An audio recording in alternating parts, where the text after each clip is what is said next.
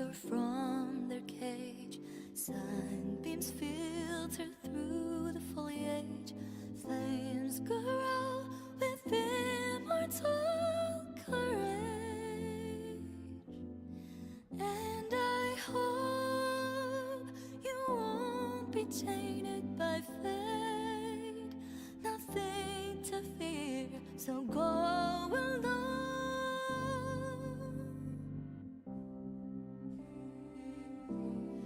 By the grace of pain, hundreds of times you'll fight in the ruins.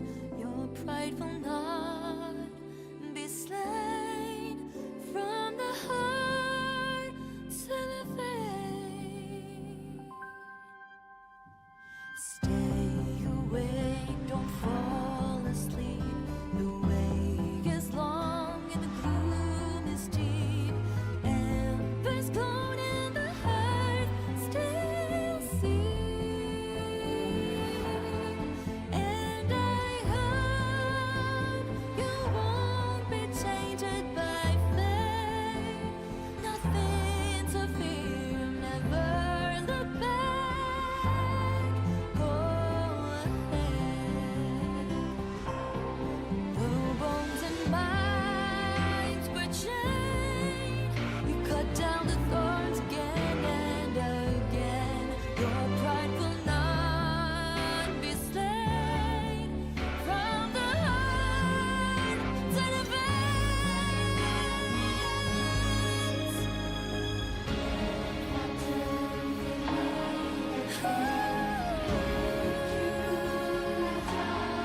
all flames grow with immortal courage. And your word will never fall away. Nothing to fear beneath the scars. You'll never be tainted by fate.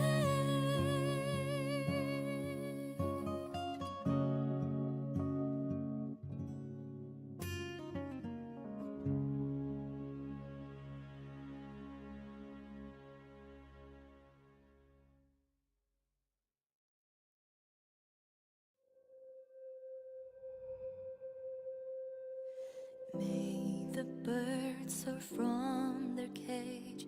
Sunbeams filter through the foliage. Flames grow with immortal courage.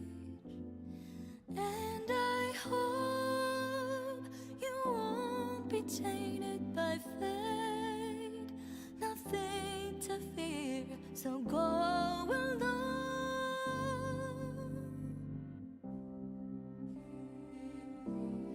By the grace of pain, hundreds of times you'll fight in the ruins. Your pride will not be slain. From the heart to the face. Stay awake, don't fall asleep. The way is long and the gloom is deep. Embers glowing in the heart still see. Hello. Can I hear myself on Twitch? Won't be tainted by I can. Can I hear myself on YouTube? nothing to fear, I can as well, which means that everything is, well, not everything is working, but we'll start the stream anyways. Let me switch scenes to the just yapping scene. There you go. Hello. Hello, Swavy. Hello, Daedra. How are you guys doing? I just need a second as usual because my YouTube chat is not working. Or rather, what I'm using to monitor my YouTube chat is not... What do you mean partially connected? Oh my god. This is the start of the stream. A stream that is not working, which is great. Hello to you guys. I hope you guys are doing well. I am not doing so well, unfortunately. Number one, because for some reason... Broadcaster account. No, don't forget my account. For some reason, streamer bot refuses to work. Okay, it is connected to OBS now, which is good, but it is not connected to YouTube, so I can't monitor my YouTube chat. YouTube hates me. It's not YouTube's fault. Well, actually, never mind. I don't know if it... No, it is not YouTube's fault. Don't worry, YouTube does not hate you. It's more about streamer bot not doing what I'm asking it to do, which is kind of annoying because it's the only reason I downloaded the app in the first place. I'm glad you're doing well. Well, actually, I am not doing so well. For some reason, this morning when I woke up, I had a headache, my eyes hurt, my nose was runny, like everything was going wrong. But right now, I do feel better. That being said, I kind of don't know exactly if my headache is gone or not. I mean, right now it is gone, but just in case if it does come back, I will probably turn off the cam and the light and switch back to my model as I would usually have. Like I said, I will usually switch back and forth between the face cam and the 2D model depending on how I feel. But for now, I'm doing okay, I suppose. Meanwhile, StreamerBot is still restarting, which is great. I mean, it is what I'm asking it to do. And it is only connected to you. It's not even connected to Twitch now. Wow. So I can't get... Wow, this is working great today. This is just amazing. That was the morning, now is better. Wait, are you talking about me or are you talking about you, Deidara? I guess you're talking about me because indeed in the morning I wasn't feeling so well, but now I am indeed feeling better. But how are you feeling? I hope you're doing well. Same thing with Swevy, of course. I hope you're doing well. We are still not ready. Oh my god, no. Oh, this is a pain. Oh wow, and now it crashed. I mean, it's not responding. It hasn't crashed fully yet. StreamerBot, I do love you because you're capable of doing so many things, and yet you crash so often on my on my stream for some reason. But oh well, it is what it is. I'm feeling tired from all these sloptubers/woomatubers. Wait, what are they saying now? What happened in Wuthering Waves? I mean, was released, I suppose, and that's about it. I mean, there is the story as well, but usually these people don't talk about the story. They tend to talk about the characters, right? I got messaged on my ZZZ account with a guy begging for polychromes. Started chatting him up. Mentioned left Genshin. Okay, well, it's not a great start to the story saying that that the guy was begging for polychromes. I do find it weird, people asking strangers for things like that. Hey you, I don't know you, but give me money, please. Oh well, I suppose technically speaking, that is what streamers and YouTubers do, right? In a way, especially streamers, because we do ask for subscriptions and stuff like that, I guess. But at the very least, we try to entertain you, so we do provide something in return, right? Whereas here, it feels like it was just a random person. Guy also immediately assumed that I also hate Hoyo/Genshin and tried to invite me to a Discord where they coordinate to troll Hoyo players. Ah, wow. People really have nothing better to do with their lives. They're like, seriously. Wait, where is my chat? My webcam is hiding it. Okay, wait, guys, wait. I will get back to the replies, but I need to test this. Hello on Twitch, it works. Hello on YouTube, please tell me everything works. Come on. No! No, YouTube is not working. Oh my god. I thought it was, but it isn't. Oh god, why? Why is this happening every time? Oh no. No. No. No. Ah, wait, it worked. The fact that you redeemed the sound alert worked despite the fact that I was closing StreamerBot, and this alert works with StreamerBot. Anyway, hello to you, Chip. I hope you're doing well despite the disappointing noises. I understand you might be disappointed.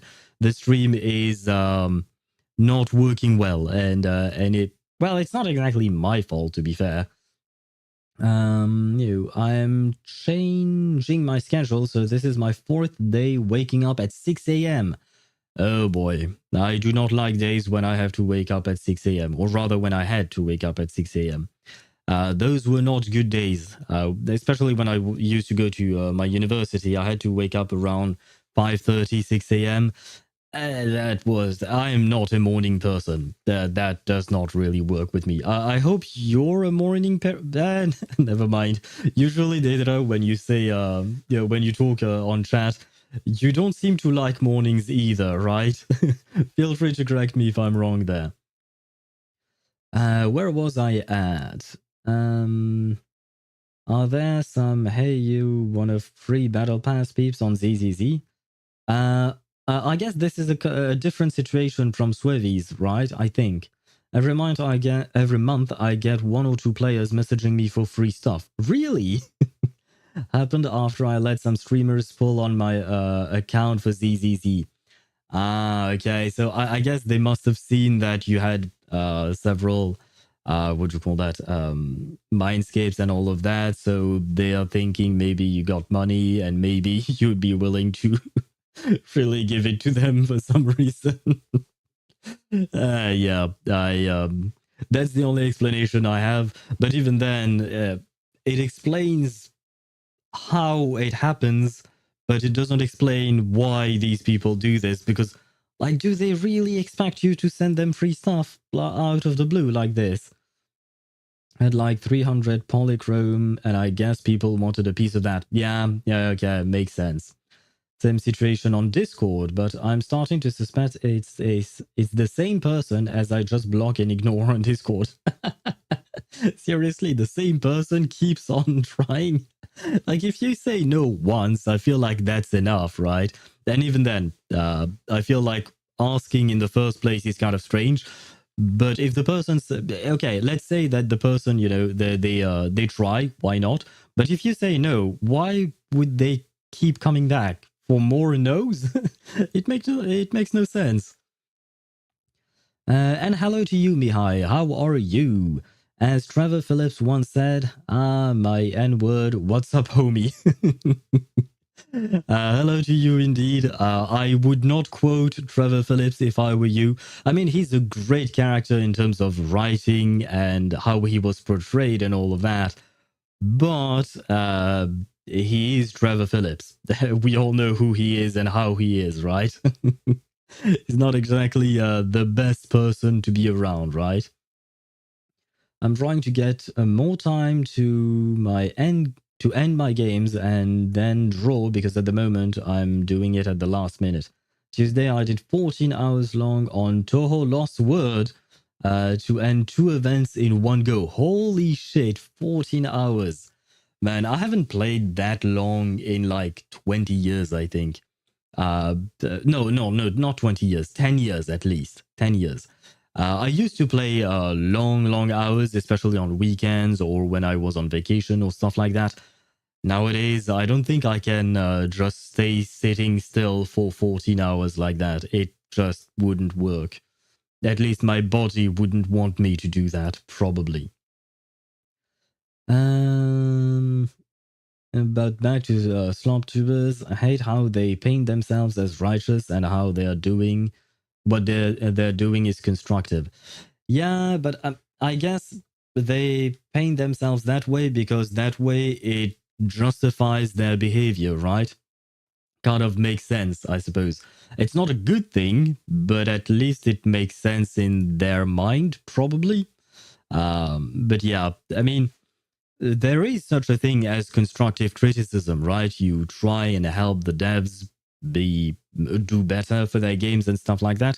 But as with anything in life, there is a way to phrase your stuff. There is a way to say what you need to say. There is a way to phrase your complaints and stuff like that. And unfortunately, what sells on YouTube and other social media platform is not to properly phrase your stuff. It's just to go to extreme lengths and say, like I said, I've said it before. It's not. It's always either this game is peak absolute cinema or the greatest thing ever, or this game is absolute trash. It's a dumpster fire and all of that, right? It's never okay. This game has some good parts and also it has some not so good parts. They have to go to push to one extreme or the other because otherwise they don't get the clicks or something like that. And then they want to justify, and usually it does tend to be towards being negative about the game because that gets even more clicks. But then they try to turn that into, yeah, we're just being we're just criticizing the game in an effort to make it better. But yeah, in my opinion, they are not criticizing the game in an effort to make the game better. They're just making the community more toxic, which is not a good thing. But oh well, it is what it is. Testing again. Wait. I'm testing. Come on, YouTube. Please, streamer bot. YouTube. Yes! It works. Okay, wait. Now let me test. Oh, and I see Joel's message on Twitch. Okay, finally my chat works. It only took us 16 minutes, but it works. Finally. Wow. Took a while, but it is there.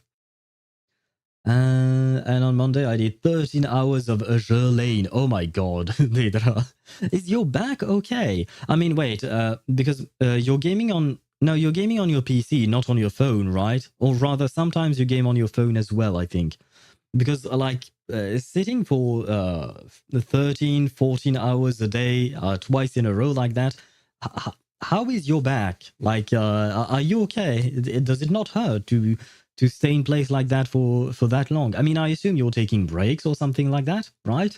I hope. Please tell me you're taking breaks. Where was I at? Wait, uncles. First and foremost, hello to you, Joel. How are you doing? Uncle, stop with the face reveal now. I can't keep holding it anymore. Oh my god. Something is wrong with you, Joel. And this is no longer a face reveal. My face was revealed yesterday. So this is not my face reveal. This is just my face. There is no reveal. Feels like a large amount of WoW players are teens who started playing Genshin as young teens and then got out of the relationship and have been stuck/fixated on this relationship ever since. Yeah, could be. I mean, I don't think it's the majority of players. Hopefully it's not. I don't really have any kind of data to back my my claim here. It's just a gut feeling and a hope. I don't think it's the majority of players, but it is probably the most vocal ones, right? Because generally speaking, I tend to be pretty neutral about things, regardless. I'm not just talking about Wuthering Waves, Genshin, etc. Just in general, I am a pretty neutral guy. Also, where's the random owl redeem point? Waterflower emoji. Since want the second played text to speech. That's a good question. And let me answer that question in just a second. Give me a moment. Wait, how do I do this? Can I do it straight up? Oh no, I don't want to make it through streamer bot. Stream manager, I think. Yeah, that should work. Give me a second, Chip. I'll be right there. I actually thought of it, and I thought of doing more redemption thingies, but I kind of forgot. It's not exactly that I forgot. It's just that I liked the time. Where is it? Where do you do these? Oh, viewer rewards, power ups and channel points. Manage power up and channel points. And then, oh god, the list is quite long. We do have quite a few. Show... wait. How do I call this redeem? Show me an owl, I guess. Show me an owl. I show you a random owl from my collection of plushies. And Wait, plushies? Isn't that how you write plushies? Like Plushies. Plushiers, plushier, plush. Okay, I know. For some reason, it doesn't recognize the word. Anyway, and figurines. I don't know if they are exactly called figurines, but you get what I'm saying, right? The amount. How much should it cost? I will take your feedback, guys. How much should it cost for me to show you random owls from my collection? And Chip completely disrupted my train of thoughts. What I was going to say is just that what do you call that?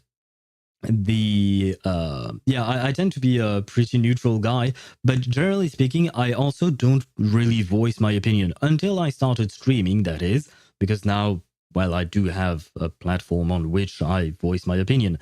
But before that, I wouldn't really voice my opinion anywhere. I wouldn't participate in Reddit threads or Discord servers or stuff like that. So I feel like there is a huge amount of players who just don't voice their opinion. They just do their thing on their own, right?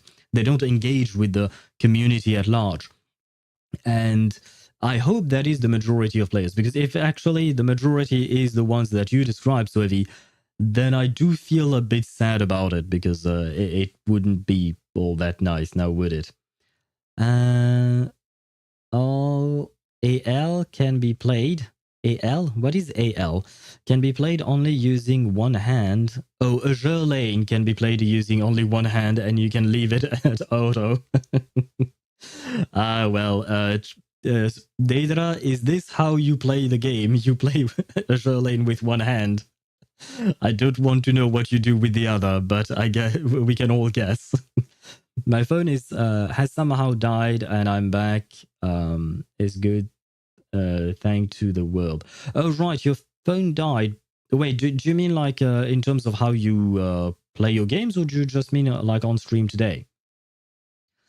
Shape, which server are you going for? Oh, Japan, Elemental, Tonberry to be exact. I have no idea what that means. I do really dislike the word though at the end of the sentences. A sentence wrote had the though at the end of the sentence, but for you to really comprehend the sentence, you had to put the though at the beginning of the sentence.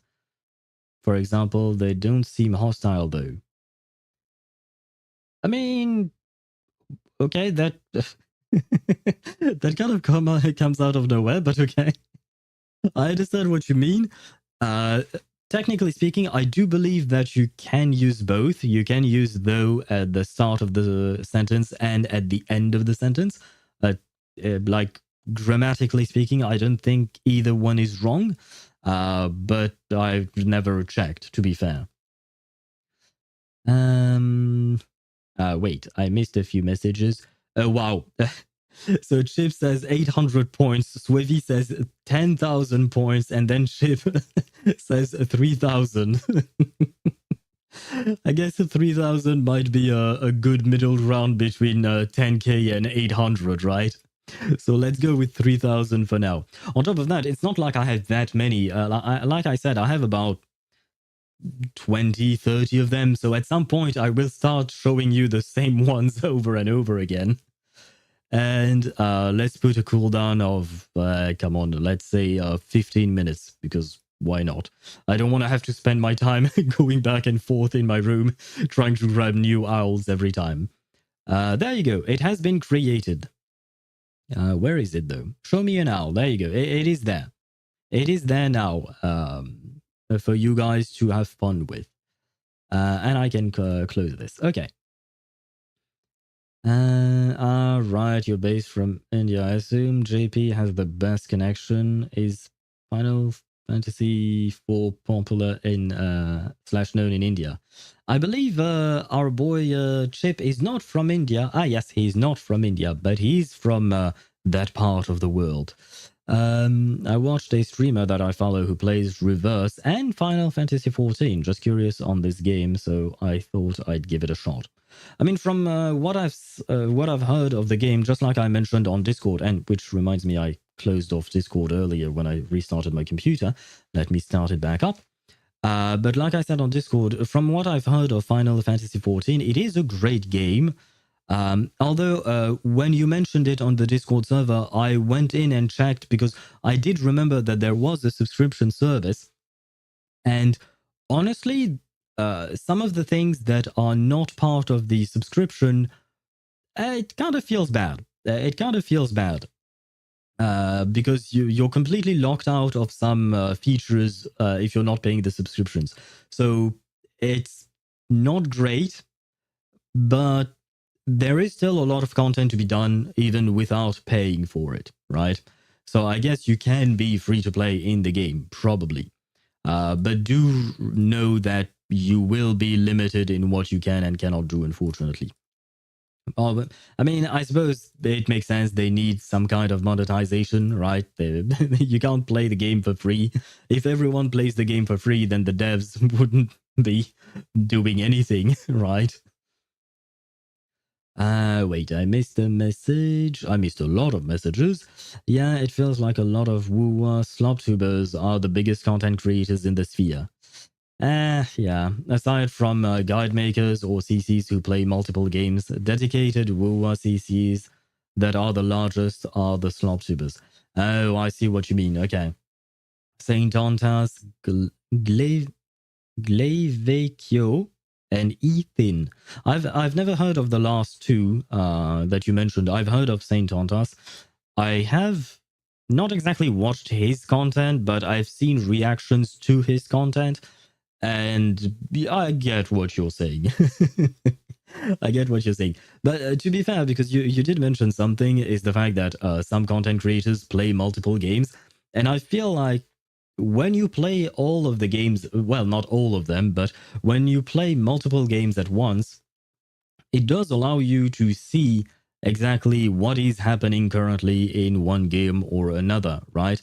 Whereas when you're only playing a single one of the games, but you still talk about the other games, even if you had a past experience with that other game, it doesn't really count because the games keep evolving. That is the whole point of a live service game, right? Is to be updated constantly. So unless you keep yourself updated, even if you don't play the game, then like what's the point of bringing said game into the conversation? On top of that, unless there is some kind of a direct comparison to be made, I don't see the point in talking about Genshin Impact when you're doing something related to Wuthering Waves. Like sometimes I personally will make some of these comparisons, which I can't think of off the top of my head right now. Oh yeah, no. For instance, we talked about the fact that Wuthering Waves started doing very specific niche type characters, specialized characters, and Genshin is doing the same thing. But in Genshin's, the good thing about Genshin is that it has a very large roster of characters, whereas in Wuthering Waves it doesn't, which is kind of too bad because it means that it just doesn't work as well, right? So I suppose. There are some specific comparisons that you can make, but outside of that, I don't see the point in just harping on one game to try and prop the other. That is also one thing that I've seen quite a lot of, not just in the gacha sphere, but just in general, is that people want to make comparisons in order to make one thing look bad so that the other thing that they want to promote looks even better, you know, to create a bigger contrast between the two things that they're comparing. And it's kind of a weird thing to do. Like, if you want to promote the thing that you like, then that thing should stand on its own, not being able to, not in comparison to something else, but on its own merits, it should be good. At least that's how I see it, I guess. Wait. Where was I at? In games, it's always at the end. Oh, really? In Spanish, you put the though. Aunque? Is that how you pronounce it? Aunque. It's hopefully I'm pronouncing it right. At the start of the sentence. In French, you would do it as well. I think. Yeah, in French, we would also put it at the start of the sentence. It would be, nevertheless, although, wait, how do you translate although in French? Néanmoins is nevertheless. Cependant, yeah, cependant would be the proper translation, I guess, probably. Where was I at? For me, that sentence is like, Ellos. Okay, wow, I have to speak Spanish. Wait. Ellos no parecen hostiles aunque. So in Spanish, technically speaking, you should be saying aunque ellos no parecen hostiles, right? Oh, and do you pronounce the H like hostiles, or is it hostil? No, you do pronounce every letter in Spanish, right? God, I haven't touched Spanish in like 12 years at least. No, 14 years. Oh my God, I can't count. I haven't touched anything Spanish related in the last 14 years. So my memory of how to pronounce things is very not up there. It's not up to date. Wait, where was I at? Aside from that, I read they say they play the other games, but they obviously don't pay attention and only play to have an excuse to take a dump on it. Yeah, that goes back to what I was saying, about using one thing as kind of like a stepping stone to promote something else, right? And whoops, oh, that was for shape. Cough. Just please do the bare minimum and use your AoE skills in dungeons. Okay. That was for chip as well. Wait. I've heard. Wait. No, it moves. The chat moves. I've heard from more neutral CCs that Wuwa also had issues with specific buffs and HP inflation similar to ZZZ. Like, how is that? How is this? How is. Wait, what? How this the had bad buff for each one? Just like how it is bad that there were bad buffs for each one, I assume. And I always found it weird that WoWa hides the HP multipliers for its endgame. It hides its HP multiplier? Oh, do you mean like in Wuthering Waves, you only see the HP percent that is left? Oh, DA for Deadly Assault. Okay, my bad. Okay, yeah. I do agree that the Ish1 buff was not great. I mean, it wasn't. The only buff that made sense for Ish1 in that Deadly Assault was not great. No HP isn't reflected in files. Oh, that's strange. Base HP for boss, then hidden multiplier applied. Oh, okay. I didn't know about that. But it is true that Wuwa is suffering from the same kind of... for the HP inflation, I have to admit, I have not noticed it, but I feel like it is probably true. But I just recorded today a video on the latest Tower of Adversity. I didn't have time to edit it. But I did record it, and even I say, like, the buffs are hyper-specific. Wait, do I still have my notes? I probably do, right? I haven't cleared it yet. Yes, okay. I can tell you of the notes that I had for the recording that I did earlier today. But like the left tower, because in Zenless Zones, in Wuthering Waves you have three towers, one left, one middle, one right. The one in the middle got four. Every tower got 4 floors now. They added 2 for the middle tower. The middle tower being the more difficult one, generally speaking. So the left tower is for Zani. Basically, that's just it. Because the buff that you get is Spectro Resistance Decrease, Spectro being the element for Zani.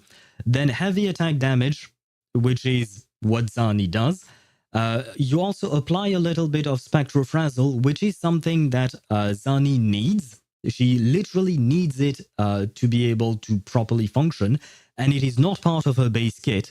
because unfortunately that's how they made her for some reason. And then straight up spectral frazzle damage amplified by 100%. And a lot of Zani's attack, or a lot of Zani's damage, comes in the form of what is called spectral frazzle damage.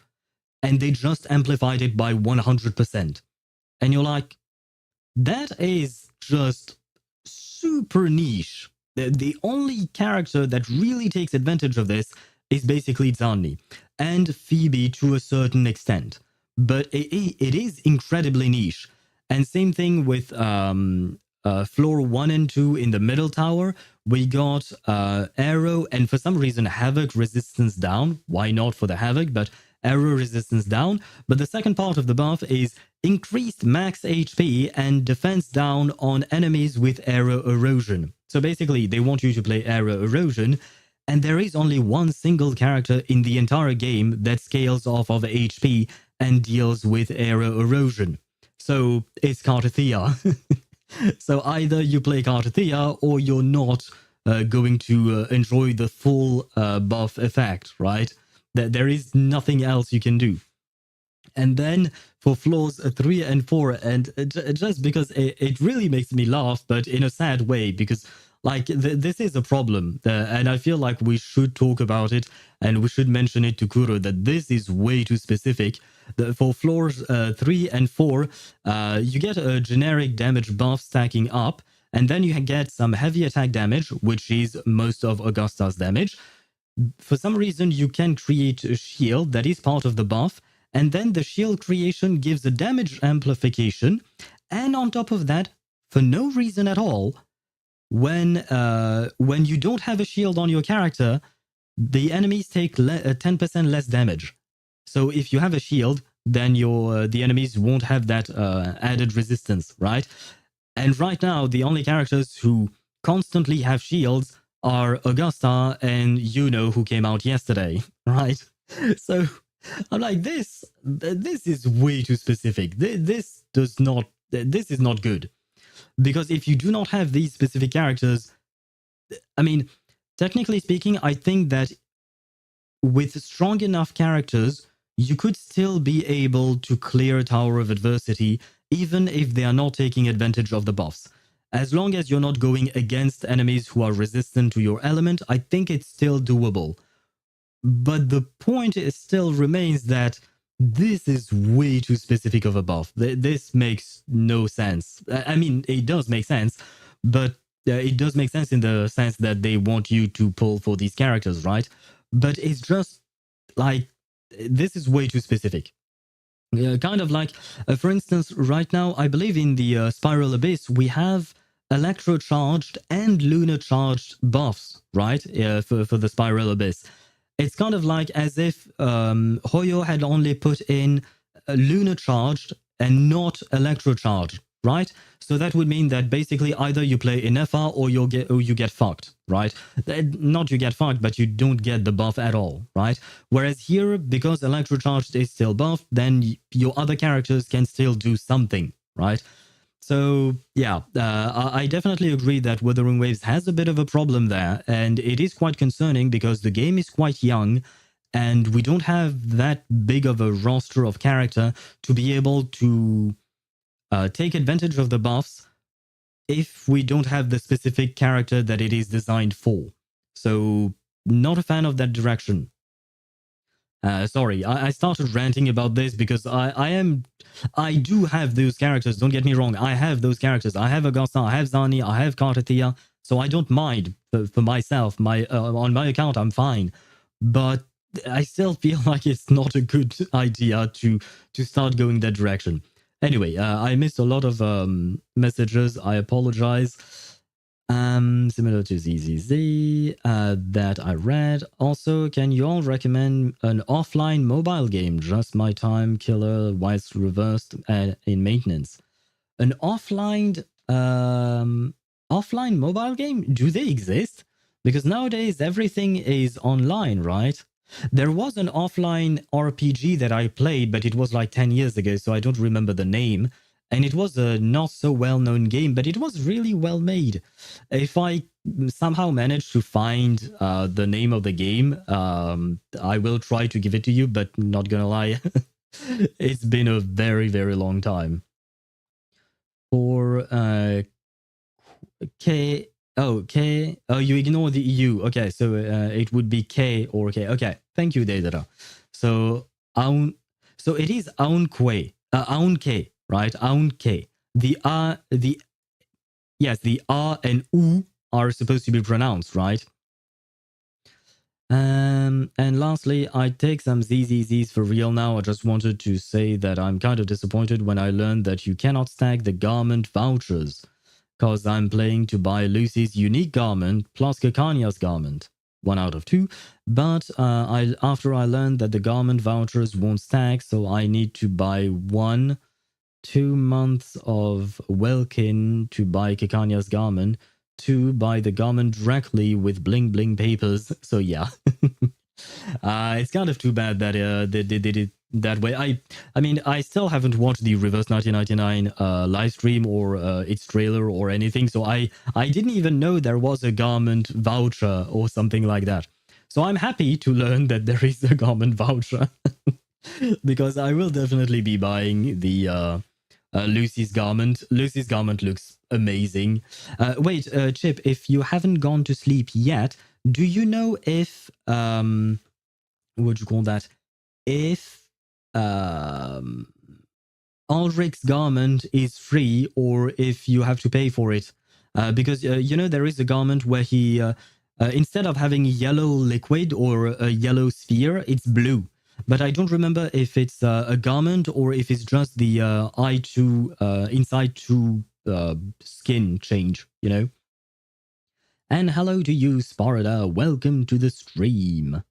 The Zawardo garment. It could be the Zawardo garment. There is only one I can think of, so I am kind of confused. Does he have multiple? Usually, the only detail I can really think of is the fact that usually his sphere is yellow golden, and the other one is blue, and the one that I'm talking about is the blue one. Oh god, that kind of scared me. Wait, I missed a lot of messages. Oh boy, where was I at? Okay, there. Like ZZZ is getting shat on by these Soloptubers, but Wuwa has the same conditions. Really? I mean, they have the same I mean, the worst part is, I think in Wuthering Waves, it is kind of worse than it is in Zenless Zone Zero. I mean, perhaps not the HP inflation, because like I said, I haven't noticed it, whereas in ZZZ I have. But the hyper-specific buffs, I do feel like they are worse in in Wuthering Waves. Although, I wonder...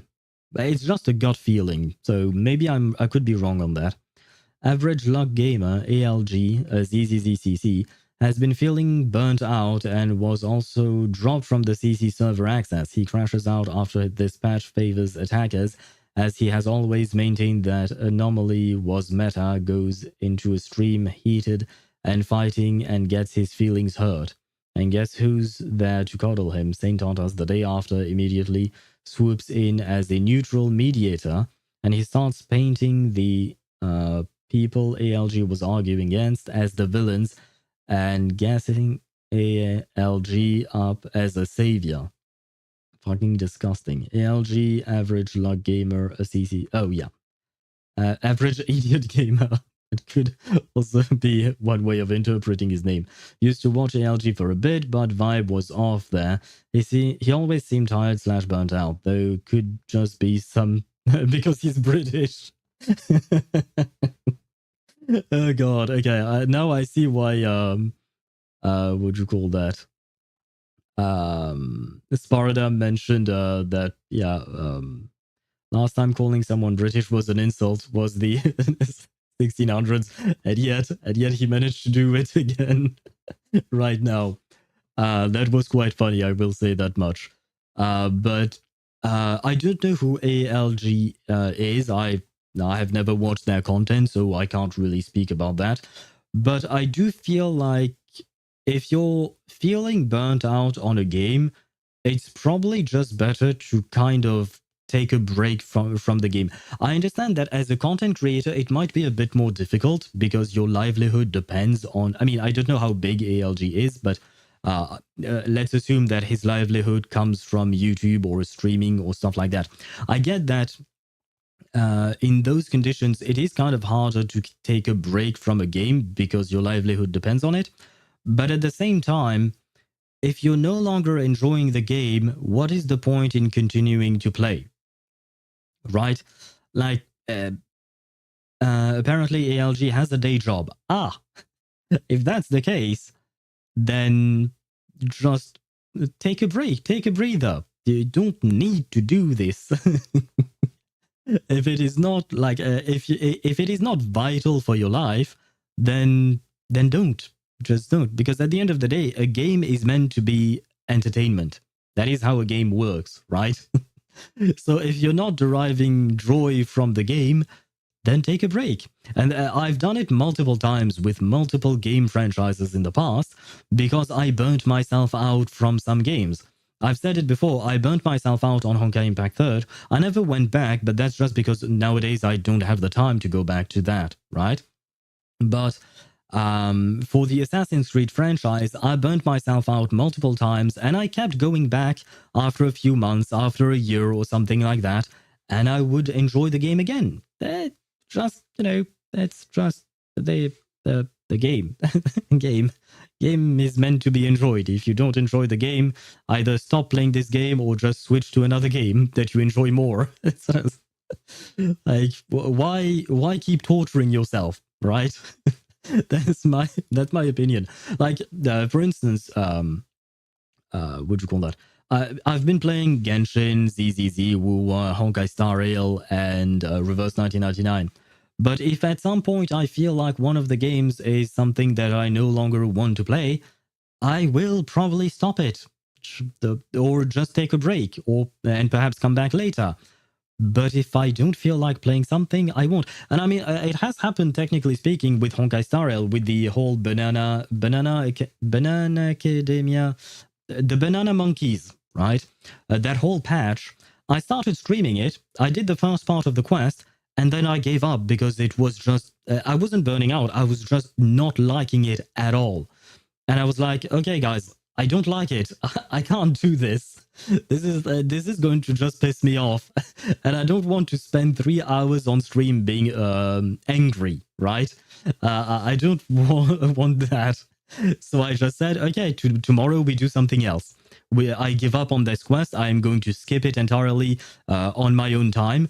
And tomorrow we do something else. Yeah, that's it. So, well, do expect me, you can expect me to do that again. If there is something that I find genuinely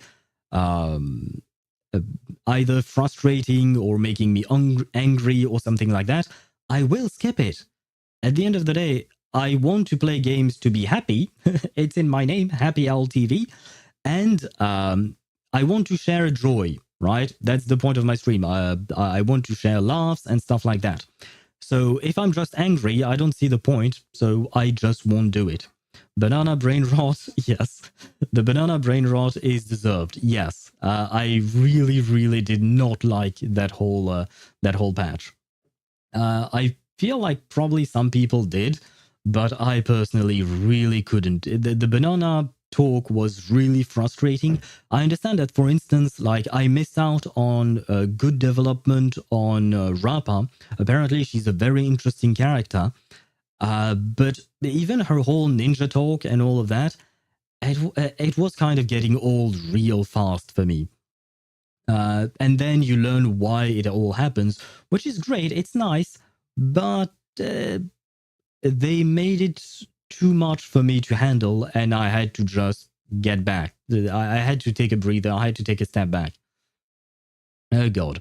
Sorry, I've missed so many messages again. There's a word burn last time. By the way, Sparta, I do believe I said hello to you, but just in case, hello again. Welcome to the stream, and I hope you're doing well. He kind of subconsciously alienated whales and dolphins, so it feels like he was losing fuel as a CC. How did he alienate whales and dolphins? Why? How? How does that work? Jessica is the BP one. Okay, and you can buy Ulrich Zawardo at the shop. Okay. I will probably buy both Ulrich and Lucy's. Okay, enough ranting from me. At this point, I would welcome more poultry units staring at Seed in T1. Although, wait, Seed is only in T1 just because she doesn't have her best in slot support slash double T DPS setup, right? I do believe that Pridewind said that once Orphe drops, Seed will probably reach tier 0.5 or even perhaps tier 0, right? Probably. Don't quote me on that. I don't remember the whole thing that they wrote, but I do believe they mentioned something like that. Most likely. Oh wait, I heard Nod-Krai is an HP loss unit, and I have Semmelweis as another unit with that same stat. What team would you recommend with both of them? I believe Chip mentioned Medicine Pocket, and they would definitely be great. Although you need to activate Semmelweis's Euphoria. Oh, really? Oh, I didn't know about that. I always have the misfortune of running into normal people / content creator. Why do you call that a misfortune? Isn't that a good thing, Sparta? Running into normal people, that would be nice, I would assume, right? And Deidra, I saw the banana comment, and I do not like it. Or just you were singing the banana, and I remember the monkeys were singing as well, and no. I refuse. The banana, no, not the monkeys. Leave me alone with those monkeys. Banana brain rot is deserved, but which one do I pick? Because like update is tomorrow, and I still don't know who I'll pick. Technically speaking, Joel, you don't have to pick right away, right? I do believe that you can just like you're not forced to pick like you can click off the menu and you can pick the character later, because usually, at least in previous patches, the way Reverse gave characters and stuff like that, you would get an item that you could use in your inventory. I can never hold off, but I'm gonna try. I mean, at the end of the day, you do you, right? If you decide that you want a specific character, go for it. I have a bad habit of making very quick but bad decisions. If you're aware of that, then perhaps you should avoid doing it. Just saying. Maybe you should avoid doing it. If you meant the 6-star block selector, I'd say hold off for now. See, even Chip says hold off for now. ALG took on the role as an average gamer who is free to play because whales and dolphins are apparently so abhorrent. So his content was tailored that way. To quote him, not for whales, not for dolphins, but for you. Is that really something that he said? Oh, wow. That is something. I don't know why Tuesday is now in my ears, but lol, his intro. Wow, okay. I don't really understand. Like, why would he do that? Like, for instance, I often mention I Win to Lose Gaming, right? And I Win to Lose, he is a massive whale. He has pretty much every character at C6 and perhaps even R5 as well, I think, right? He has spent tens of thousands of dollars on his Genshin account, right?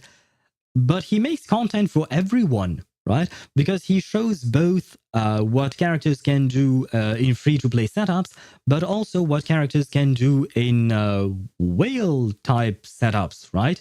Where you have the C6R5, he will often showcase, like, for instance, in the latest Stygian Onslaught, he showcased, I don't remember if it was difficulty 5 or 6, I guess it was probably 6, how his C6 R5 characters were doing and his day one speed run, right? So why not just do both? And if ALG for some reason does not have the means to or the will to invest that much money into his account, then he can just do what what what you call that? What other content creators do. Like, not everyone is like I Win to Lose Gaming, C6ing their characters, right? Some content creators just get the character and that's it. Some content creators get the character and their weapons. But this, like the guide makers, they will still talk about everything. They will talk about the math behind the Eidolons, the mindscapes, or whatever.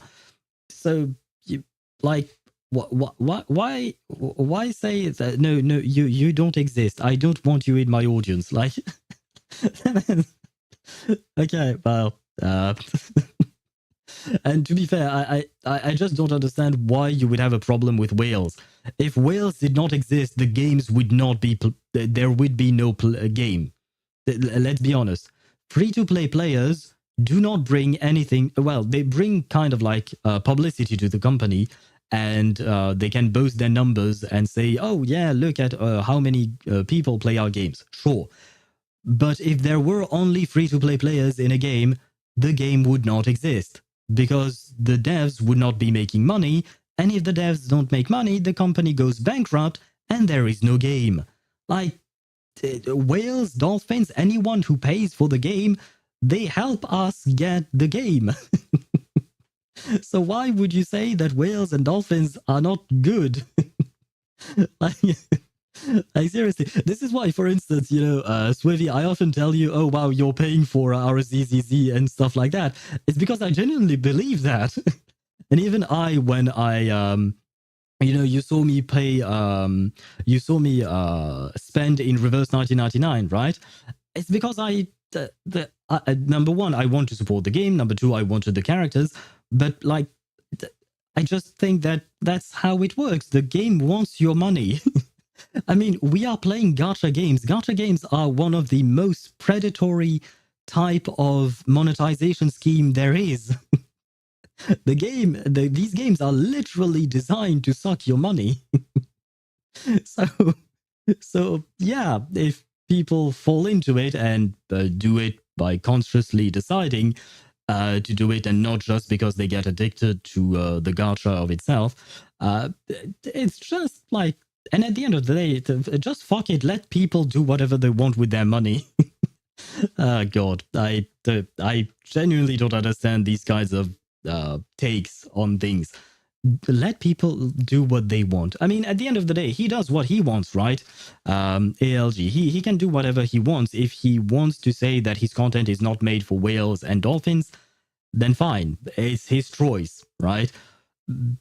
I personally would not make this choice, but he does him, I guess, or something. You know what I mean, right? It's just, yeah, but why make people not want to watch your content? Like, well, anyway. Where was I at? It's me being sarcastic. I'm glad I run into normal people. Oh, very well. Unfortunately, sarcasm is hard to translate into chat, so I did not understand it at first. I can never hold off, but it's impulsive. How dare you? How dare you? Well, I mean, you can take control of your impulsiveness, Joel. It takes time, but that is how you grow as a person. It seems you have played... Tuesday will forever make me happy. It seems you have played the Rose 77 event. You wouldn't believe me, I speedran it. But I can't decide between Sonato, Druvis, and Tuesday. They all make me happy. But that's the neat part with a gacha game, Joel. You don't have to choose. Especially because Sonato is a free character. And then Druvis and Tuesday, you might lose your 50-50 to them. And Tuesday is a satisfied mother. You can go Google... Yeah, she's not exactly a good mother. I will say that much. Goo Goo Babies with Super Creek and Tuesday. What is Super Creek? I asked it to... Oh, wait. I missed a message first from Deidara. Wait. Let me get this in order. It attacks again the though wording. I asked it to ChatGPT and it says that is far more casual or a softness of the phrasing about the though at the end. Okay, so it's because people want to say something, but they want to soften the blow of what they're saying because it may sound a bit harsh. so they add that at the end. Maybe that would be my best explanation. I thank the RN99 whales because they made the game very free to play. I mean, that's not the whales themselves making the game free to play friendly. It's Blue Park. It's the company, right? They chose to go with a monetization scheme that is more free to play friendly, where they tend to be a bit more generous than in other games. But the whales help Blue Park be afloat as a company, right? That is how the game can continue to be the way it is. Goo goo babies with your life on the line. Wait, how did we get to that sentence? Which is why they should be a little nicer to free-to-plays, just saying. Who should be nicer to free-to-plays? Do you mean whales or someone else? Well, I'm not gonna lie, one of the comments that apparently triggered ALG was, I think you're just tired of gacha games. Ah, okay, so he might be really, really tired of gacha games, if that is what triggered him to become angry. And I can understand. Honestly, I can understand being tired. It doesn't even have to be gacha games, it's just games in general. Like I said, I burnt myself out on many games before. And it happens. It's just life. It's just life. But when you burn out, that is the best time to take a breather. I mean, when you burn out in not in real life, it's always in real life. But when you burn out, for instance, in your job, right? You burn out from your job. What do? Your doctor is going to tell you, stop doing your job for a couple of weeks and just cool off, right? Cool off. So if you're burning out from the gacha games, take a breather. So stop playing that. Wills reinforce the attitude. Gacha devs to free-to-plays. Yeah, some gacha devs, I do feel like they should be a bit more nice to free-to-play players because they do represent probably the majority of players. Which is why I'm actually looking forward to the arbitration stuff if it keeps health inflation out of Memory of Chaos. The arbitration stuff? Oh, do you mean the new endgame mode? Is that what you're talking about, Daedra? Not Daedra, sorry. Sparta, the new endgame mode in Honkai Star Rail. And hello, Lucifer_01. Hello to you, welcome to the stream. I hope you're doing well. And by the way, I've just noticed that we've been yapping for an hour already, so we might as well launch the game because we are already quite we are taking a lot of time to to complete the Archon Quest. This is what, my 4th stream on on this Archon Quest, and we are barely halfway through.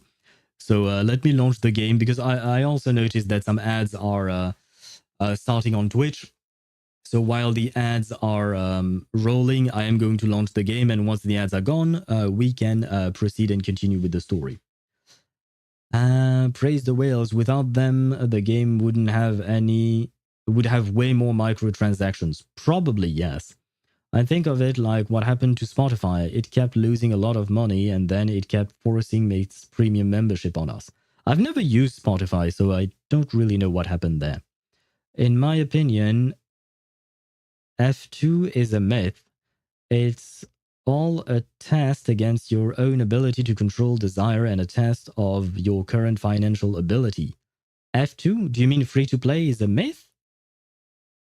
I mean, yeah, technically, yeah, I suppose you're right.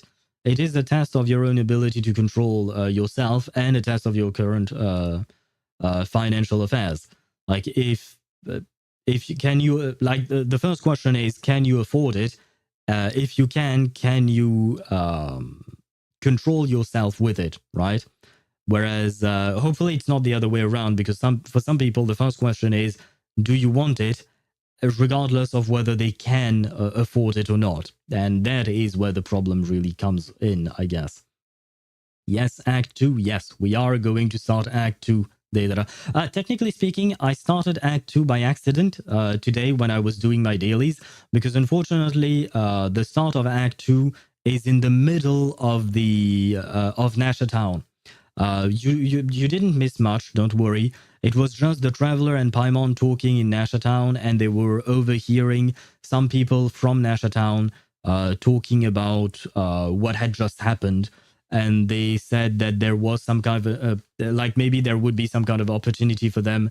And the Traveler and Paimon were like, oh no, this is dangerous, but oh well, they're not going to listen to us, so fuck them, I guess. Basically, it was that. If they gave enough pulls to guarantee the character, they would either make no money or have to make copies necessarily to clear. Fair enough. Yeah, that is true. Another, there is a gacha game called Duet Night Abyss, I think, and apparently they announced the game as being a gacha game. And then recently they decided to remove all aspects of the gacha and only monetize it with their skins. So how they are going to do that is monetize through skins, because you can farm for the characters. You can farm shards to get the characters, but you can also pay to get the characters earlier and not have to farm for them, right? And on top of that, there will be skins. So there is that, which I think is nice. It will all depend on how much time it takes to farm for the characters. Just sounds like a Warframe, the financial model. Yeah, anime Warframe. Yeah, I would agree with you on that. And honestly, I think that Warframe has a very good monetization model, because it is not predatory. It does not require you to spend. It's just if you want to accelerate some stuff, you can, and if you don't have the means to do so, then it's okay. You can just play at your own pace, right? And there is no need to be to have everything really quickly, right? Where was I at? Spotify doesn't let you download things anymore without that premium. Oh, okay. An E0 S1 or equivalent character a year would not bankrupt the gacha game of your choice. Not sure what you mean by that. If I remember correctly, that is since I remember downloading a few things. Aha. Like I said, I don't have much experience with Spotify. I haven't used it at all. Wouldn't bankrupt, but would affect play strength and balance. Hence, we see games giving these later on in their life cycle and not immediately. I kind of lost the plot, not gonna lie. You should just get some background music during the just yapping session, in my opinion. Just me, though, since I can't focus without music. That is kind of a problem if you can't focus on something if it doesn't have music. I guess it shows that you are young indeed. Which is kind of a problem. I mean, technically speaking, I've been thinking of putting some background music during the just yapping session, so why not? In truth, why not? But I still think that it might be a bit of a problem if you can't focus without music. I don't know if you can fix that in some way. If you can, then I would advise you to do so. If you can't, then how can you cope? Because you won't always be able to have music, background music when you're doing stuff, right? So there is that. Well, even more anime than Warframe. I mean, Warframe's graphic style is not exactly anime, right? Warframe makes you feel guilty for not buying platinum. But that's just because the game is really good, right? But I think it's kind of hard to implement this one. I don't know. It depends how you do it, Chip. It depends how you do it. It is doable. It just depends how you do it, because either I would have to have a Spotify account and thus pay a premium account to avoid ads in the middle of the music, right?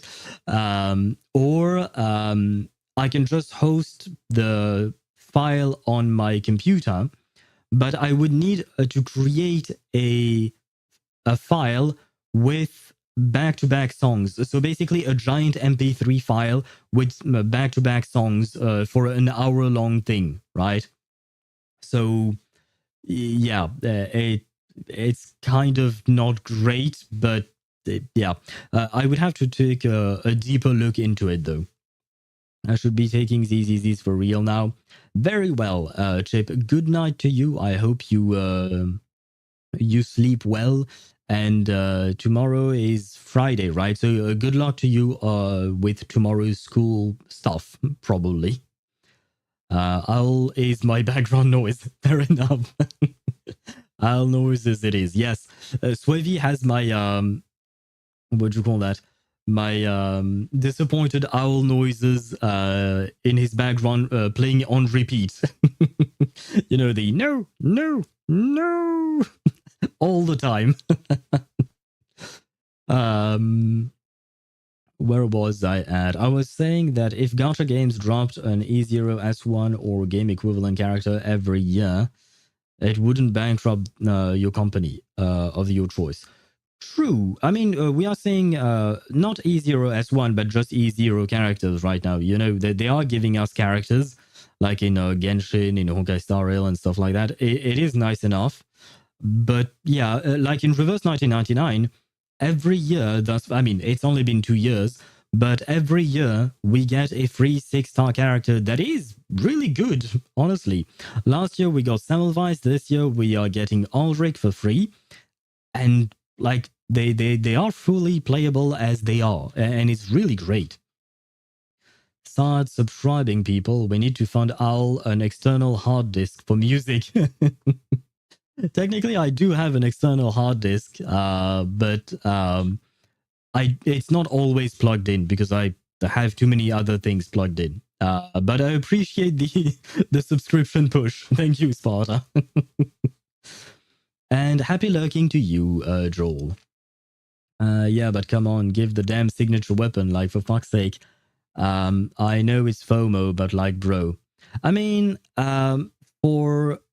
in Reverse 1999, there is no... there are signature weapons, but there is no gacha for the weapons. So they don't need to... They are already giving it to us. Because basically, you get the weapon by just playing the event, right? But in Honkai Star Rail, they could give it to us, but I guess they don't want to. I will say I did appreciate the fact that if you spend 200 pulls in the Fate collab duration, you would get Archer's light cone. It is a bit much to reach the 200, but it is still nice. Like, they could have not done it, right? They could have done nothing at all. Let me load up Genshin on OBS and let me transition. There we go. And hello to you, Commander. How are you doing? Face reveal, yes. We had done the face reveal yesterday, and now I keep revealing it every day. But yes, it is a revelation to you. This is indeed what I look like as a human being. I thought you were Brit, not in the hood. I'm not, no, well, I'm not Brit, I'm actually French. I'm not that far from the UK, but I'm actually French, so they're different. In the beta, there were Psy cubes that costed clear drops. Oh, really? I'm glad they decided to give up on that idea. Their current model is really good. Like the fact that you can just play through events to get your stuff is really great. And happy lurking to you, Chip. Although it's, I guess, lurking and then falling asleep probably. So happy lurking and good night. I will sooner get the light cone with the pulls than spending that much needlessly. Not sure what you mean by that. Because I personally got the Archer light cone just because I was pulling for Finon and his light cone and Tribby and Saber. So with all of these pulls, I got the light cone for free. I mean, I knew it would probably cost me more than 200 pulls to get 4 5-star items, right? So I just got all of it. And the worst part is, technically speaking, I spent money because I wanted to guarantee my Finon E0 S1. I spent money and I didn't even need it because I got actually quite lucky with my pulls. and I still have the fonts from that period. I still have the not the Stellar Jays, the other way. You know, the other what do you call that? The other currency, the premium currency. I still have some of those because I didn't spend them. Not entirely, at least. So, well. I ain't burning 300 pulls for Archer's Cone. Not that I could. Pinon bankrupted me. On Eric Charles, yes, thank you. I mean, yeah, was it 300 or 200? I think it was 200 pulls for Archer's Cone. But yeah, I wouldn't have gone... I wouldn't have spent 200 pulls just to get Archer's Light Cone, right? I wouldn't have forced myself. It was just a nice bonus for me. 300 it was. Oh wow. Oh wow. Well, it is what it is. I mean, still, it is quite a lot. But I understand what you mean. I am pissy that I cannot see what are the skins rerun in 2.8. From the 2.0 series down to 2.4. For now, god damn it. Why the for now, god damn it? Are you unhappy for some reason? So, with the garment reruns. You look like someone that is loaded? Do you mean you think I'm rich? I have bad news for you. I have bad news, unfortunately. And now let me... Oh, and see, perfect. Because today, for some reason, I decided to wear a grey shirt. And now I really do look like Wriothesley. Except he doesn't have the goatee. I don't have the scar under my eye. I don't have blue eyes. I'm not white. Yeah, well, I kind of look like him, right? Kind of. You sure spent money in HSR? I mean, yes, but I save up my money, you know? I make it so that I can afford that, right? Technically, you are rich. You got us, so you're rich. Yes, I am rich indeed, thanks to all of you. Because all of you bring joy to my heart. Black the Sleep. That's a weird name, but not inaccurate. Kind of. And you need to depart to Chip very well. Good night to you. And as for us, we are actually going to start the quest. And you know what? No, let me go back to my Arlecchino team. Just because if we have to run around places... but we might... yeah, for now, we'll keep this. We'll keep this. The start of the quest is here. Yes, we are going to talk to Inefa and Aino. Hello. 2 more streams, believe. Familiar faces identified. Our good friends, the Traveler and Paimon. Then we can get to Yuno, right? Not can't, can. Yes, okay.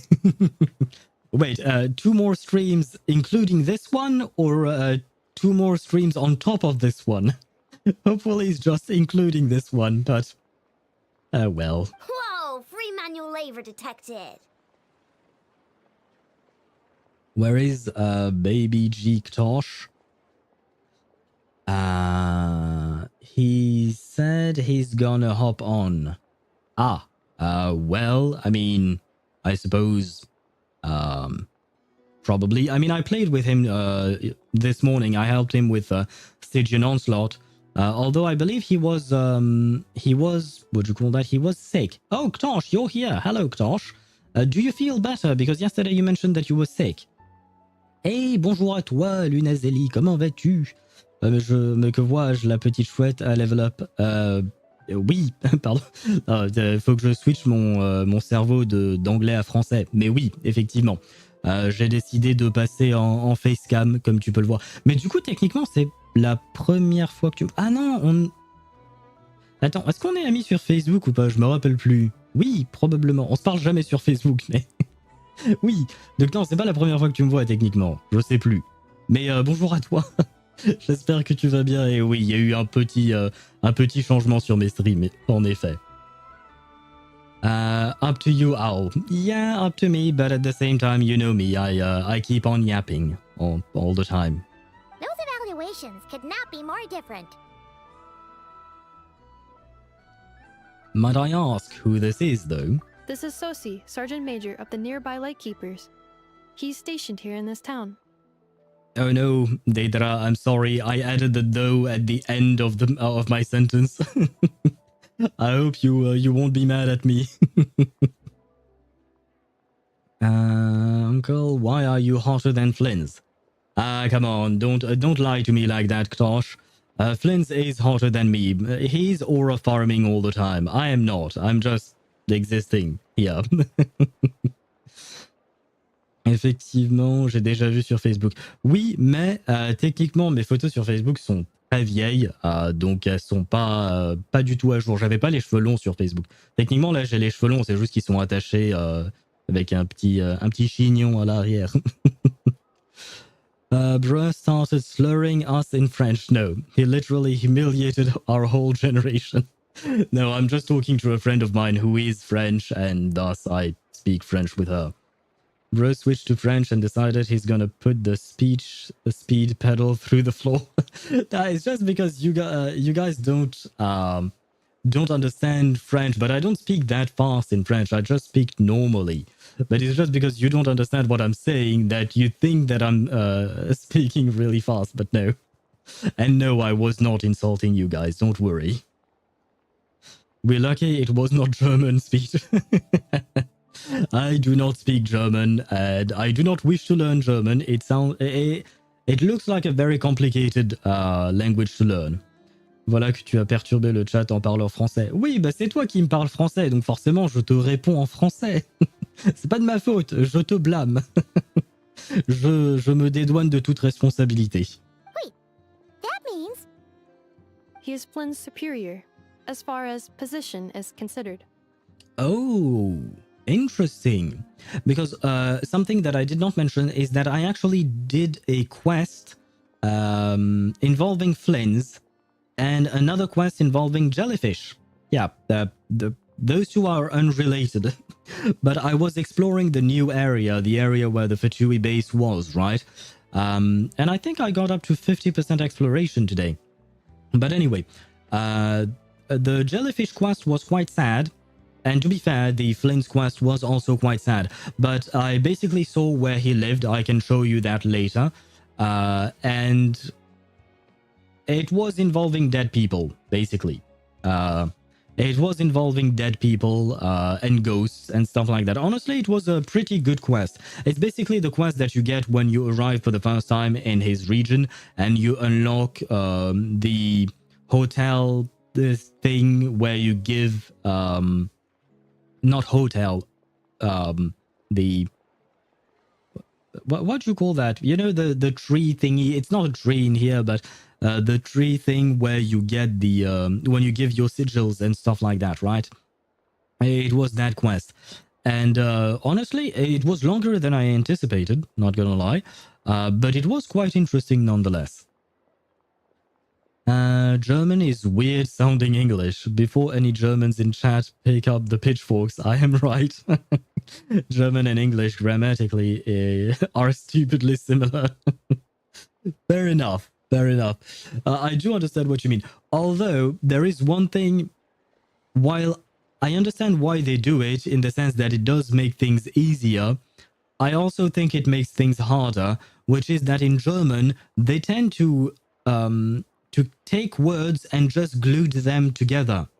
And sometimes you end up with words that are huge. Like they're extremely long words. I remember I was visiting my brother who lives in Germany, and I saw a couple of words written on a what do you call that? On a wall of some kind. It was a glass wall, which is why I was perturbed. Anyway, point is, there were a couple of words, and the first one was like 10 letters long.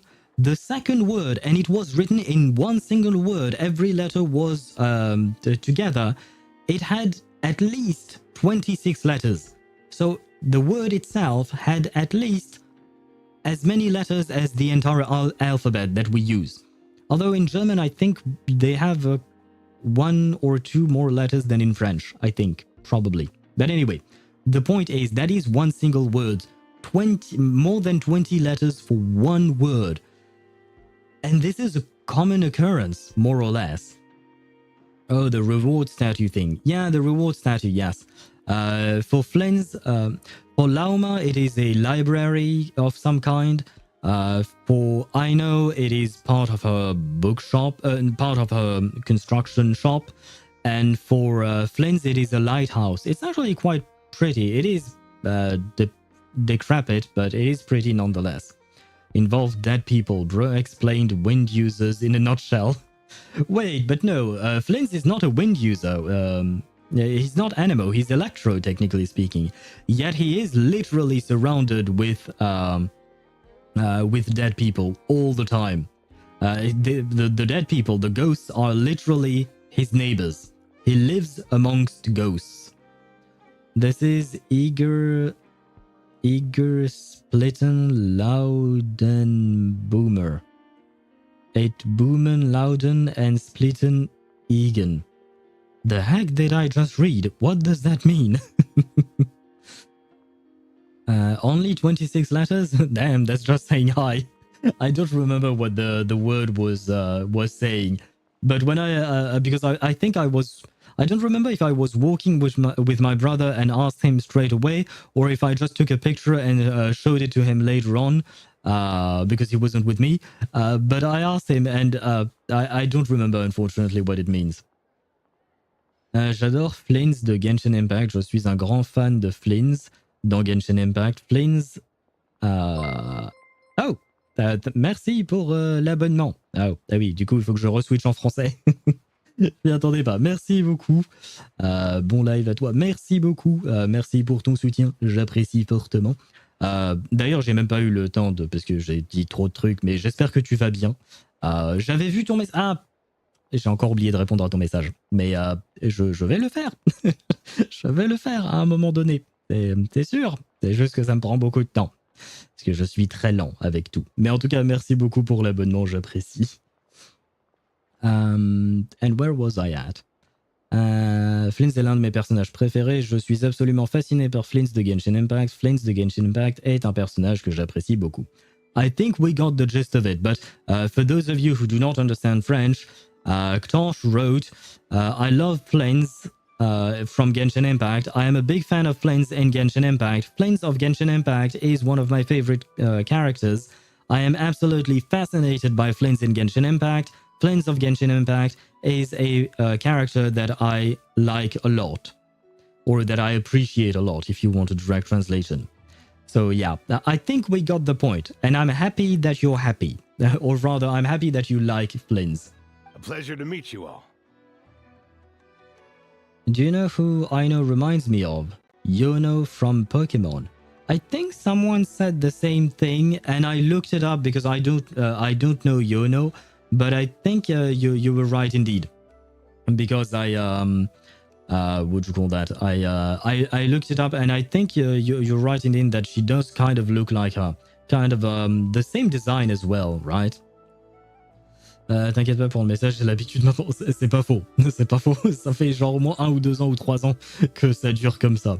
Tant que tu vas bien, c'est le principal. Bon, j'arrête de t'interrompre ton anglais. Oh, t'en fais pas, je peux switcher. C'est juste que parfois mon cerveau a un peu du mal à faire le switch, mais ça devrait aller. Personally, I prefer Ken. I have no idea what you just wrote there.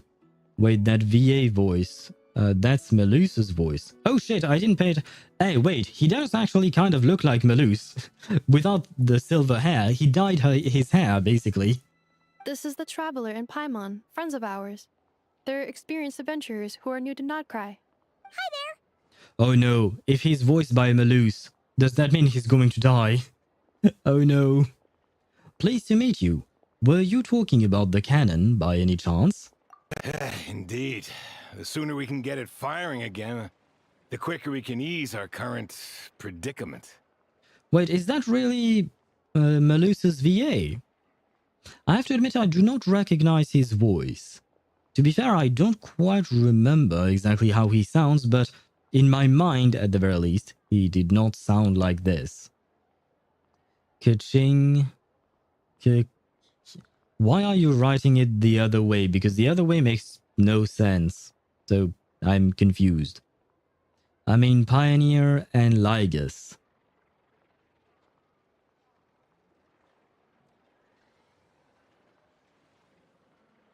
They sounded different too. Oh, okay. You got me. I was like, wait, do you mean that this is also Pioneer and Lygus? So I was kind of confused.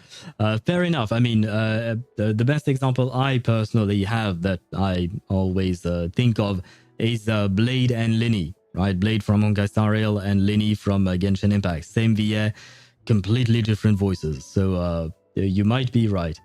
And Daedra, Lygus mentioned. Of course, Daedra shows up when we mention Lygus. Yes, because Lygus shares the same voice actress with Pioneer, who is a character in Reverse 1999. And by the way, you might be happy with my the video I uploaded today, Daedra, because you will see Lygus in it. It was the latest Memory of Chaos that reset a few days ago, and Lygus was there.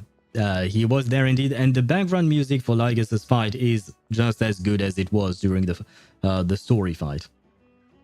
Kitching the cock queen. She likes watching rather with others. I don't think we needed to know that, Swivy, but I see that you have learned a lot of things about Kitching somehow, for some reason. But I mean, if that's her kink, why not? To each their own, right? Malus reincarnated in less than a year. Wait, but no, Malus cannot reincarnate. He was not hit by a truck. Trucks need to hit you if you want to be reincarnated. It is the law of anime, right? You don't have a choice. DJ Xandar in the house, yes. DJ Xandar was in the house indeed. And yeah, you know what? I am not going to say anything about the fight. If you want to watch the video, watch the video. You will see some of the things that happened. Because I tried a bunch of teams against Xandar. And brother, that motherfucker has 5 HP bars. No, like seriously. I had forgotten. I don't know if it was the case or not in the story fight. But in the Memory of Chaos, the guy has 5 HP bars. Usually we got 3 phases for a boss at most. And this guy just straight up jumped from 3 to 5. Like what the... Anyway. Like I said, if you want to see more of Xandar, you can watch that video. It came out like 2 hours ago or something like that. It is on my YouTube channel. But yeah, no, let's not talk about Lygus. He was I was not happy with him, not gonna lie. You did well or more than well. Depends on which team. Depends on which team. I did manage to zero cycle with Finon, so not on Lygus' side, because Lygus has too many HP bars. It's just way too much. But I did zero cycle Jeopard on the first phase. His ultimate when switching from second way. Oh, Apeiron crush you more times than not, hey? His ultimate in the second phase, yeah. He one-shot all of my characters because I wanted to try a sustainless Finon, and it wasn't a good idea. If you want to fight Lygus / Xandar, bring a healer. Otherwise, you're going to die. Just saying. So yeah, unfortunate situation, but it is what it is. In Reddit, they really like to diminish Lord Xandar. I mean, Lord Xandar is definitely great. He was a great boss to fight, but yeah, he kind of destroyed my ass when I went sustainless. It's my bad. I shouldn't have gone sustainless, but oh well. I then decided to use my cast race to puke all over him. So I vomited on Lygus, and I won. Or rather, Castrace's dragon vomited on Lygus. I didn't do it myself. He got washed by the storm, literally. He got a new life and a new personality like Carson and Duncan. You might be onto something, Commander, because it is technically the same game, right? Malus and Saucy, if that is how you pronounce his name. 2 more wild hunt incursions have come sweeping in at different locations after the last one at Star Sand Shoal. Our manpower is already stretched as it is. This is more than we can handle. Yeah, I mean, the manpower for the Light Keepers is really, really low. Because basically in Flynn's home, which is kind of like a former base of operation for the Lightkeepers, there's no one. Flynn's lives alone with ghosts. That is what Flynn's does. I'll watch it later. Very well. I like how he and Finon are countering themselves. Yeah, which is why I wanted to fight him with Finon, but yeah, bad things happened to me. I mean, I didn't retry with a sustain. So maybe if I brought Huo, for instance, I could have done it without much of an issue. Bring Finon to sling alts back and forth. Yeah, that was kind of what I wanted to do, but unfortunately, did not turn out that way for me. Does anyone want to be my friend's slave and help me do everything alone? I need primos. I'm not sure you're gonna have any takers there, Ktosh. With a sales pitch like that, yeah, not sure it will work. Another game mode, Lygus, has had 40 million HP? Wait, do you mean like in the new very hard content that is upcoming, he will have 40 million HP? Or is it just a joke? Because if he does, then we are fucked. Flins is a necrophilia, calling it. I mean, the corpses are already buried and they've been dead for decades, so now all that is left is probably just bones. So can you really do things with bones? Do not answer that question. Hasn't Flint's gone back to your HQ to ask for reinforcements? When will they arrive? Huh. Has he now? Yeah. That's what he said he was gonna do anyway. He hasn't contacted me about that yet. As per standing orders, he should be leading a team to root out the Wild Hunt. But I haven't received any reports for a while now. Flins is starting to be suspicious. I mean, the Traveler also finds Flins a bit suspicious, not gonna lie. There is that to take into account. And I don't know who this redhead is, but I love her. She's beautiful. And no, come back. Oh, she went away. Oh, shoot, maybe you couldn't see her because I'm kind of hiding that part. My bad. Well, there was a redhead. She was pretty. And then she left. Columbina also voices Ron May in HSR? Oh, wow. Okay, yeah, though. They do not sound similar at all. Ron May has a mommy voice, whereas Columbina, she has a very sweet and innocent type voice, but much younger. So it is impressive that the same VA would be able to voice both. Answering that question, yes, bones can be used. Yes. I knew that. I didn't want to know that, but I knew that. 40 million, that's gonna be easy. My Acheron does 120,000 with the alt full rotation. Oh god, I can't stop playing HSR. I'm at 53 pity on Wanderer's Weapon. I think I will go to Nod-Krai and do all events. I mean, yeah, if you want to try and get the weapon, you should. As for your Acheron, 120k per alt, full rotation, that is not great. Not gonna lie. You might want to get back to HSR and try to farm for your characters. Well, he does act outside the remit of his orders sometimes. I'm a superior, yes, but I wouldn't say I have much control over his actions. So, he made the call for backup on his own initiative? Hard to say. Contacting HQ is a tricky business. I should know, I've tried. They either refuse my requests outright or end up dragging their feet. What's the point of your HQ then? And all the while, we're the ones who have to deal with the Wild Hunt, which, by the way, can strike anywhere in Nod-Krai without warning, sweeping across vast swaths of land.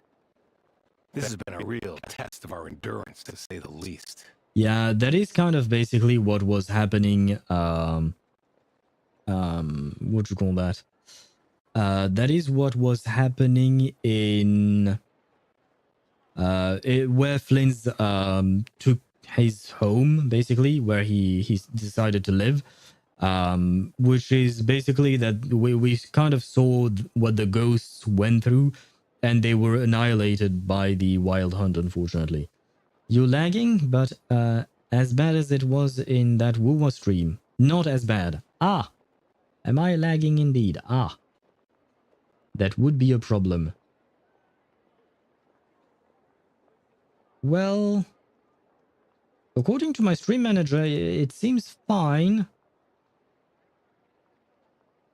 Do other people have problems with my stream? Please let me know.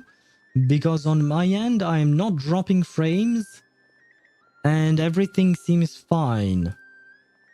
So is this just an issue that Commander has? Or is this an issue that I have as well? Recently it sounded a bit glitchy, the voices. Ah. But now it sounds okay, right? Because as far as I can tell from what I can listen to on my own stream, I sound fine on my end, at least. At least for now.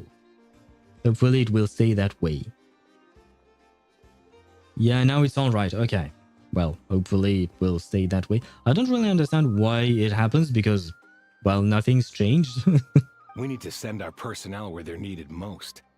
A single missive will not do much to change HQ's attitude, I fear. Flins understands this well enough, I'm sure. He sounds nice enough, but it feels like he's hiding something. This whole spiel sounds like a smokescreen. We usually sort our foes ahead of time into ones that our rat Niki will take care of and ones that we'll target using the cannon.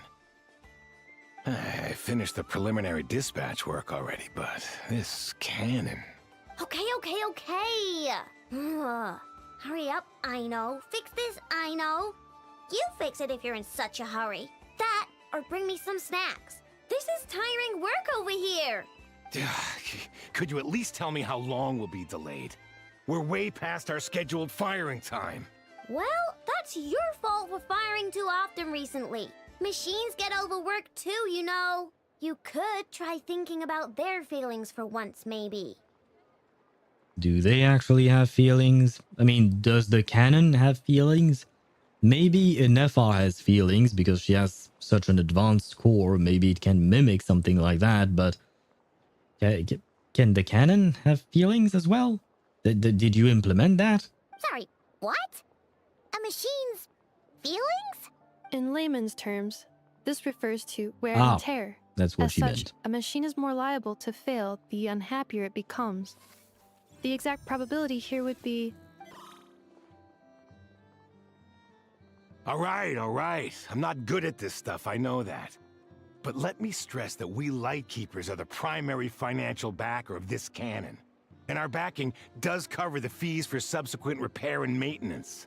And I'd say that was a good deal for you. You should thank the Krumkake craft shop.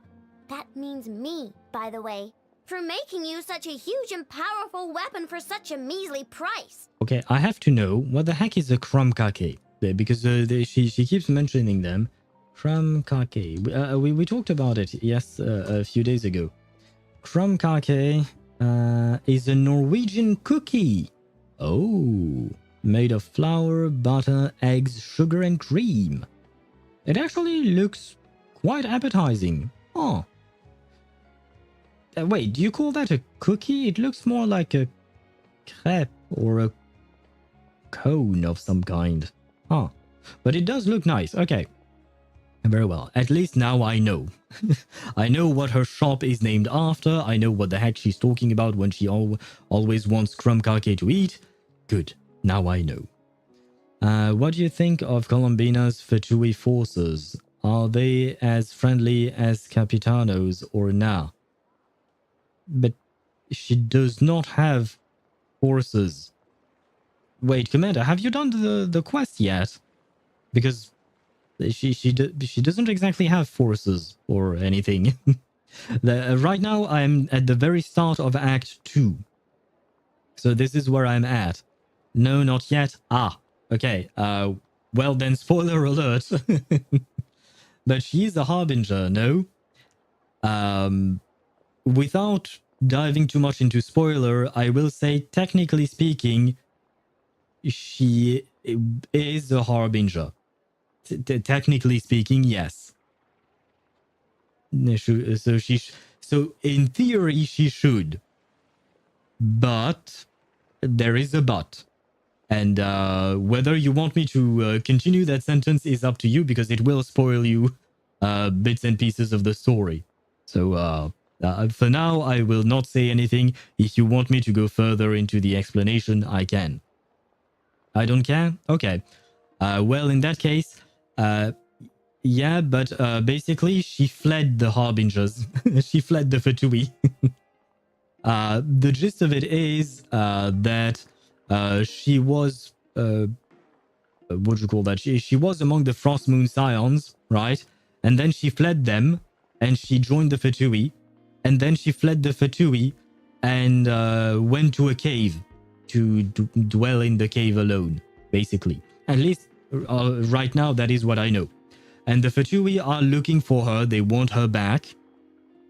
Probably because they want to use her power, because she's supposed to be very powerful. But she's kind of fed up with them because they just wanted to use her. And so she fled. So she doesn't exactly have forces of her own at the moment. She's kind of just a tiny girl alone in a what do you call that? In a cave. That's about it. And the loud mouth that yaps of her incompetence. I see it as a meme. The loud mouth that yaps of her incompetence? I don't know about that meme. I don't think I've ever seen it. Do you think Wanderer can still clear Abyss, or has he been park wrapped that hard? I think it will depend on what type of enemy there are in the Abyss.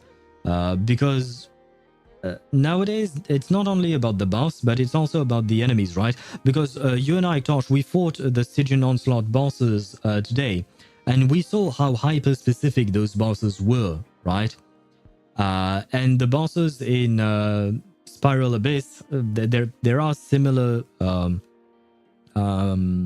mechanics that Wanderer might not be able to deal with. Like, you wouldn't play him in the second half of Spiral Abyss, because in the second half you want Bloom characters, right? In the first half with the Electro Charge, maybe he could do it then, or there. The one that yells at her.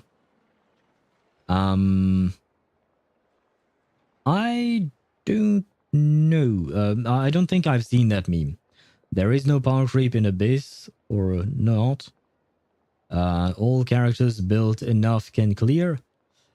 Depends on which character. I will still say that, because like I feel like there are some characters that will require a hell of a lot more investments to be able to perform similarly to other characters who are more recent. I mean, he could work in the first and third boss. First is the Cactus Man, and what is the third boss? Oh, it's the machine, right? In the first phase. What is the second one then? I don't remember. I can't think of it. Sandrone. I know Sandrone. We do meet her in the quest. You will see her quite early, actually, in the quest. But I've never seen her yelling at Colombina. So I've never seen that meme, I think. Rip Eula and Physical. Yeah, Eula and Physical is... yeah, she's not clearing this Spiral Abyss, man. I mean... Oh, wait. Maybe you could play Hyperbloom Eula in the second half of Spiral Abyss. Technically, Hyperbloom Eula is the best Eula team there is. And it would work with the second half, because you need Bloom / Hyperbloom. So... yeah, it could work. I mean Stygian, but Abyss, I don't know. Oh, if you mean Stygian, okay, the Aeon Blight Drake, he could work on the Aeon Blight Drake.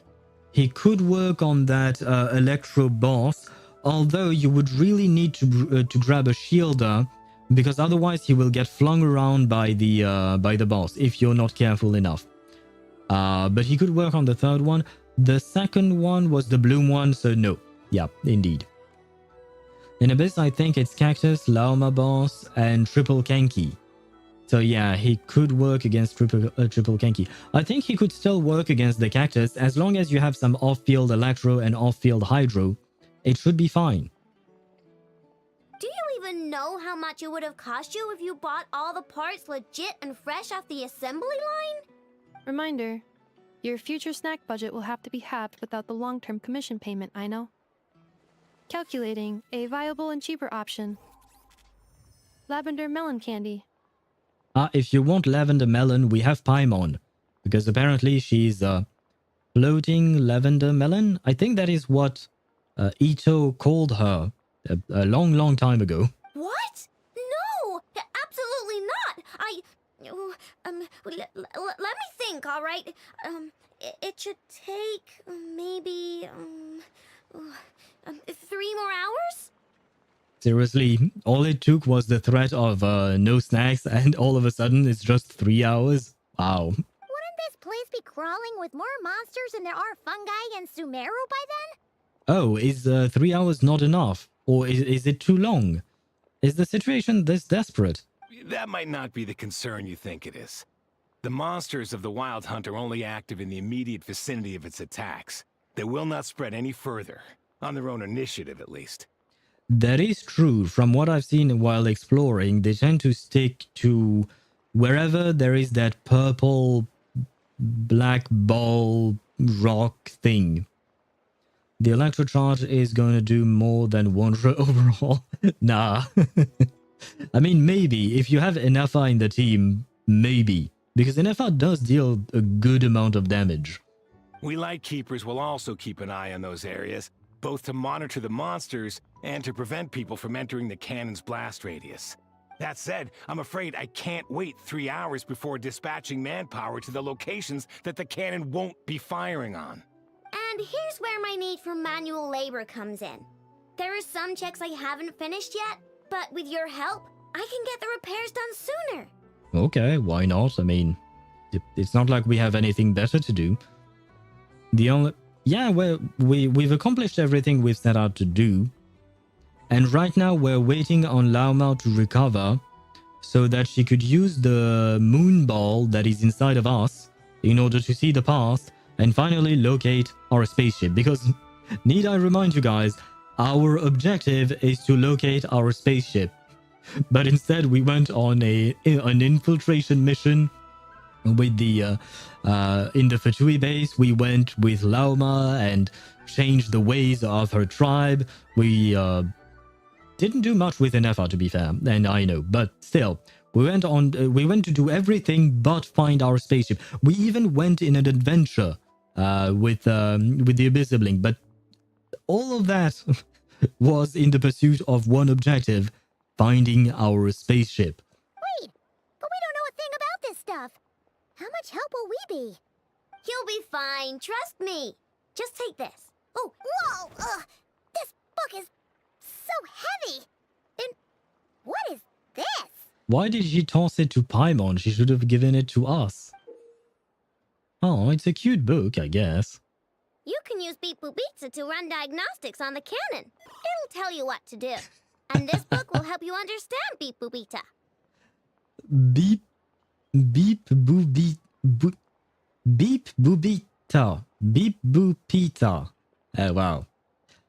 Can I just call it Discount Inefa? Because, I mean, Inefa's face is on it, right? This is Inefa. This cannon Yeah, was it built is. using more than 50 components from different factories and manufacturers. Aino has bound the manuals into one volume. Also, please note, the device's name is Bergida. Bergida. Oh, wait, isn't that actually Aino's little robot, the one that she summons when when you play her? Since I don't have Aino, I don't have much experience with her, but I do believe we got to test her out during the quest where she appeared, and I think that's her little robot, right? So, it's manuals all the way down, huh? Yep. And if you're quick about this, we might just cut our time to fire down by a whole 2/3. So it would only take 1 hour. Yay! We'll do what we can. I'll go with you. Nice! So you'll check the outside and Inefa inside. Come find me in the control room once you're done. Cool? Cool. Instructions received. Please go about your work seriously as well, Aino. No snacking while I'm away.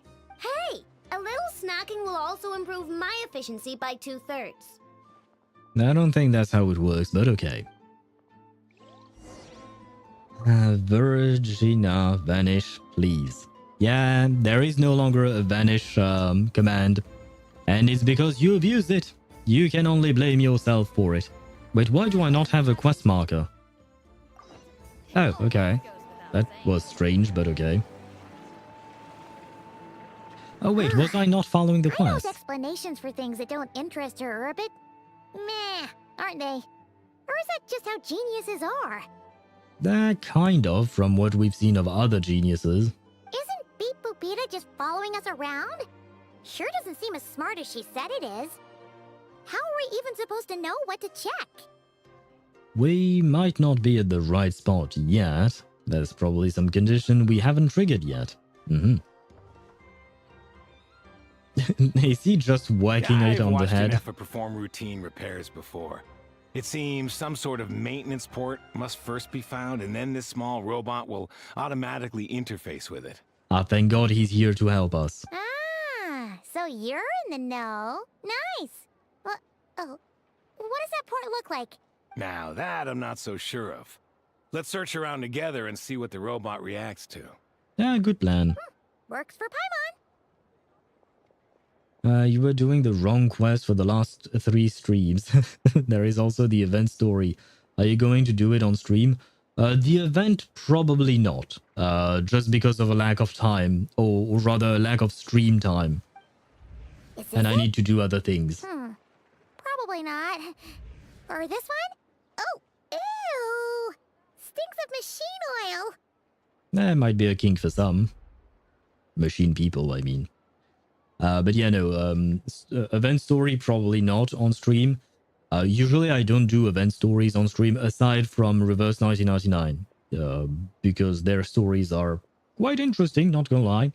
And they do feel like they are more involved.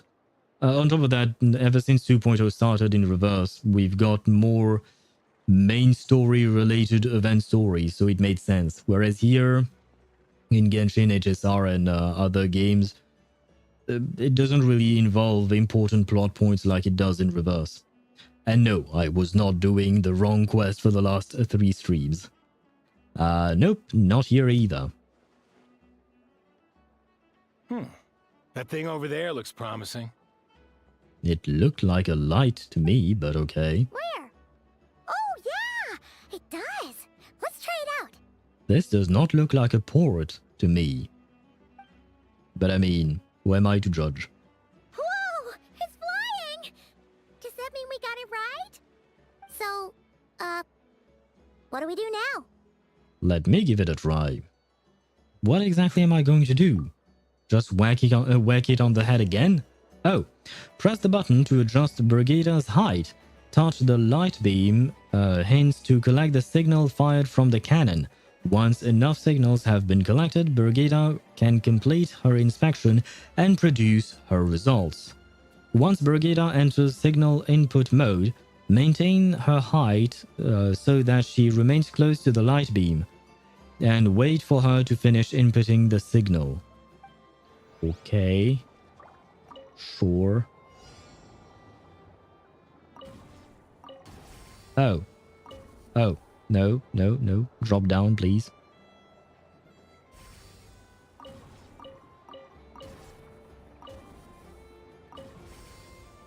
This is going to take a while. I now understand why it would take 3 hours. Thank you, Brigida.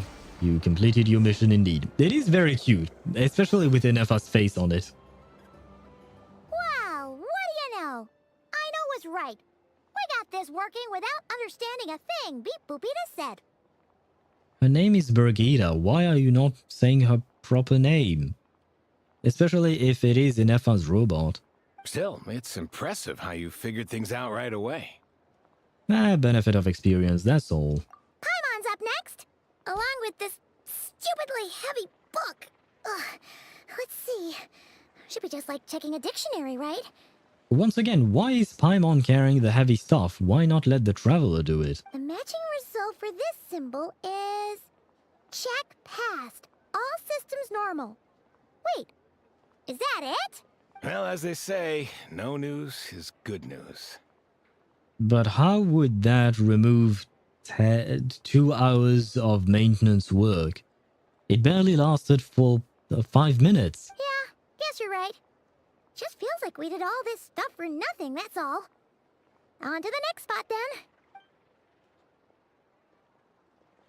Spam it to Celestia. Oh, the robot. Ah, shoot. I didn't read it fast enough. Oh, I didn't get to your message fast enough. We could have tried that. Maybe it could have worked. Paimon's getting the hang of this now. It's this thing, right? Yep, I'll handle it. And this time... Huh? Why are you angry? Oh... Huh. Looks like its expressions are also prompts of a kind. Which page is that on? Oh... We need to take note of the order in which its eye colors change. Purple, Okay. red... Hey! Slow down! Paimon didn't catch that!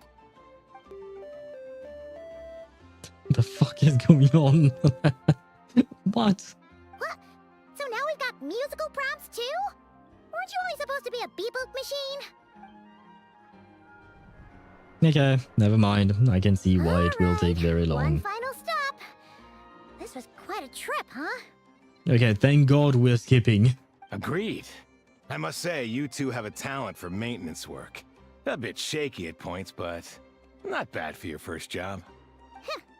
Good eye. Paimon's the real deal when she deals for real, you know.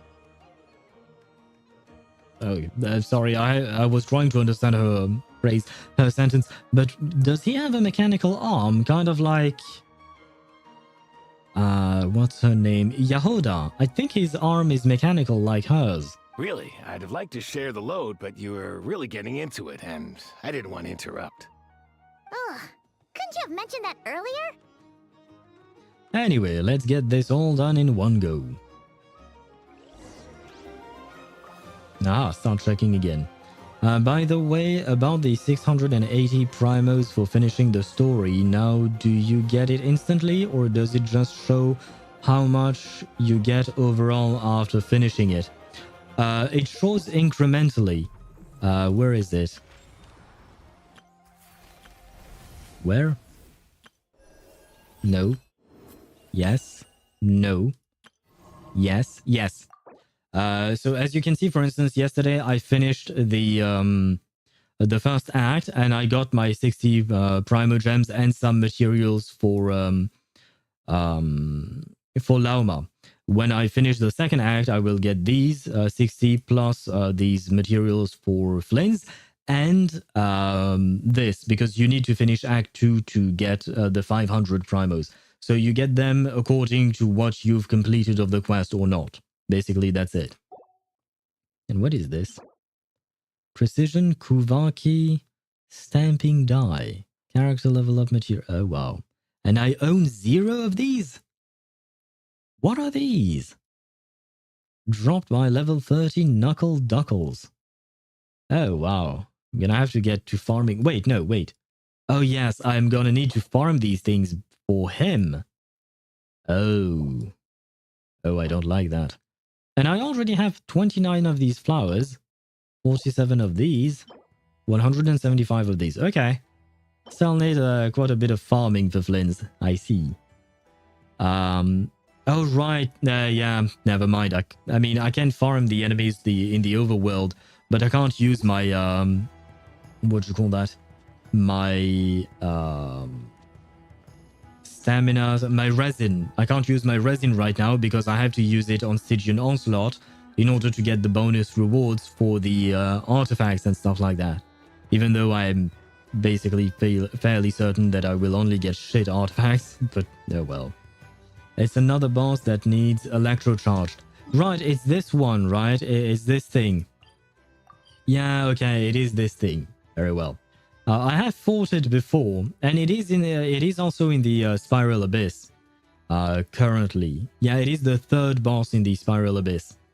It's not particularly hard, just kind of annoying, as with the gimmick of electrocharged. It drops, not drops, but it spawns a lot of little minions, I guess, and you have to apply electrocharge on them in order to break the enemy's shield. So, and it does deal some damage to him as well when you do that, so I suppose there is that. Have you ever seen these stickers on Anyway, my back? Do me a favor I can and see that take 'em some off. ads are rolling, seems like although, to play well, grass I sometimes. suppose we can use Brigida. It's not exactly going to... you're not exactly going to miss much on that.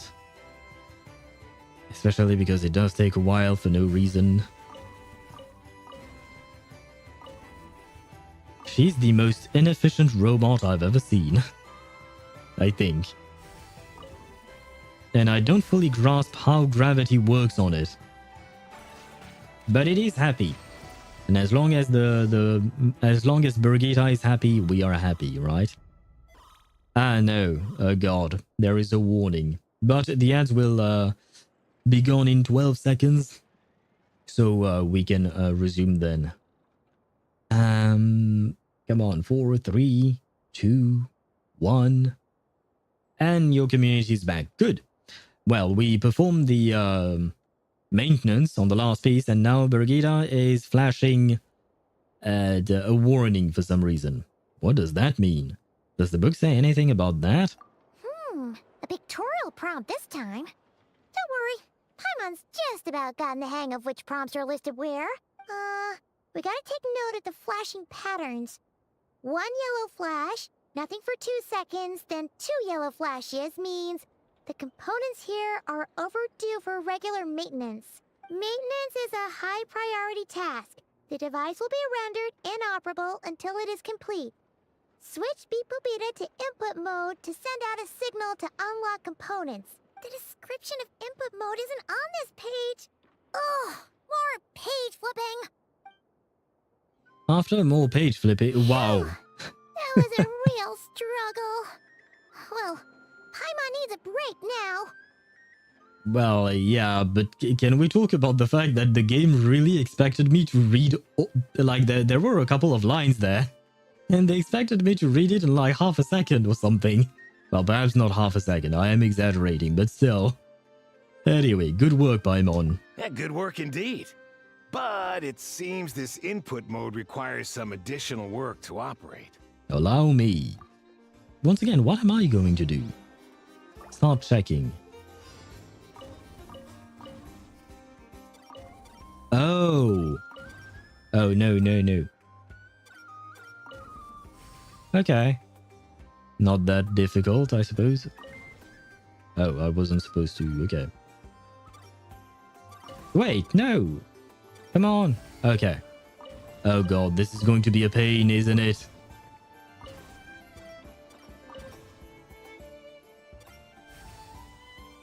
Never mind, it worked out, kind of. Okay, we're good. Very well. And a happy Birgitta. Yay! Well, looks like we're all good. We can remove this thing now. What is it anyway? No clue, frankly. But whatever. I got a feeling we've all given up trying to figure this cannon out. I'll go get the replacement component. We should be done once we pop it in here. What do you think? Maintenance work's easier than running errands, wouldn't you say? Yeah, kind of, I guess. That's for sure.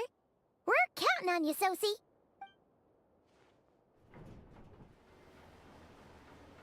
Then know he what? disappeared.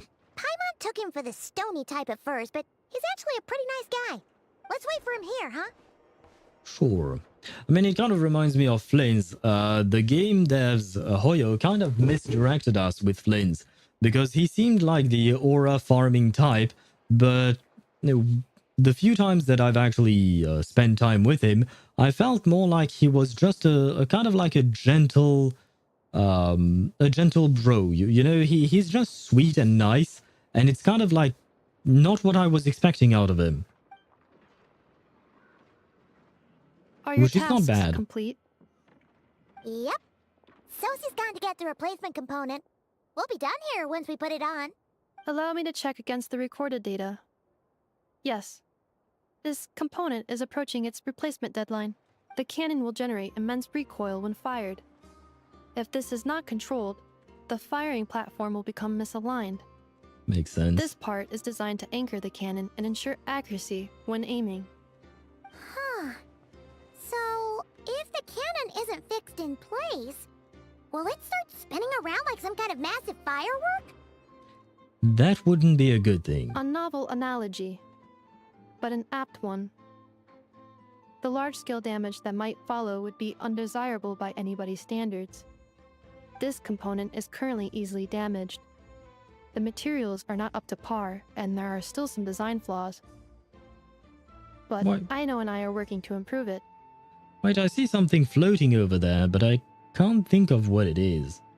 Estimated waiting time remaining 7 minutes. Would you like a crumb cake? Sure, it looks delicious. Yeah! Dessert's just the best after a hard day's work. Certainly. It will be ready shortly. Are you just going to teleport it from somewhere, or are you making it inside yourself? Do you have an oven function? Observation. Freshly baked crumb cake results in the most efficient improvements upon human happiness indices. As such, I activated an internal heater before starting repairs. Oh wow, so she does have an oven inside of herself somehow. Thanks for the treat. Aino's lucky to have you. Thank you for the food. Sure enough, Sophie returns 7 minutes later on the dot. Things went great over here, too.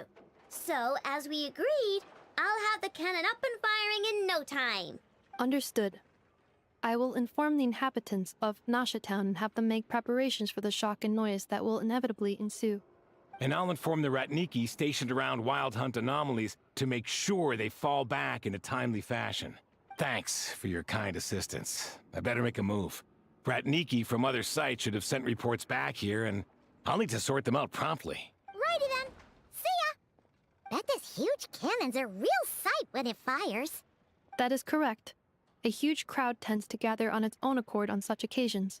I mean, I would want to look at it as well. Pure, bright energy rays have never failed to inspire obsessed admirers. If you are interested, you can come back later to behold it in all of its glory.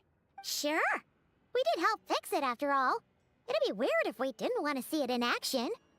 A reasonable thought, but before that, I'd like to investigate the Wild Hunt first. Oh yeah. Wonder where that strange phantom went. Never mind what it's doing.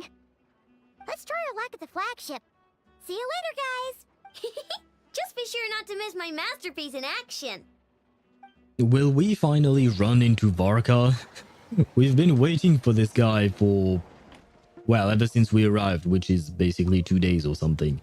But still, we've been waiting on him. And let me heal my deer. Oh, did I? Oh, I misclicked. There you go. Have some chicken. You as well. Oh, and you as well. Have some chicken. Then... Why do I have both? Okay, you know what? Why not? Where am I going? 78 meters. Oh, I know where I'm going. I think. Probably, yeah. I believe it is supposed to be this way. Yep, it is that way. I'm starting to get the hang of this place, slowly but surely. There. Varka's still out getting milk. Yeah, unfortunately, if that's the case... Paimon, are there more people here now? Oh, just as well, since we're sniffing for intel and all. We might never see him again. And wait, could that be why? Because I don't know if you saw it, if you remember it, but Chip posted an image about Varka. Basically, it was just showing the map of Teyvat and saying that Varka said that he would go on an expedition up north, and yet he ended up west of Mondstadt, like really, really far west, right? So maybe Varka has gone on this trip only because he wanted to, well, go out to buy milk and abandon his children or something like that. Like, maybe he didn't want to pay alimony or something like that. That would be quite terrible. He does look quite young. He looks like younger than I anticipated, so maybe he's too young to have... Never mind, he's not too young to have children, but let's not dive into those details. Might as well go in and ask around. And maybe, just maybe, let's get some of their berries and fried meat too, huh? We still haven't had it yet. And now you show your true motives. Oh, come on. Why so uptight? I'm not uptight, I'm just making an observation. Excuse me, are you guests? Yes? If you wish to return to your room while the banquet is on, please use the side door. The banquet? For whom? No, we're not heading back to our room. Are we not allowed in here right now? That is correct. Only those invited to the banquet may enter. Our goal is to ensure that our regulars can enjoy peace of mind and comfort, so that they can speak freely with one another. Okay. How does one get invited then? Familiar with our ways already, I see. But here in Nod-Krai, channels hold equal value to Mora. I am but a lowly employee, so you'll have to forgive my inability to help in this matter. That does not really answer my question. Who can help me in this matter? It's fine. Can't be easy being you. You didn't have to add that part, Paimon. Looks like we'll have to switch channels then. And I know just the person. Are we going to see Nefer, perhaps? Nefer, right? Mm-hmm. The Curatorium does seem to already have an amazing intel network up and running. But if we ask her straight up, she'll likely squeeze us for all we're worth. Good point. Ooh, Paimon's got a plan. Lauma got Nefer to help her prep some medicine, right? So we can offer to deliver the medicine in exchange for something, right? We'll be heading to Hisi Island later anyway to ask Lauma to help us use the moon marrow. Mm-hmm. Couldn't we deliver the medicine while we're at it? That is a good point. First look at Varka. He slept in a corner of a street after a crazy night drinking in the tavern. He does look like a drunk. Perhaps a fun drunk, but you know, someone who parties too hard maybe a bit. So maybe he wasn't out getting milk. Maybe he was just partying too hard and he forgot that he was the Grand Master of the Knights of Favonius. If Nefer doesn't mention a payment, we can cash her services in as a favor. If she does, then we can use it to haggle. A cunning plan if I ever heard one. The thought of Mora made it worth the effort of thinking up. Come on, let's go. Very well, let's see the lady with the cat. I really like the lady with the cat. Well, I like the cat as well. I wish we had that cat in our tea house or something like that. Or teapot, I should say. What was his name again? Ashru. Right? It's not Ashur or whatever else I said. It's Hey, Ashru. Black Cat, we're here. Oh, it's you this time. Wait, but the black cat has a name. Come on, Paimon. Make an effort. Hello, you two. What's up? Hello. Not much. Just here to say hi. Also, we'll be going to Hisi Island later, so we can deliver the medicine to Lauma for you if you need. How thoughtful of them. Bet they want something from me in return. I mean, of course, Nefer would realize it. Sorry. We've seen how cunning she was, even with Dori, who was supposed to be a very cunning merchant of some kind, right? Sorry, something with my throat. But anyway, the point is, Nefer is supposed to be very cunning, so of course she would see through this kind of little plan, right? Well, the faster the delivery, the better, naturally. And we're lacking free hands right now, so that would be a great help.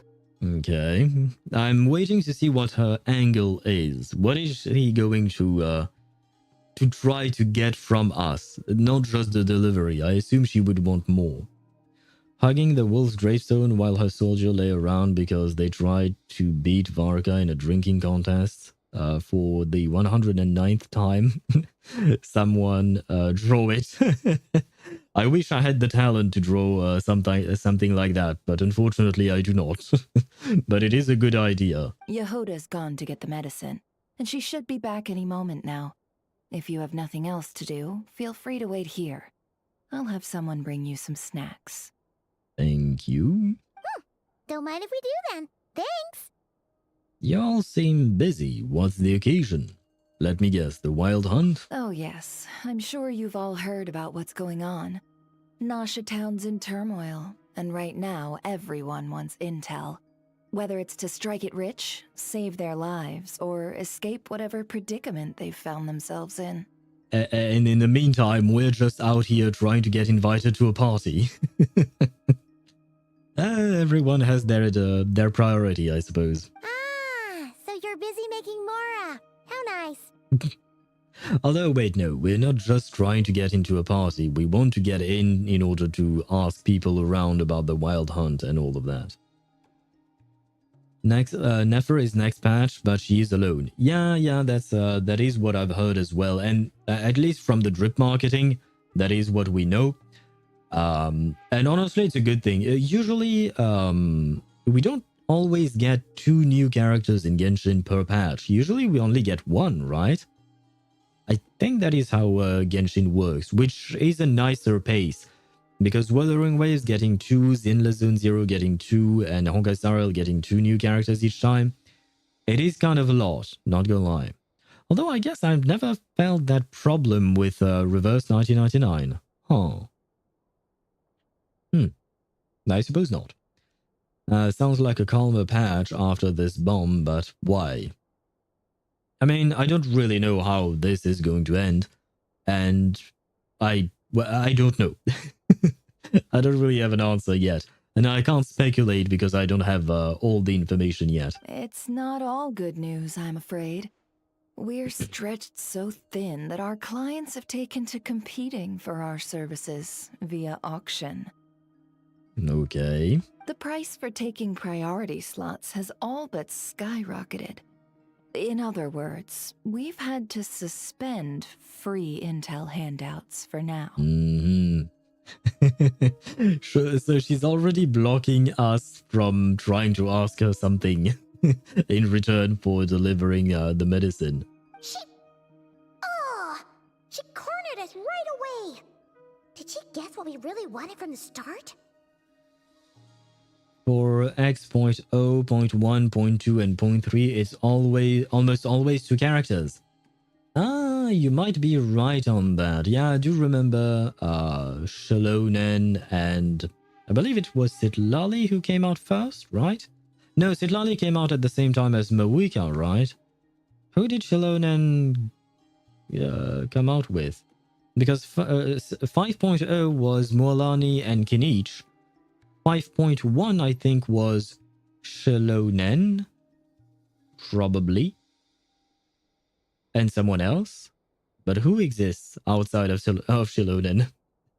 In Natland, I forgot. But I think you're right, yeah. The first few patches have 2 characters, maybe. Which would make sense because it is the beginning, and on top of that, it is usually the patches where the Archon Quest happens, right? 1.0, .1, .2, .3. Afterwards is, generally speaking, kind of filler patches, as we call them. So it is, it does make sense. Is there anything we can do for you, then? If there's anything that worries me right now, it's the wild hunt. It affects everything we do, yet the number of people who can ensure cargo safety in the face of such a threat is vanishingly small. Well, maybe we could help. Huh? That doesn't sound too hard. If you need something delivered, hit us up and consider it sent. Is that so? But... no. Forget I said anything. I mean, you're great heroes. How could I waste your precious time on trifles like these? I feel like, yeah, as the reply from the traveler is, as a matter of fact, there is something we'd like to know. But I feel like she just manipulated us into revealing what we wanted. Is there now? You should have said so sooner. Far be it for me to extort you, of all people, for intel. But seeing as you so kindly made me an offer, I suppose I'll accept. It was Chaska. Sorry, YouTube does not allow me to write it properly. Really? Why would it have a problem with Chaska? I mean, don't worry, I got what you... Finally? Wait, but no, Chaska is written CH, right? C-H-A-S-K-A, I think. No, A-S... Wait, how do you write Chaska's name? I don't actually know. Fuck. But I know who you're talking about at the very least. And, I kind of forgot about her, not gonna lie. Sorry, Chaska. She's a lovely character. But yeah, I love how she closes her eyes like we truly see her, what are these called? Eyebrows? No. No, the eyebrows are these things, right, in English. What are these ones? Shoot. Well, you can see these ones. Chaska. Yes, this way, yeah. C-H-A-S-C-A. Okay, that is how you're supposed to write it, if I recall correctly. What's there left for us to say here? On account of our previous cooperation? More like our common perspective. Meaning? Most who live here only wish to defend their own interests. Fair enough. But we are different, are we not? We both seek to resolve the chaos that the Wild Hunt has caused. Well, to be fair, we don't really live here. I mean, you do, perhaps, but we don't. Huh. Or like make a profit off the Wild Hunt. Paimon doesn't believe a word she says. Dissatisfied, are we? I mean, at the end of the day, even if she just wants to make a profit, regardless of her motive, if she can help, let's take the help. The number of commissions over at the Adventurers Guild spikes during tumultuous times, too. Would you call taking those jobs for Mora a sin? Nope. Well, that's... We might squeeze some advantage out of chaos, but equally, chaos could uproot everything we've built at any time. Such is the threat of the Wild Hunt today. Ah, fuck. She's very pretty. Like I really love the deep green.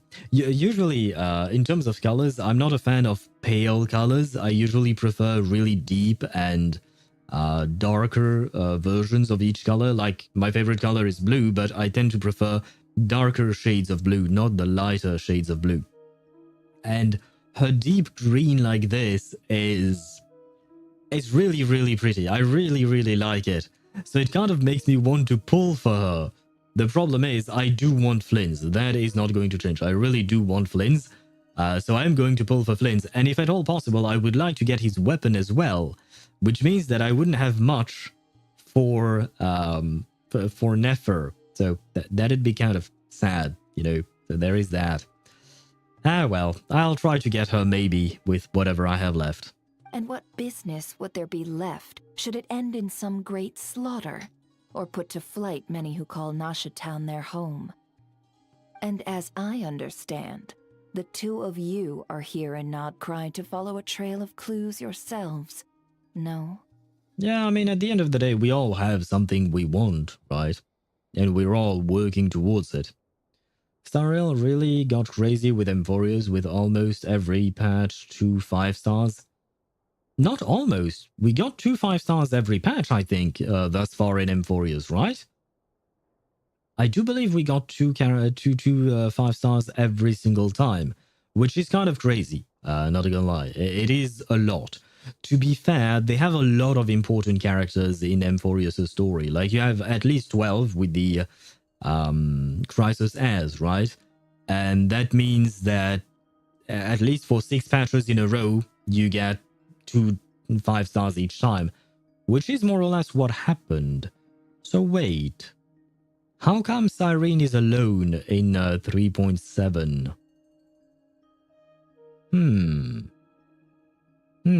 Did I miscount? Oh, it's because we had the Herta in the first patch. We had the Herta in the first patch, which meant that it moved around. So, like, we only got 1 Crisis heir in the first patch, which was Aglaya. Then we got 2, 2, 2, 2, 2, And at the end, we have one left. Okay, makes sense. Oh yes, I forgot about Saber. Oh yeah, on that patch we got 3, right? Yeah, because after Finon was Cypher, if I recall correctly, right? On that patch. So we got technically 4 new 5-star characters, because there was Finon, Cypher, and Saber and Archer. Was it Cypher after Finon's patch, or was it someone else? I can't remember. But yeah, that patch was kind of crazy. Not gonna lie, it was kind of crazy. You had to save for it. Otherwise, you would have to spend for it. She's very, very beautiful, but scary, and with a big love for money. Yeah, she is. She's kind of a mix between Dori and Yelan, basically. But she took enough from Yelan for me to actually like her. Well, yeah. In that case, we should keep Nod-Krai the paradise people say it is. At least until our respective goals have been accomplished. You must understand, no force exists here that would inspire unconditional unity amongst all parties. I do get it, but I'm not doing this just for me. After that incident with Lauma, I'm inclined to believe you. Your selflessness is admirable, to be sure, and rare around these parts. Though it's rare for a reason, kid. Just a shame that our mysterious phantom has hidden itself well. Between that and its ability to shift shapes, it will no doubt be a most slippery customer. Nah, fair enough. Although, once again, I really enjoy the fact that we are hearing her thoughts, and not just for her, but for other characters as well. I mean, it's mostly Nefer and Yehoda, I guess, right? Oh no, we heard about Aino's thoughts as well.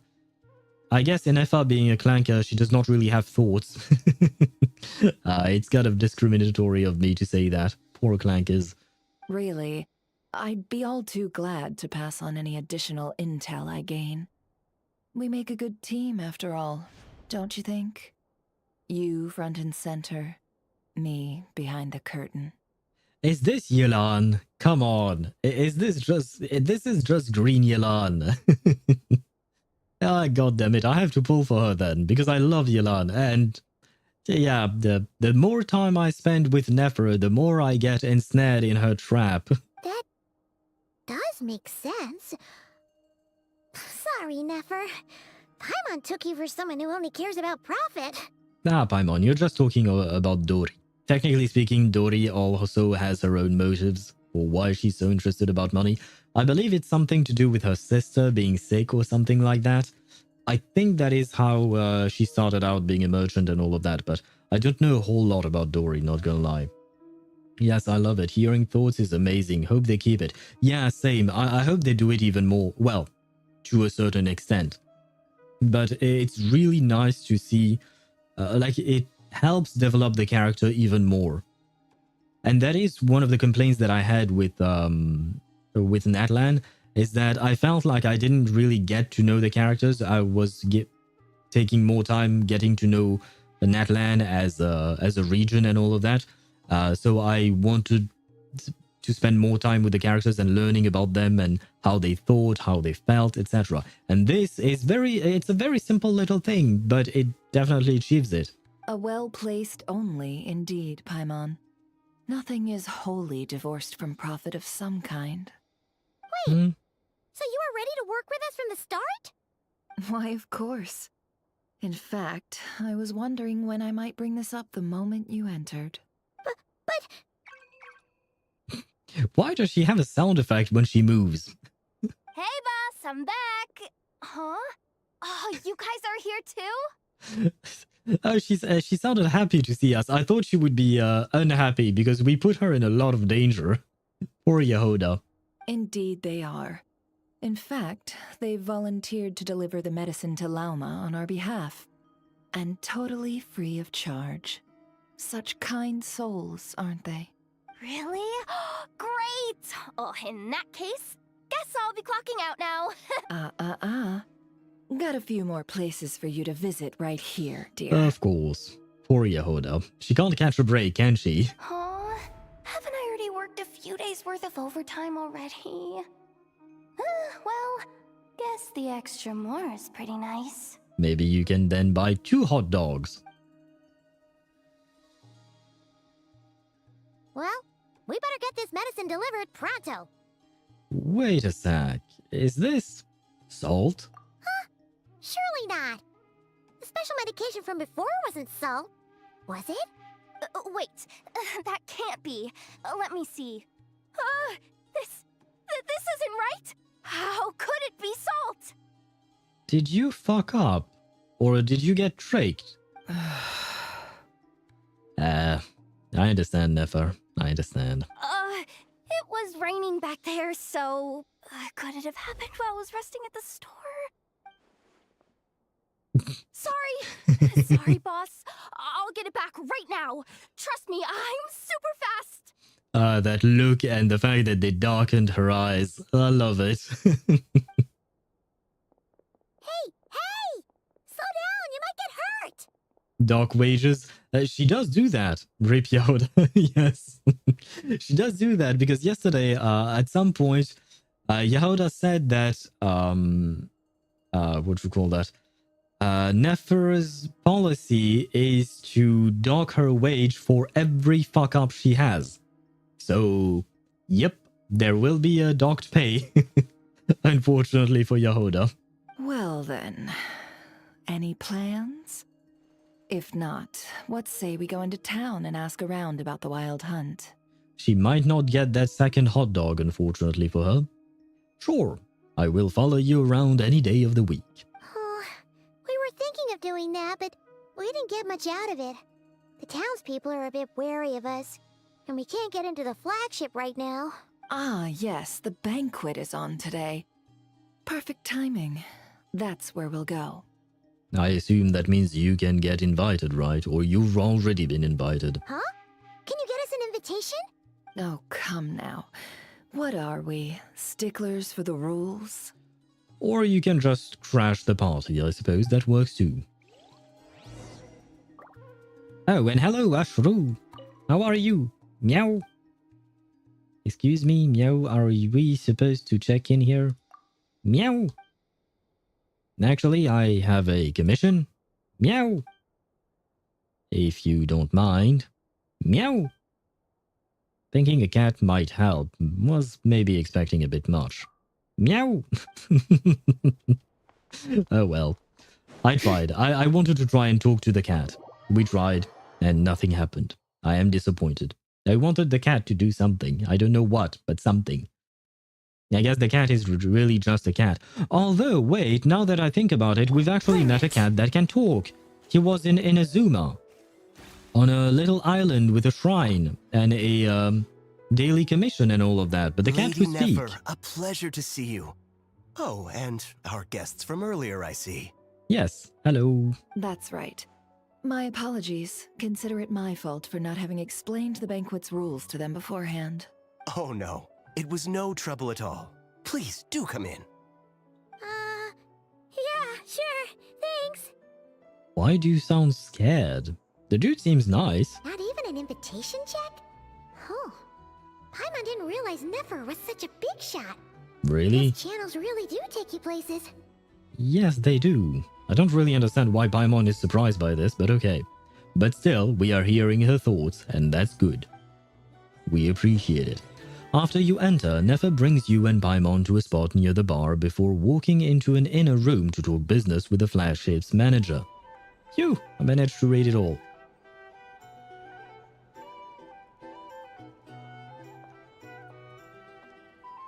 What was that side eye? And another one. Finally! Now, what do we... A mechanic and a... oh god, yeah, a food supplier, a...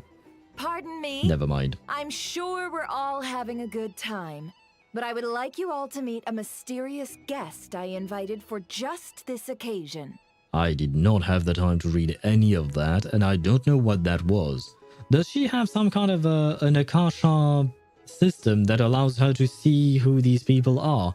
Kind of like in the game Watch Dogs. I loved that game. It was from Ubisoft. And they kind of stopped making them after Watch Dogs Legion. Well, to be fair, I kind of stopped playing Watch Dogs Legion. I gave up on that game. I loved the first one despite the bugginess of it. I liked the second one, and I really couldn't continue with Watch Dogs Legion. I never finished it, by the way. Well, but the same thing, you know, you can see what who people are and have details about their lives and etc. It was an interesting concept. But yeah, does she have something like that too? I give you tonight's special guest, a renowned mixologist from Mondstadt. What now? I mean, I know what a mixologist is, but this is our cover story? I mean, I'm a good cook, but I don't know about mixology or mixing cocktails. Is the Traveler good at mixing cocktails?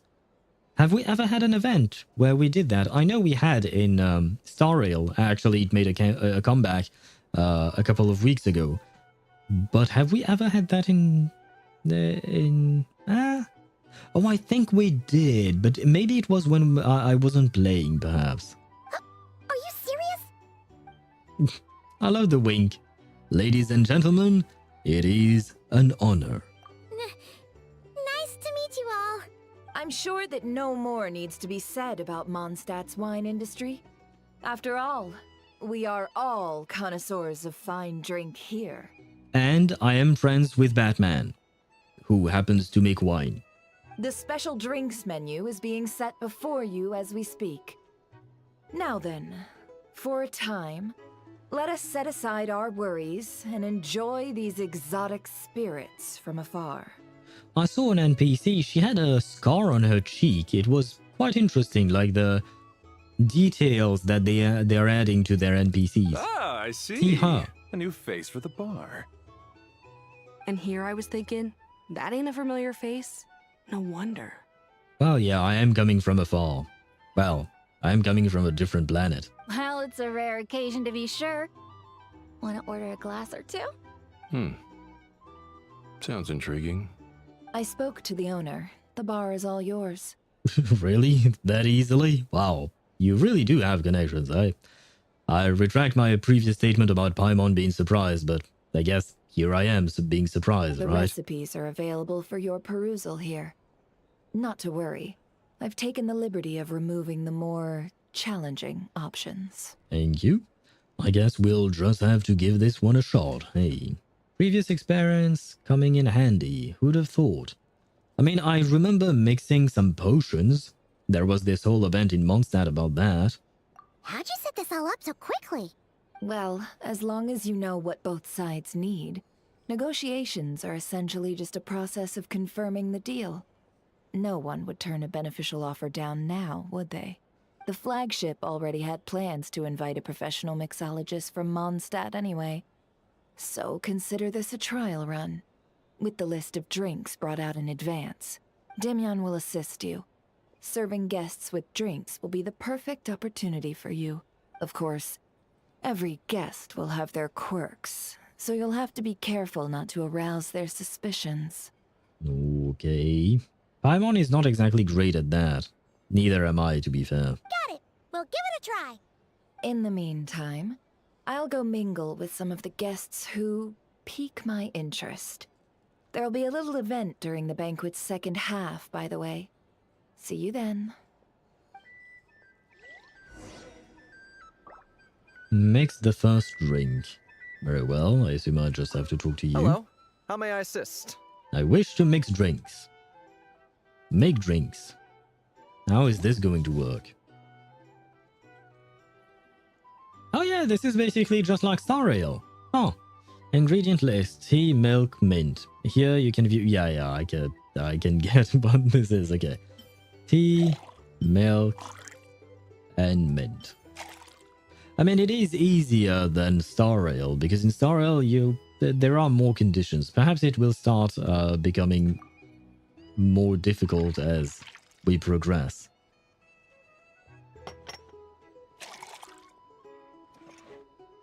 Now it makes me want to drink milk tea. Good work. Now then, get the drink to the guest. Oh, my bad. Didn't mean to cut him off. Le- This is the worst way to deliver a drink. Ever consider returning to Snezhnaya? Have you seen how the robot was moving? He was bopping up and down. Imagine if you put a can of Coke onto, or any kind of carbonated drink on this robot. Oh god, this is... Oh, thanks. Hello. Take the opportunity to gather intel. How does that work? Wait, what? Take the opportunity. What?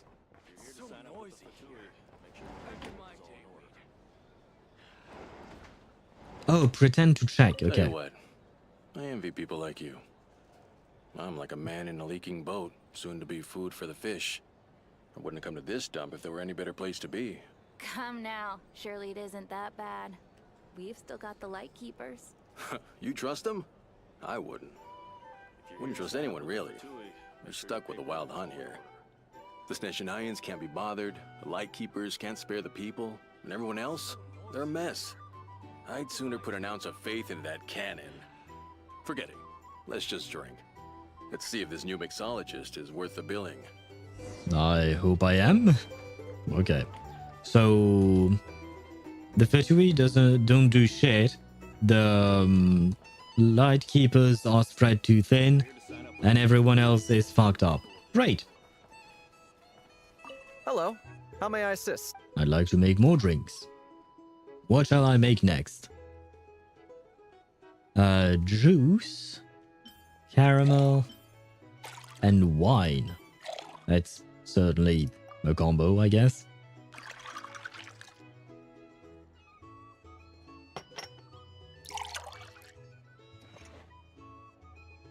Why not? I would Good try it. work. Now then, get the drink to the guest. Wouldn't want to keep them waiting. Aha, this time around I did not cut off his voice line. And see, again, this robot, he must spill the drink everywhere on itself. There must be no drink left inside of the cup by the time it reaches the these guys. I wouldn't be so sure. Do they look like they give a hoot about anything other than their precious research? Ah! She speaks like an owl. She said hoot. Just leave it over there. Gather intel. How does one gather intel? Jukebox? It looks like a jukebox that can switch records. There should be 4 different records. Perhaps pressing these buttons will switch between them. Press the left button. Press the left button again.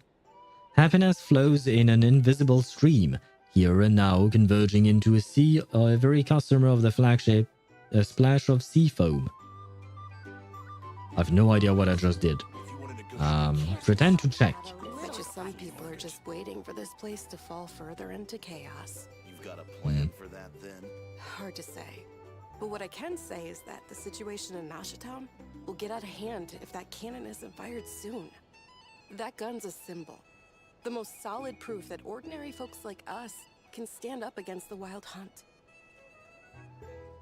Oh no. Wait. What are you angling for exactly? Oh no. He's on to us. Nothing, nothing. I'm going away. Find a place to be discreet and keep... Where am I supposed to go? Pretend to check. Okay. He can't see me from there, right? What if that was nothing but an illusion? What if, let's say, the cannon was never meant to be fired? For our sakes at least. Surely this town is still of value to those who control it. Of course, but that's all it is. Value. For us, though, there's no place but Nashatown. And we're putting its life and ours in their hands. I get what you mean. Let's just see how this plays out first. Oh, seems like they're all talking about the cannon already. Guess that's why Sosie was so anxious. He's just following me around. There are some puzzles in Nod-Krai where you have these robots following you around, and you can have multiple of them. It's actually quite fun. Uncle, I'm back. Welcome back, Slosh. Are there any other cryo characters that I can use with the Wanderer other than Rosaria, no matter what rarity? Let me check. Oh, by the way, yesterday you wanted me to check the Traveler's stats. I guess these are his stats. A bit of elemental mastery. And he's on Obsidian Codex. Constellation 6. Oh, wow, triple crown. Damn. That is quite something. But I opened this menu to check the character list. I guess Setlali would work, probably. Especially because she provides a shield for him, so it would prevent him from getting knocked out of the air. So that would definitely be something that he would benefit from. Although Setlali, if I recall correctly, let me check. Oh no, she's not on Scrolls on my account. No, the only one on Scrolls is Shilonen. I guess this should work on Swirls as well, right? So she should... If Setlali is on Scrolls, she might be able to give out an animo damage bonus of some kind, right? Probably. Oh, right, Mika exists. Forgot about him. Mika... I mean, technically speaking, his attack speed bonus might be beneficial, but it would be marginal at best. It wouldn't be horrible, but it would work. Layla would work, definitely. Once again, the shield and the cryo application is pretty good on her. Charlotte could work as a healer, and she does apply some cryo from time to time, so why not? Kaya, maybe. And Chi-Chi, I guess, maybe. Diona is kind of like the same as Layla and Setlali. All of them provide shields. Setlali might provide buffs on top of that. I mean, my Layla, I believe she's on 4-piece tenacity as well, so she can provide that. So yeah, the characters that I just mentioned. I think they should be able to be played with Wanderer. I don't know if which one is optimal. Like I said, it depends. Will the Scrolls set work on Animo to boost his damage, to boost Wanderer's damage? If so, then Setlali would probably be the best pick. Pretty sure his burst will follow Wanderer, so unless the enemy is flying, I don't think Kaya will work. Maybe. That's the thing where I'm not entirely sure, because I think that even though Wanderer flies, Xiangling's Pyronado sticks to the ground. It is still following the character on field, but it's still around the ground, so you can still hit enemies with it. I don't know if that is also the case for Kaya, and I'm not even sure about Xiangling either, because, well, I've never played Wanderer, so I'm not sure. You might have to do some testing to know about that. But I feel like the other characters I've mentioned are probably better than Kaya either way, because Kaya does not deal a whole lot of damage.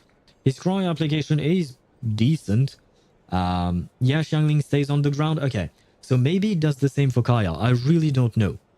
But either way, I wouldn't recommend Kaya because his cryo application is not as good as the other characters I've mentioned, and he does not provide as much. Like, basically all he provides is a tiny bit of damage and some cryo application, whereas the other characters, especially Layla, Diona, and Setlali, they provide a shield or healing or both, and some buffs. So I think that they would be better than Kaya either way. Hello, how may I say? Yeah, no offense, but I'm going to... The third time I've heard your sentence, it's fine. Lemon, mint, and wine. Kaya 5-star when? It's been 6 years. I don't know, man. It doesn't seem like Genshin is getting new variants of old characters. Good work. Now then. Yeah. We've heard that before, twice already.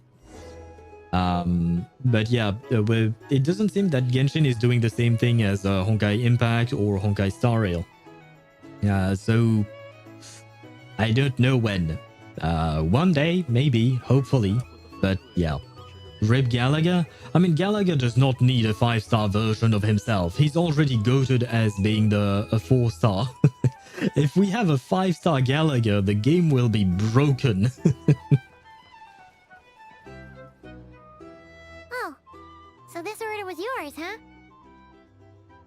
Indeed. So, any notable news? We didn't really learn anything much. Well, nothing of importance at least.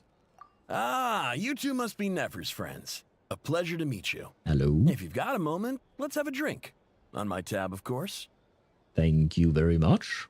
Kind of suspicious to be so friendly, but okay. Hello. Paimon doesn't recall there being any other orders right now.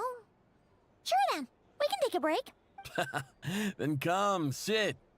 Dimyon, 2 wildberry trails if you would. Without alcohol, much obliged. Oh no, leave the alcohol in. I do drink. I mean, the traveler is thousands of years old. He might look like a teenager, but he's an adult, so he should be able to drink. Paimon, on the other hand, no idea. Probably better not to let her drink, though. Hints is the name. I help out at the Rossum workshop in town. They usually put me in charge of making and repairing simple machines. Paimon's name is Paimon. Pleased to meet you. And I am happy. They call me the honorary cocktail knight. No, let's go with our actual name, the real, true name of the traveler, Happy Owl. Anyway, help me keep an eye out, all right? Valuable intel will be suitably compensated. Oh, come on. Is that how it is between us? I mean, I wouldn't even have this job if it hadn't been for your help back then. So, you've known each other a long time? That's right. I came to Nod-Krai with nothing at all. Would have starved on the streets if I hadn't met Nefer. She lent me money to study a craft, and even introduced me to Aino and the Voynich Guild, which is how I slowly carved out a living for myself. That's a huge favor. Huh. So Nefer can be a nice person sometimes, huh? You shouldn't say that to her face. Though, I kind of agree, but it doesn't really surprise me. Well, I'd also say she needed a willing and able machinist at her disposal. Wait, don't we already have Aino for that? Come now. Aino's talents are better spent on issues bigger than basic machine repair and component manufacture. Fair enough. I did think myself a dab hand at such work at first, but compared to her, I might as well be a trainee who couldn't weld a wire to save his life. Got the scoldings to show for it, too. It took me a long while, but I finally got to the point where I could make my own machines, and even maintain some of Aino's relatively complex ones, like Kuvaki detectors or mechanical arms. Nice. He's the one responsible for maintaining Yehoda's robotic arm. So, she does have a robotic arm. Oh, speaking of that, didn't Sosi have a mechanical arm too? It feels like the game heard me and is now trying to tell me, here, take that confirmation in your face. Thank you, game. That's right, one of Aino's masterful designs. I could never design one of those in my life, but if you gave me its blueprint, I could hammer one out. Nowadays, I've got regular customers, which makes for a decent keep. Even got a kid, if you can believe it. I wouldn't have, had you told me my future when I first arrived here. On the flip side, being a family man means I can't just flee this place whenever I feel like it, so I'm afraid I'm counting on you to help solve this wild hunt crisis. We'll do our best. All the more reason to be proactive and do your part. Wringing our hands in despair does us no good in times of crisis. Oh, wait. Just another question that's been bothering me. Have you heard anything about people seeing illusions within Wild Hunt anomalies? People they know, perhaps? That is actually a good question. Thank you for asking. I have heard of humanoid shapes being sighted, but familiar faces? No. Most would think they'd lost their wits from fright if they started hallucinating. After all, no ordinary person could survive an assault from those monsters. Fair enough. Does this have anything to do with our current wild hunt crisis? Maybe. Perhaps. Perhaps not. All right, I get it. I'll keep my ear to the ground for you, and naturally, my lips will stay tightly sealed. Thank you. Then we'll take our leave. Enjoy your drinks.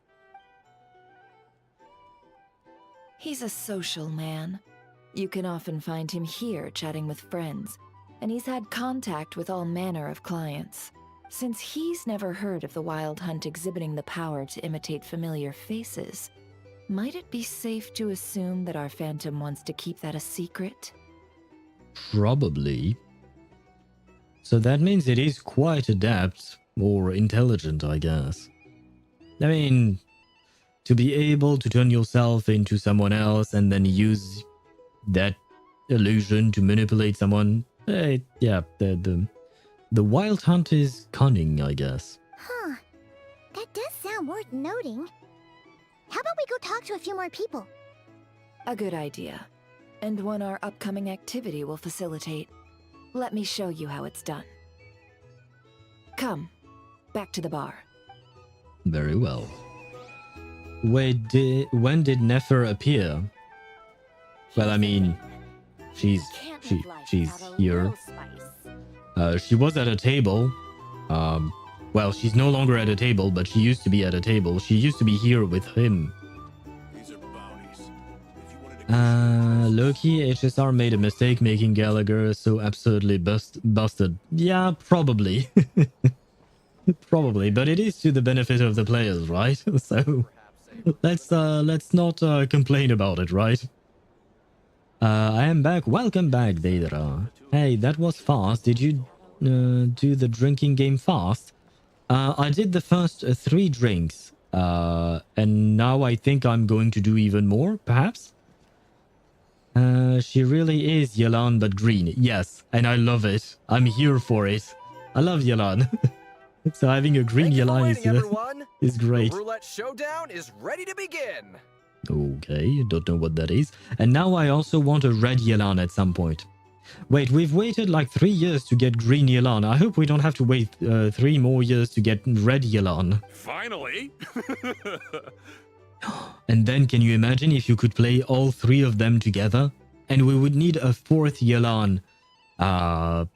What element would that be? Wait, we have Dendro, Hydro, and Pyro, right? For red Pyro, right? Shoot, this would just be a Burgeon team. Fuck. What can we do with that? I don't know. What element would go well with Burgeon? Cryo, I guess. It just doesn't interact with it, so we don't care. Geo, same problem. Electro, we need a purple Yelan. There we go. In order to have a Burgeon Hyper Bloom team. I don't know if this kind of team has a name, but I know that you can have both Burgeon and Hyper Bloom, because Burgeon is not going to Burgeon everything, every core. Same thing with Hyper Bloom. It's not always going to pick up every core because of the timing of getting how would you call that, the electro pulses or pyro pulses, etc. So whatever Dendro, whatever Pyro is not picking up, then Dendro can, etc. Right? Or vice versa. So I do know that, yeah, Hyper Burgeon, it might be the name. I'm not sure. You might be right, Ktosh. But yeah, Hyper Burgeon I think could work. So I think, yeah, that would be great, you know, having a full Yelan team of all colors. I would main that team. I would definitely main that team if it ever happened. But could they work together, right?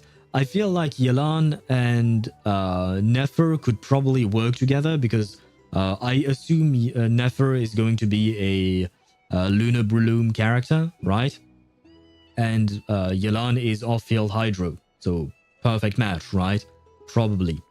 But then for the Pyro, we would need either an off-field Pyro Yelan or, well, I mean, no, we would need an off-field Pyro Yelan because I feel like Nefer is probably going to be an on-field character with Lauma as a support. I feel like that is how they planned it out.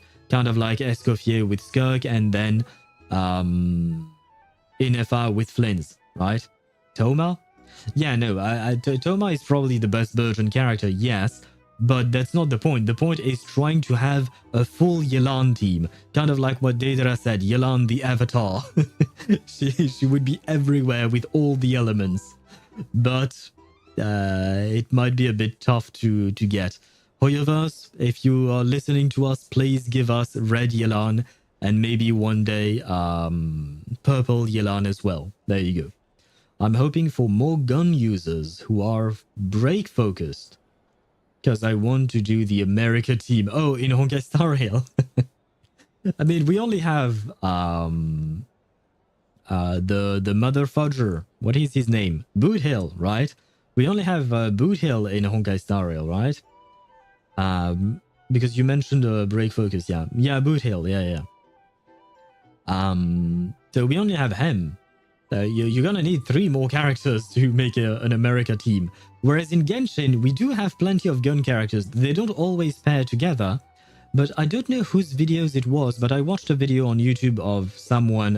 It might have been Doc TV or Bran Online or Doro44 or someone in the Genshin sphere, basically, who wanted to do that, a challenge where they would go and fight enemies. Oh, it might have been the Jonathan, actually. I think it was the Jonathan. Anyway, point is, he tried to fight bosses with a full gun team, and he was only allowed to use the guns. So he would use only Navia's skill, only use Clorin's skill as well. No, only use her normal attacks when her skill is done, I think.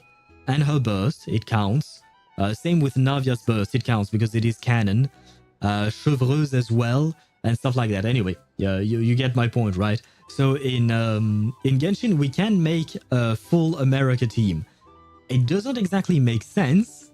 Like the characters together, they don't work together. They don't have synergies. But America is represented in Genshin. So maybe one day your wish will come true, Sparta. And yes, we can also call him Booty Hill, Ktosh. Although does Boot Hill have a nice booty? I've never actually looked at it. Come on, let's go try our hand. And what is this roulette thing? I'm curious. Joining us, new guy? We'll pass. No, you won't. The one who'll be mixing the roulette special has to take part. Those are the rules. Ah, what's that sign that she's doing with her hand? I don't understand this sign. I have not learned sign language. But... There's Nefer's hand signal again. Let's go with it. Sign me up. That's more like it. Since we have a new friend with us today, let me go over the rules in brief. The wheel before you is divided into an inner and outer circle. Participants must take turns to spin the pointer of the inner circle. Whatever beverage it stops at, our lucky contestant will drink. Okay, let's just drink a random shot. Well, I guess these are not shot glasses, I think. These are just normal glasses. The drinks are divided into juice, tea, and alcohol, with that last further divided into 3 levels by intensity. Ooh, I'm interested. Spin your way to a non-alcoholic beverage, and you'll score no points. Ah, that's lame. Otherwise, you get 1 to 3 based on alcohol content. Yay! I want that. I want 3. I want to see Ether drunk, because we've seen Sitlali drunk, right?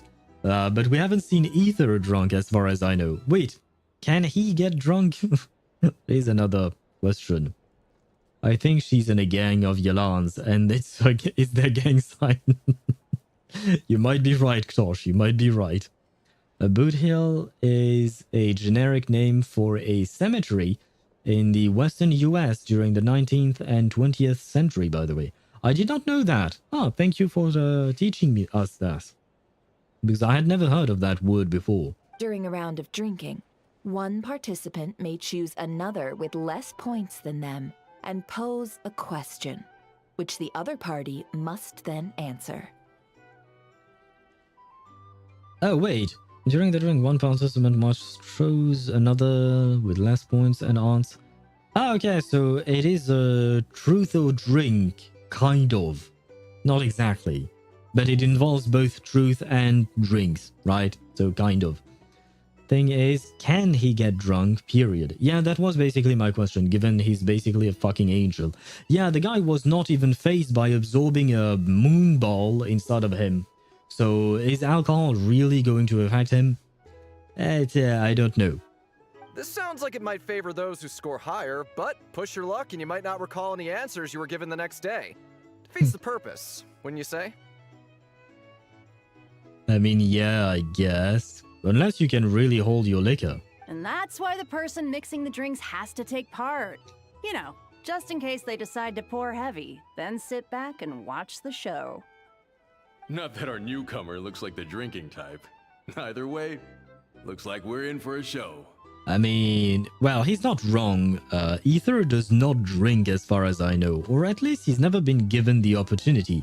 But technically speaking, he's supposed to be old enough. Because if you remember, Ether at full power has 6 wings. That's a seraphim, aka the highest tier of angels.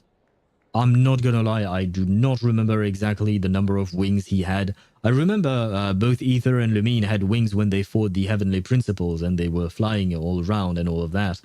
But yeah, I completely had forgotten. Man, it was 3.5 years ago for me. Maybe even more, I don't remember. So yeah, I had completely forgotten. Imagine drunk Ether. It would be interesting. I don't know how he would be as drunk Ether. It's a good question. I'm gonna add you on the Wanderer account. Yes, it's another account. Yes, I need help. Good grief. Is this the 4th account of yours that I'll have in my friends list? Oh, perhaps the 3rd. I don't remember at this point. Because there are also several Wuthering Waves accounts and Honkai Star Rail accounts and stuff like that. Not in-game, mental help. Ah, sure. How are we supposed to help you mentally then? Anything you drink will be replenished. And additionally, I have decided to sponsor a grand prize for this grand occasion. A single serving of Dark Horse. You want me to drink a horse? What? Do my ears deceive me? A chance to drink Dark Horse and Nod-Krai? What is that? Dark Horse. Guess we'll have to take part now, huh? Indeed. The Dark Horse could be yours to enjoy, so long as your luck holds. And so long as you can remember its taste the day after. Okay, can I taste it? And if our lucky winner can drain the whole serving in one go, they will gain the right to ask everyone a question, regardless of their score. Oh ho ho ho! Sign me up. Sign me up for. I mean, it's not a shot, but how would you call it when you drink a drink in one go like this in English? It probably has a there probably is a word, but I can't think of it.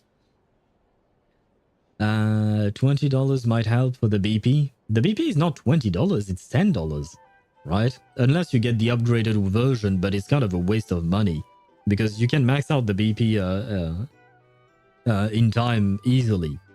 And that is not mental help, that is financial help, Tosh. So you did not ask for the right thing, unfortunately for you. High risk, high reward.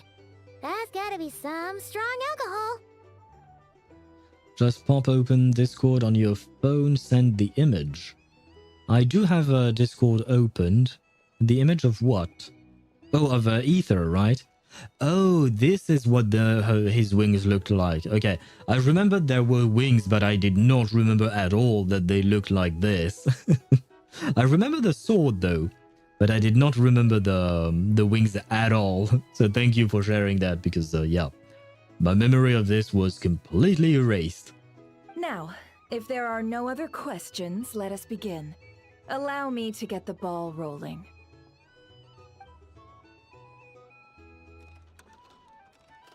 Intensity 3.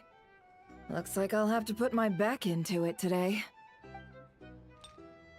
I assume Nefer can hold her liquor, right?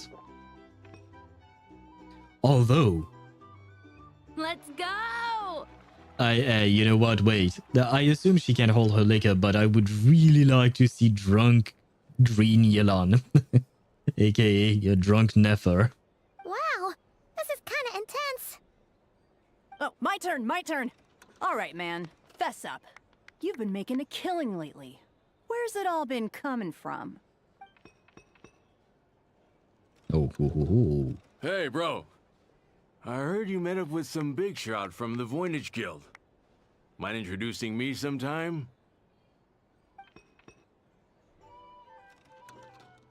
Ugh. A normal drink, huh? Must be my lucky day. But what about the traveler? What has he had to drink? We've reached the final round of the roulette showdown. They didn't Let's see who show gets the us. last laugh. Hey, they didn't show us what the traveler drank. Oh, kind of disappointed. I wanted to know. Then I wanted to see drunk Nefer. Oh, and drunk Ether. And you know what? Throw in drunk Paimon as well, because why not? He's straight up a seraphim.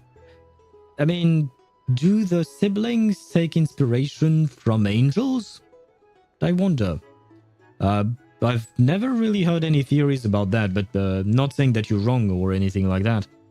It's just that I don't think I've ever heard that.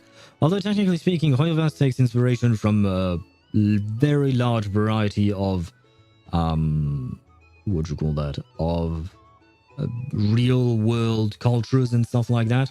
So could be. Every single damn thing about them screams angel.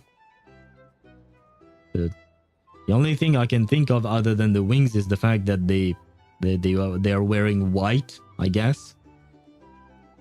And they use the power of light, maybe. Other than that, I can't think of something. I mean, aside from maybe the designs of their clothing and stuff like that, maybe. I gotta say, you monsters really know your alcohol. These recipes are super good. Teach me, would ya? Oh god, I don't know who the voice actress is, but she's fantastic for Moika. I will assume that is how you pronounce her name. I was wanting to ask about your wife. Your wife. I love this. I've rolled non-alcoholic drinks without fail the last few rounds. This 0-point game is no accident. Similarly, Nefer's been maintaining an ever so slight lead and has been using it to ask ever so slightly probing questions. This can't just be luck. And it probably isn't. I can tell that Dobrawa was lucky enough to survive stumbling into a wild hunt, but Nefer's turn is... You're up! Oh, what do we get to drink? Ah, she left him to me. Oh, Whoa! New face here just drew the dark horse. yay me! I wanted to actually drink that. Yay! Bottoms up! Bottoms up! Let's go! Hey, will you be alright? You want to just give this one to Paimon? Wait, I don't know if Paimon is trying to help us or just trying to get drunk. Oh no, he's cheating! No! Our traveler! He actually downed it in one gulp. Oh, I'm disappointed. I mean, I understand the idea. The point here is not to get drunk, is to get information, sure, but it would have been fun to see drunk Ether, if he can get drunk. Light, angel wings, being able to autonomously fly, Ether and Lumine, luminosity. Fair enough. Oh yeah, I didn't think of that. Are straight up out of Greek, clear sky / brightness. Okay, fair enough. The first couple I had, but the last two I didn't. And I didn't even think of this, but yeah, Lumine and Ether, yeah. I mean, even in French, not Lumine, Lumine doesn't mean shit, but it sounds like lumière, which means light, basically. Nice job! No wonder you Mondstadters have such a reputation. Yeah, because I'm totally from Mondstadt. Yeah, what did you see while you were inside the Wild Hunt anomaly, by any chance? Me? What do you think? Monsters, of course. Only monsters? Absolutely. If there was something else, I didn't stop to see it.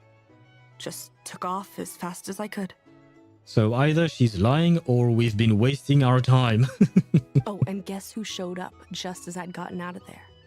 Those good-for-nothing rat Niki, that's who. Could it have been Flins by any chance? If my luck had been just a little worse, they'd have found nothing but my corpse. Or whatever was left of it anyway. And it's kind of mean to call them good for nothing. I think they're doing their best, but there aren't that many of them, unfortunately. Oh, wait. We have a new goal, guys. Our first goal was to repopulate the Frost Moon Scions with Lauma. And now our new goal is to repopulate the Ratniki with Flins, because he's the only one we know. I guess Saucy is also here, but well, Flins first, right? Either way, there's nothing in there you'd want to see. Even those who have had a personal encounter with the Wild Hunt know nothing about the strange phantom we saw. It seems Nefer's judgment was on point. I see some downcast faces. Why, have we all hit our limit? Ha! Says who? I'm still raring to go. I like this girl. Because you didn't drink that much. The fuck? I think he's going to throw up in a bit. In that case, let me raise another glass. To a blast of a showdown and a wonderful evening. Hello, sir. Lady Nefer has ordered a fresh round of drinks. Could you deliver it to her? Sure, I can do that. Ah, the robot is with me. Yay. Wait, if the robot is delivering the thing, why do you need me? I need to guide the robot?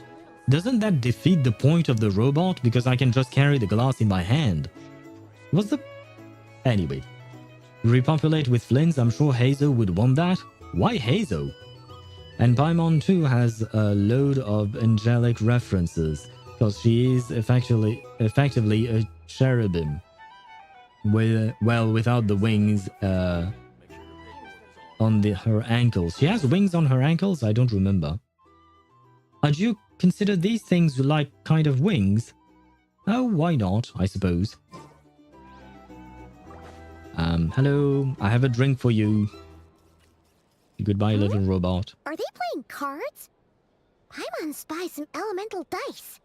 Same as usual then? One die, 100,000 Mora. I'm not here to do business with you. Holy shit, this voice. Oh, what the fuck? I'm not here to do business with you. I do not know who this man is, but I love him. Korhonen. Holy shit. I'm not here to do business with you. I want a character to be voiced by this guy.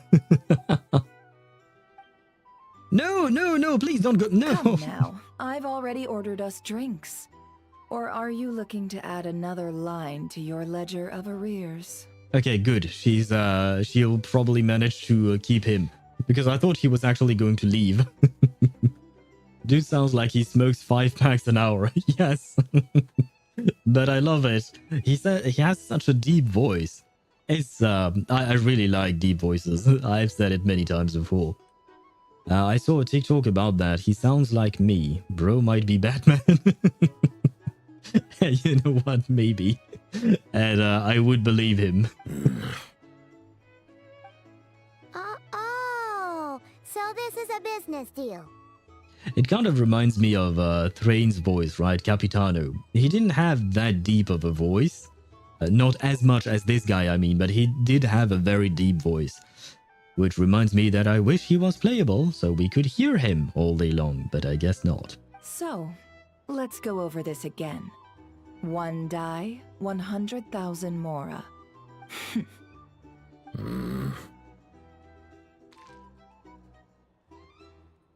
That's not just one die, that's 6. I know how to count. Come on, let him speak more, please. Then we have a deal. Come, you two. Take a seat as well. Yes, but please let... And by the way, I've noticed this guy since the start. This guy's working for the Fatui, right? And I think he was there at the very start of the Act 1. And he was the one who tipped off Marionette, if I recall correctly. He's not doing a very good job being discreet. What are we even doing here? I don't know, but please keep talking, man. I can give you 3 things. The features of the Wild Hunt, the exact locations where it has appeared, and the intel we've received from the Lightkeepers.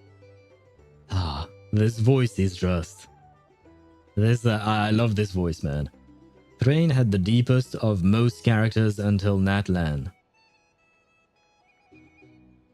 What do you mean, until Natlan? He came out during Natlan. And who else has a deep voice in Natlan? I can't think of anyone other than Capitano. Are they going to play TCG? No, not TCG, just the dice part of TCG, I guess. So, TDG? The dice game? I don't know. The Wild Hunt is in fact a phenomenon linked to abyssal power. Fog and monsters follow in its wake, posing a lethal danger to ordinary people. Okay, I have a great idea, guys. I meant during/up to his release. Fair enough. Kachina, yes, Kachina has a deeper voice than Capitano, of course. Thank you, Ktosh. But wait, guys, I have a great idea. We put Nefer in contact with Yaemiko. Yaemiko has the Yae publishing house, right? She publishes books. But she's also interested in Mora. So is Nefer. And she knows this guy, Korhonen, right? We ask this guy to record his voice to do like, what is it called again? Audible, right? This guy would be perfect at narrating a book. He would be amazing. They would make a killing with that. I'm sure of it. Audiobooks, yes, basically audiobooks. Audible is just one company, right? But yeah, they would make a killing with this guy. We have to hire him, whoever he is. On the flip side, these monsters cannot leave the fog, so the disaster cannot spread quickly. I feel like I won't be able to find out who his voice actor is. I want to find out. Korhonen. Okay, I have to find out who is this voice actor. I want to hear more of him everywhere. Genshin Korhonen. Voice actor. Please tell me. Voice actor for Genshin. Yeah, sure. Voice actor list. Okay, wait. Oh no, it's just the voiced character list. This is not what I wanted. No. Yeah, no, I can't find who he is. Shoot! I wish we knew. Wait, no, these are playable characters voiced. Yeah. I wish we knew. Come on. No. No, the wiki doesn't know, unfortunately. Oh well. Goon? Yeah, sure, but for a voice. We already know all that. Fair enough. Then I won't beat around the bush. Here's a map of current Wild Hunt anomalies that I snagged from the Lightkeepers, including the locations they'll soon be bombarding. Okay. I think I've been to most of these places. That's a lot. We've never seen anything like this either. That's why everyone's so worked up. He kind of reminds me of, I've talked about him before. Wayne June, if I recall correctly, the narrator for Darkest Dungeon. I absolutely love it. Raguna. That's just the name of a city. It's 1 a.m. Why did I get summoned here? To watch the stream, yes. Oh god. Oh god. Yeah. And there goes Ktosh and Joel with their conversation. I'll find it. Oh, are you on a quest, Sparta, to find who the voice actor is? Thank you. If you do manage to find it, that would be awesome.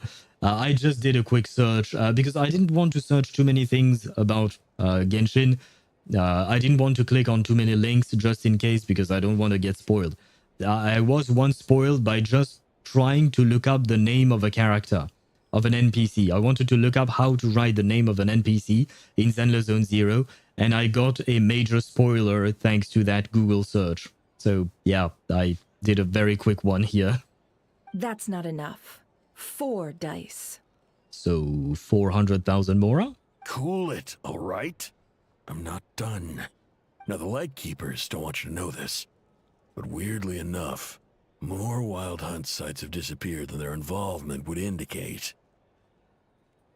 Disappeared than their involvement, okay. Isn't that normal? They're not the only ones fighting the Wild Hunt after all. Adventurers do that too, and maybe some just go poof by themselves. They're going poof by themselves, I doubt it, but I have done it, you know, fighting some of the wild hunts out there when I was exploring. So, yeah, Paimon has a point. I'd agree. And really, we've always had a small, stable discrepancy between reported anti-wild hunt ops and anomalies cleared. That variance has become a gulf lately. You have summoned the archivist. Fair enough, I forgot that you live inside Dan Hong's room, / the archive room on Star Rail. What could that even mean? On the Express, that's the word I was looking for. I've got 2 theories. 1, that some new force is clearing the Wild Hunt out in secret. Or 2, that some Ratniki are not reporting the work they do on purpose. Okay. But why? For both, actually. Oh god. Whoa. Oh. I have a headache, I'm gonna sleep. Good night. Good night to you, Joel. I hope your headache goes away. And I hope that Tuesday will be there to take care of you. The odds of the former happening is low. Not many organizations can even engage the Wild Hunt. Never mind keep those operations a secret. If you're interested, I'd recommend following the latter train of thought. Paimon doesn't really get it. What would anyone gain from doing that? That was my question as well. Let's just note it down first. Now that's what I call interesting intel. No wonder you've been doing well for yourself lately. Even if you've mostly just been reselling my intel. Please, stop. This is all I've got for you. Oh, stop that. Why, people might start thinking me a bully. Now, imagine this. If... what do you call that? If this guy was voicing Flins, and Flins was actually aura farming. Because like I said, Flynn is not actually an aura farmer type character, right? He's actually just a nice dude, more or less. Kind of suspicious, but still nice, right?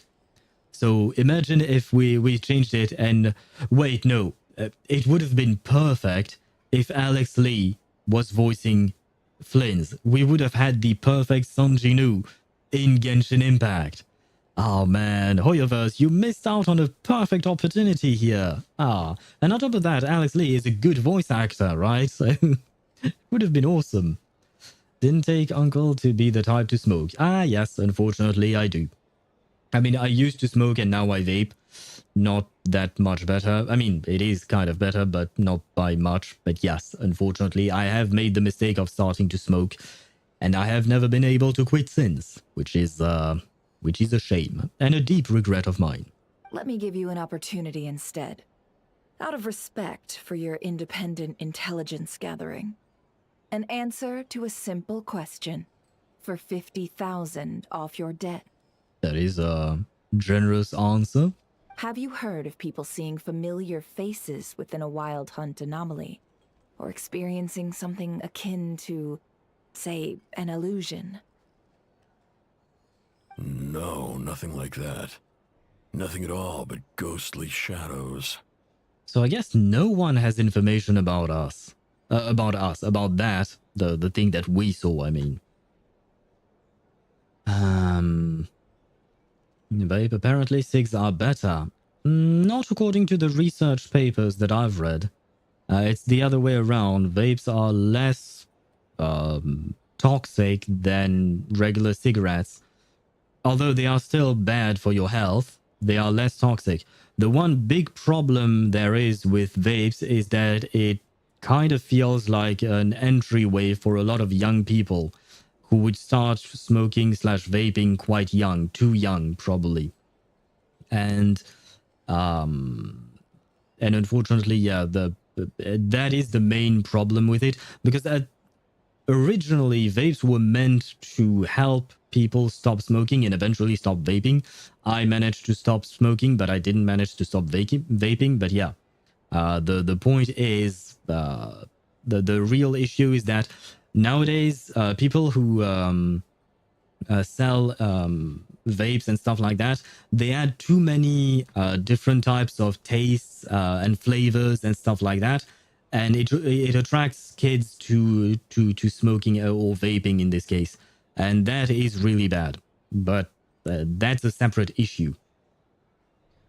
The tar is the problem cigarette wise. As a smoker, I should know. Yes, I mean, I knew about that too. Yeah, I've seen the list of ingredients inside because it's mandatory in France to list what is toxic inside cigarettes and stuff like that on the pack. And we also have gross images of the consequences of being a smoker on cigarette packs in France, which was supposed to be a way to deter people from smoking. I don't really know if that worked. I think what really worked was hiking up the prices.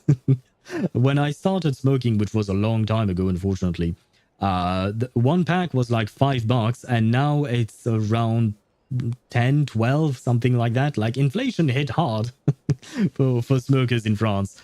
But yeah, quite unfortunate. I mean, no, it's actually a good thing if it can make people quit smoking. Why not? The list hasn't been updated anywhere. Also, the list hasn't been... Okay, yeah. It worked a little, but the price hike is painful. Yeah. I mean, that's the point, right? On top of just the government making money, the point is to help people stop smoking, probably, kind of. I really do hope that it works someday and that we stop smoking. I don't really understand why we allowed smokes to be sold in the first place. Never mind, there was a time when we didn't know that smokes were detrimental to your health. And there were even ads recommending you to smoke. But that was like 70, 80 years ago or something like that, right?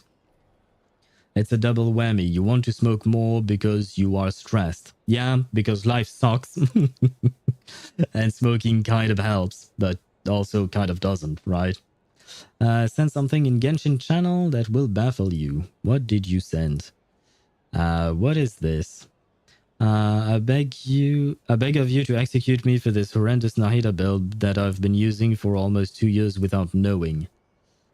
Crit rate, why not? With some elemental mastery, that's not bad. Oh, attack.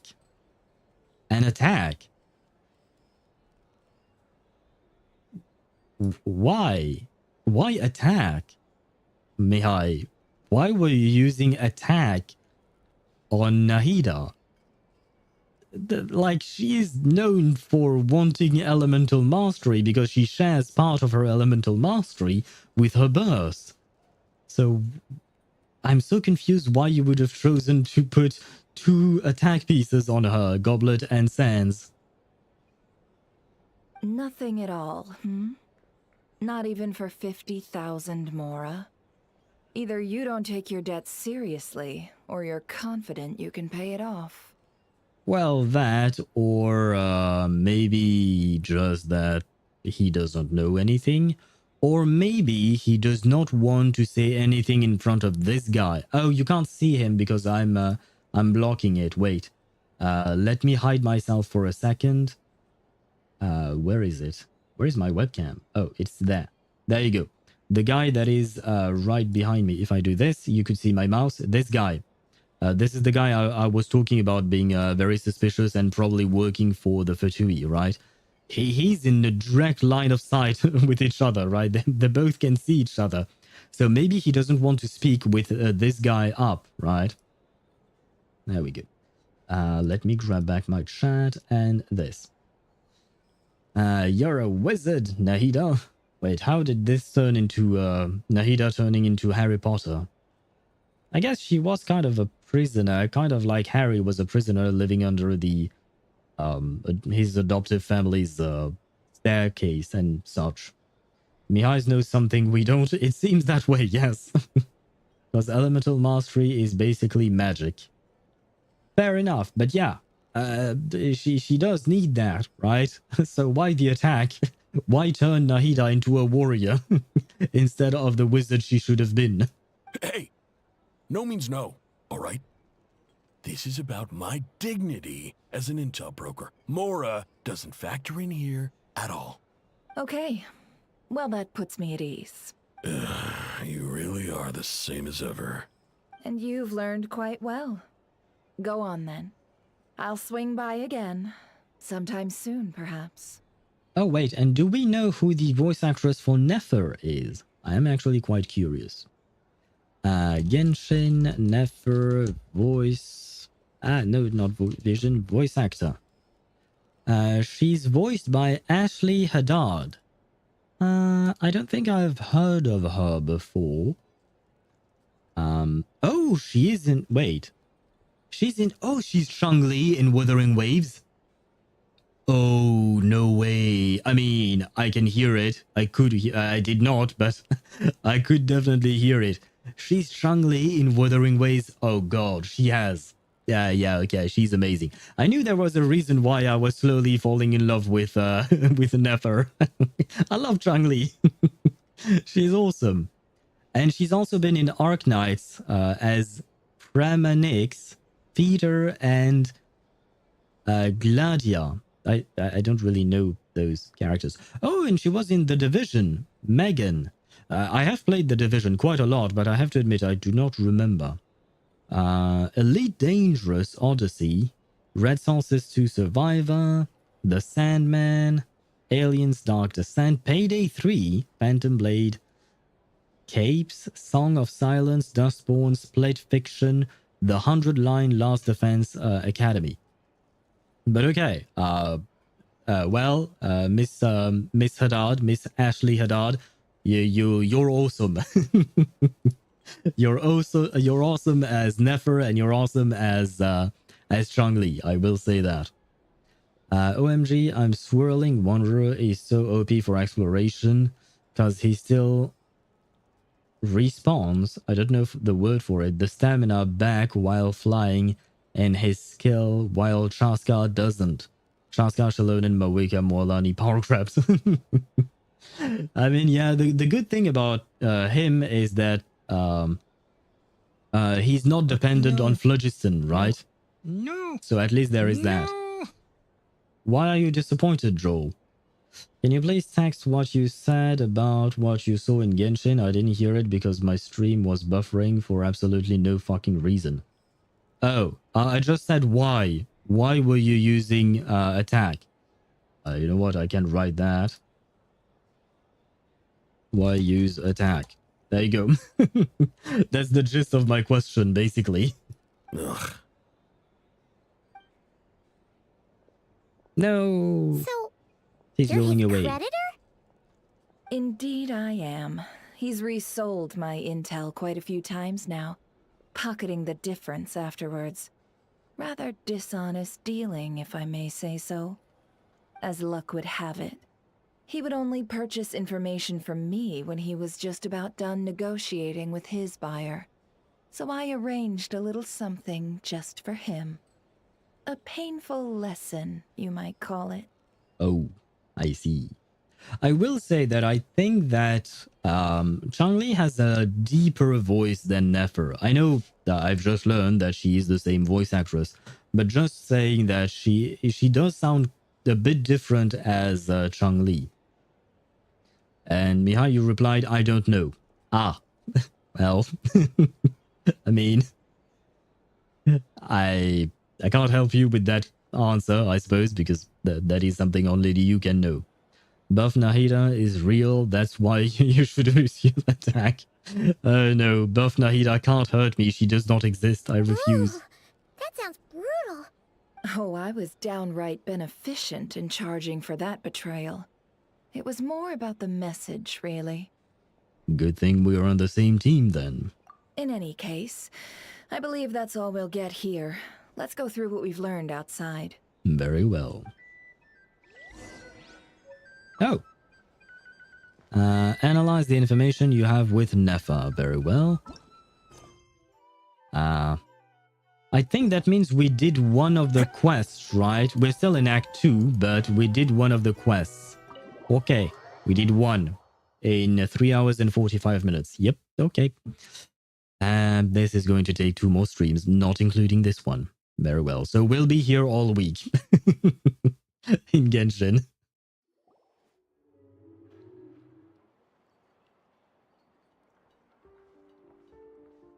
Most of our intel seems quite dispersed, so let's try piecing it all together. Well, first, no one else has seen that weird phantom, apart from our encounter on Star Sand Shoal. Maybe it was because, what do you call that? It was because we are special or something, that we saw that and the Abyss tried to, or the Wild Hunt tried to manipulate us, maybe?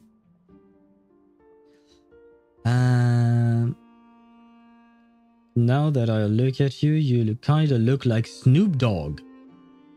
I had never heard that before, but okay. Why not? I'll take it as a compliment. Snoop Dogg is a very successful man. And he's a great rapper, right? I added you in Genshin, by the way. Oh, right, I forgot. I'll try to think of it afterwards. I will accept your request when I think about it, number 1. And number 2, when I'm done with this dialogue, hopefully I will think about it. That is a compliment. Yeah, definitely. I mean, Snoop Dogg is a great dude, right? So I wish I could be just 1/10 as creative and as successful as he is. And when I say successful, it's mostly because of everything he's done to achieve what he has achieved, to put him on the stage that he is at now. This was a very long-winded sentence. But yeah, the guy is great, like seriously. So yes, I will take that as a compliment indeed. Snoop Dogg with how he puffs that thing. Yeah, I'm not going to... yeah, no, never mind. I'm not going to say that. Wait, he does? What the hell? Wait. What are you talking about, Tosh? Oh, are you just confirming what Mihai said? Indeed. And we have that from multiple accounts, so each statement corroborates the others. What in Teyvat could that phantom be planning?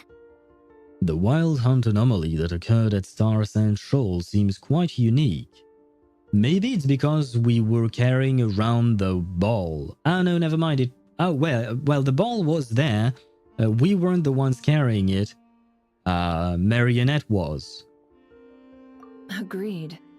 Instances of the Wild Hunt afflicting Nod-Krai in general have increased in frequency, but the phenomenon itself hasn't changed much. But strangely enough, it started happening when we showed up. I mean, I suppose that's just story, right? What you encountered must have been something special, with our mastermind concealing themselves within, in order to target the Moon Marrow, in which case, 2 questions arise. Who is this mastermind, and why would they want the Moon Marrow? She said the word! She said the word! Arise! Where is Sung Jinu when we need him? Where is Flins? Additionally, that intel broker mentioned that some Lightkeepers might be withholding information. Given the inconsistencies in Flint's words and deeds, he might be a likely suspect. Ah, I know Sung Jinu is a suspect. Well, I mean, I've been saying that he was kind of suspicious all the time, so there is that. Hear me out. Nahida is a powerful Archon, so why not make her more powerful by putting attack on her? Because that's not how she works. So technically speaking, you're making her less powerful. So yeah, you didn't take into account the fact that Nahida is a wizard, just like Sparta said. She's a wizard, so she's not a warrior. She does not want attack. She wants magic, right? What's your e-cigarette flavored, Uncle? Oh, it's a mint, glacial mint, basically. I don't really go for other types of flavors. I have tried a few out of curiosity, but I just keep glacial mint. It's just, which is kind of weird because when I used to smoke, I used to hate smoky mints, I guess, or smokes that had the flavor of mints. I used to absolutely hate that. But now that I vape, I switch. But it's mostly because I no longer have the taste of the actual cigarette, of the tobacco, right? Which probably was the reason why. But anyway, that is what I'm using. Do not use it. Do not vape. Do not do this. That you look like Snoop Dogg. Well, I am happy. I hope one day I shall meet him and say thank you for his contribution to everything, and mostly music, I suppose. Green Inefa. Who is Green Inefa? Who are you talking about, Joel? I'm a basic bitch if I vape tobacco flavor. I mean, I started out with tobacco flavor, but I didn't particularly like the taste. I don't know why. Maybe something shifted or something. I don't know. In me, but I didn't like the taste of tobacco flavored vapes, so I decided to try mint for some reason.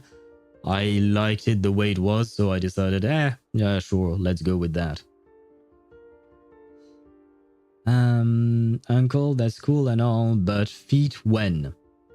When I get to play Wuthering Waves, you will have feet, because Yuno.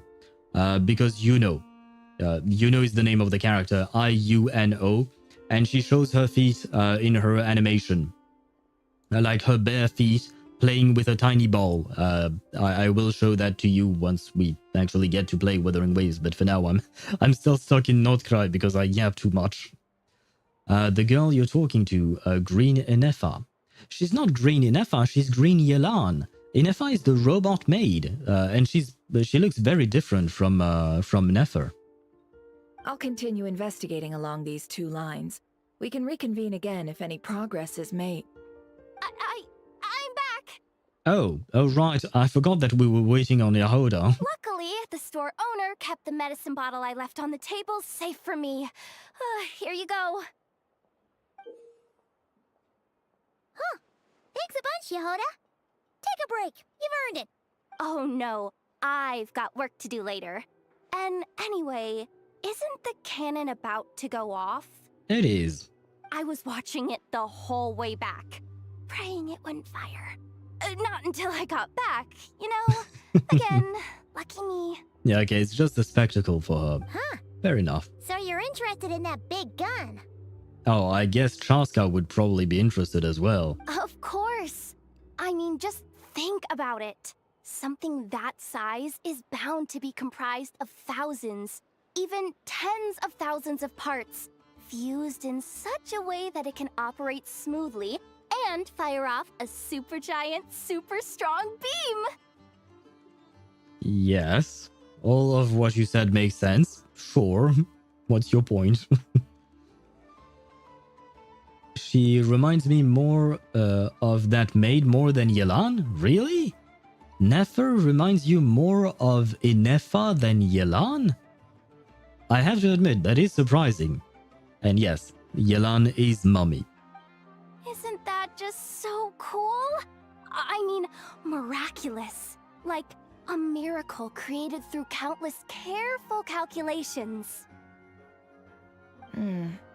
It has been a while since the last time it fired. Go on, feel free to go watch.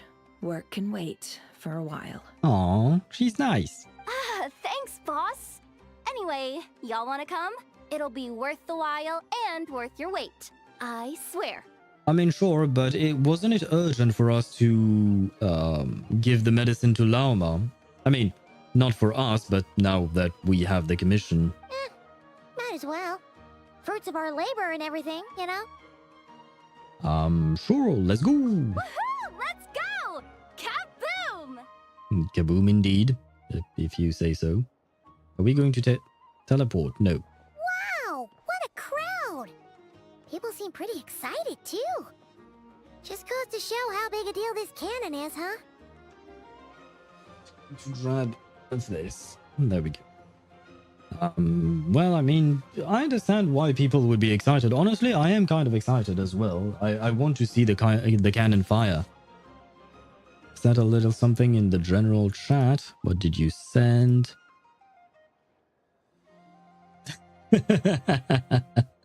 I mean, I don't look as old as he does, but we do both have a goatee, I suppose.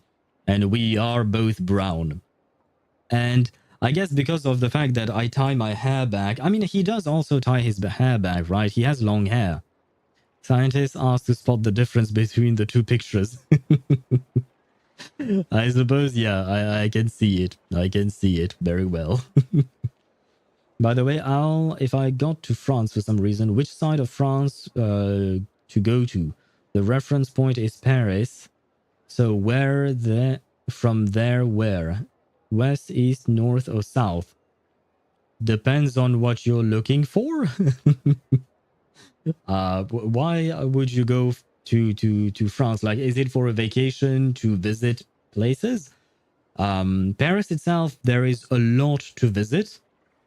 I mean, it's very vague because there are a lot of places to visit inside of Paris, right outside of the Paris region, I guess. And then each region has kind of its specialty.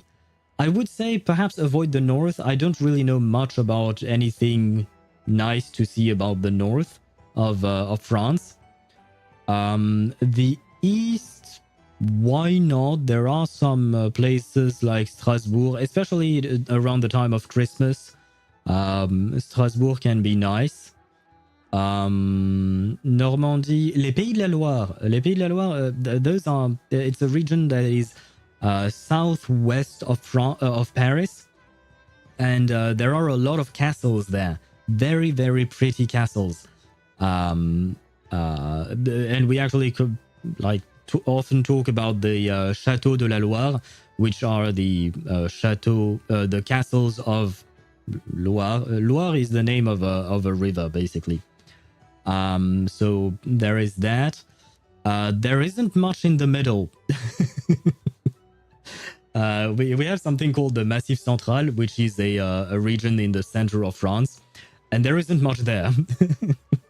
It probably has pretty scenery because it has a very old range of volcanoes. They are no longer active or anything like that. But maybe in terms of scenery, that could be pretty, but otherwise, I don't think there would be much to do there. Otherwise, the south of France, there will be better weather conditions, generally speaking, in the south of France.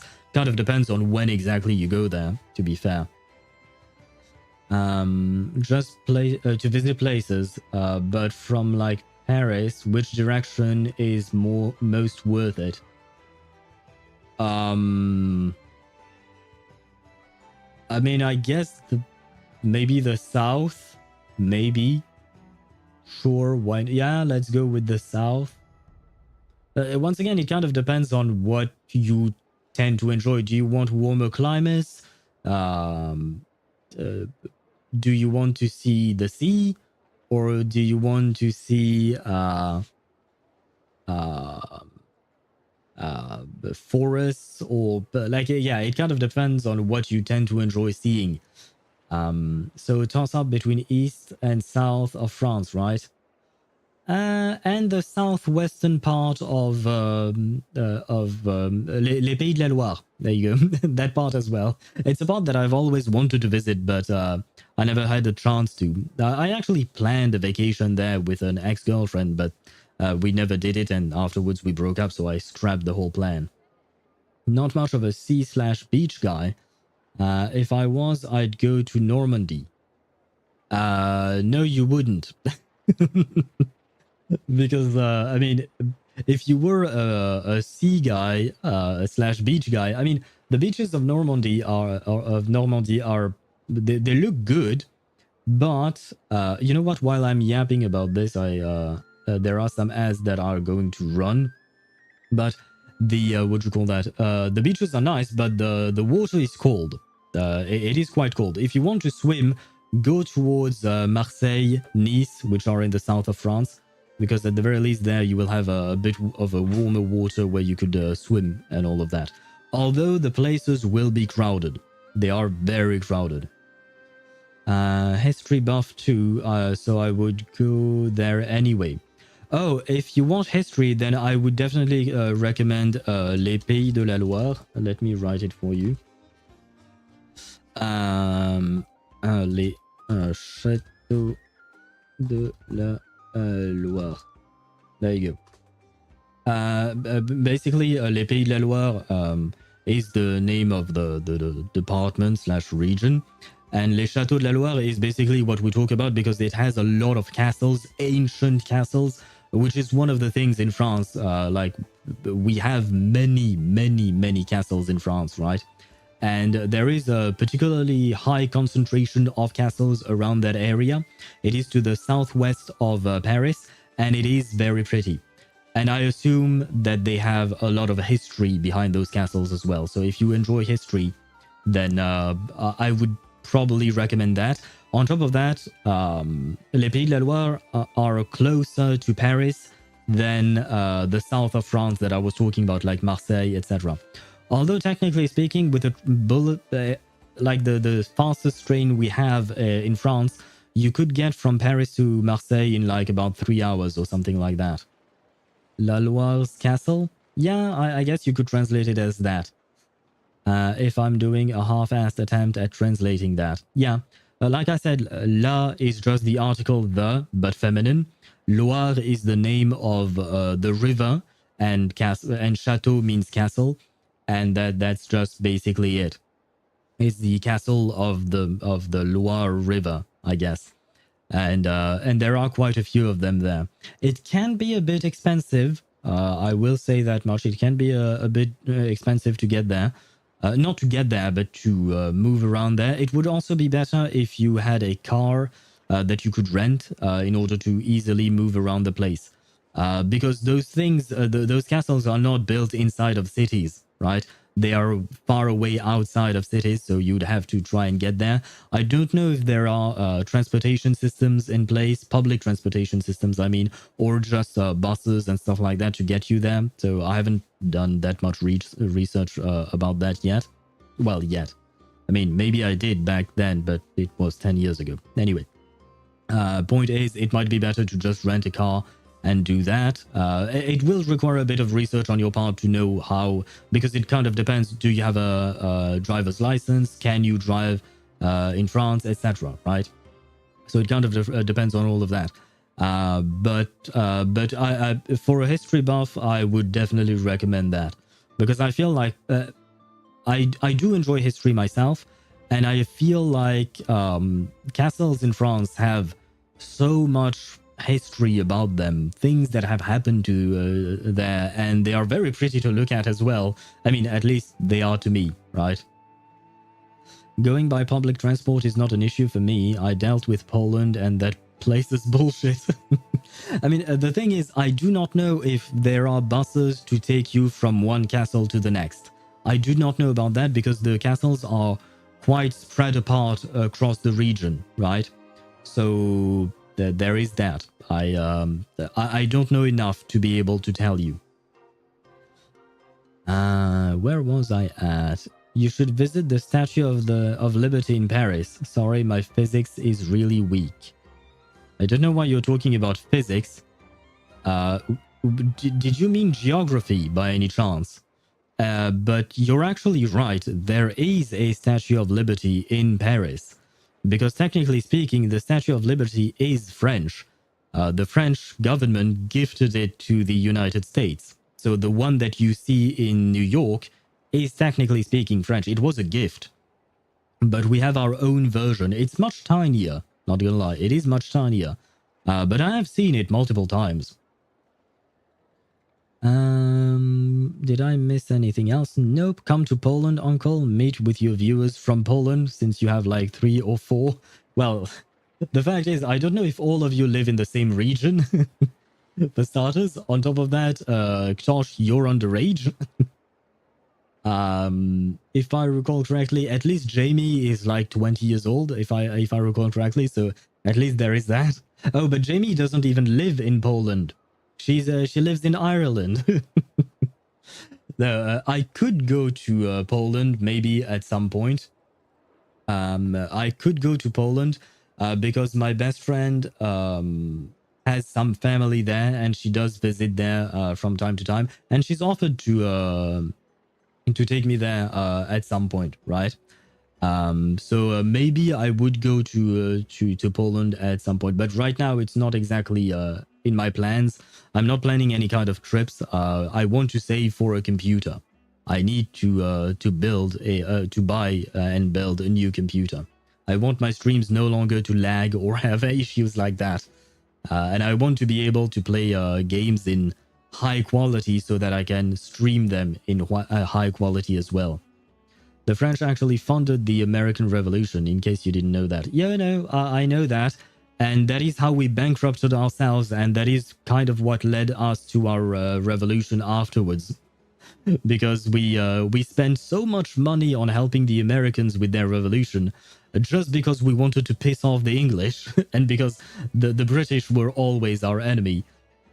That we bankrupted the country, and because of the economy and how it tanked after that over the few next decades or so, like, people were angry, and eventually it led to us decapitating our kings. So that's how it all started. It's all because of the Americans. We helped them out of spite against the English, to be fair. It wasn't a selfless funding. It was out of spite to weaken the British Empire. But yeah, we did that, and then we bankrupted ourselves. Which is kind of a funny thing, right? Just because we didn't like the British Empire, we decided, hey, let's go out all the way. You know the origin of the middle finger, actually, at least according to the English? That I do not know. And by the way, ads are gone on Twitch, so we can continue. Oh, for sure. One shot, one kill, problem solved. Simple and practical. Just the way we like it. And even if that wasn't how it worked, just listen to how it roars. If that isn't power, I don't know what is. Oh, if only I had that kind of strength. You want to become a cannon? Oh, how about we replace your right arm with a cannon? Could be a good deal. Hey, don't think like that. Your skills and smarts have been a big help to us too. Really? Aw. Think that? Oh, I'll do my best the next time we work together. For sure. She has some self-confidence issues, but she is pretty cute. Are we going to get to see the gunfire? Hey, look! It's starting! Ho ho ho ho. Let's see the fireworks. Oh, we actually get a cutscene. Kind of.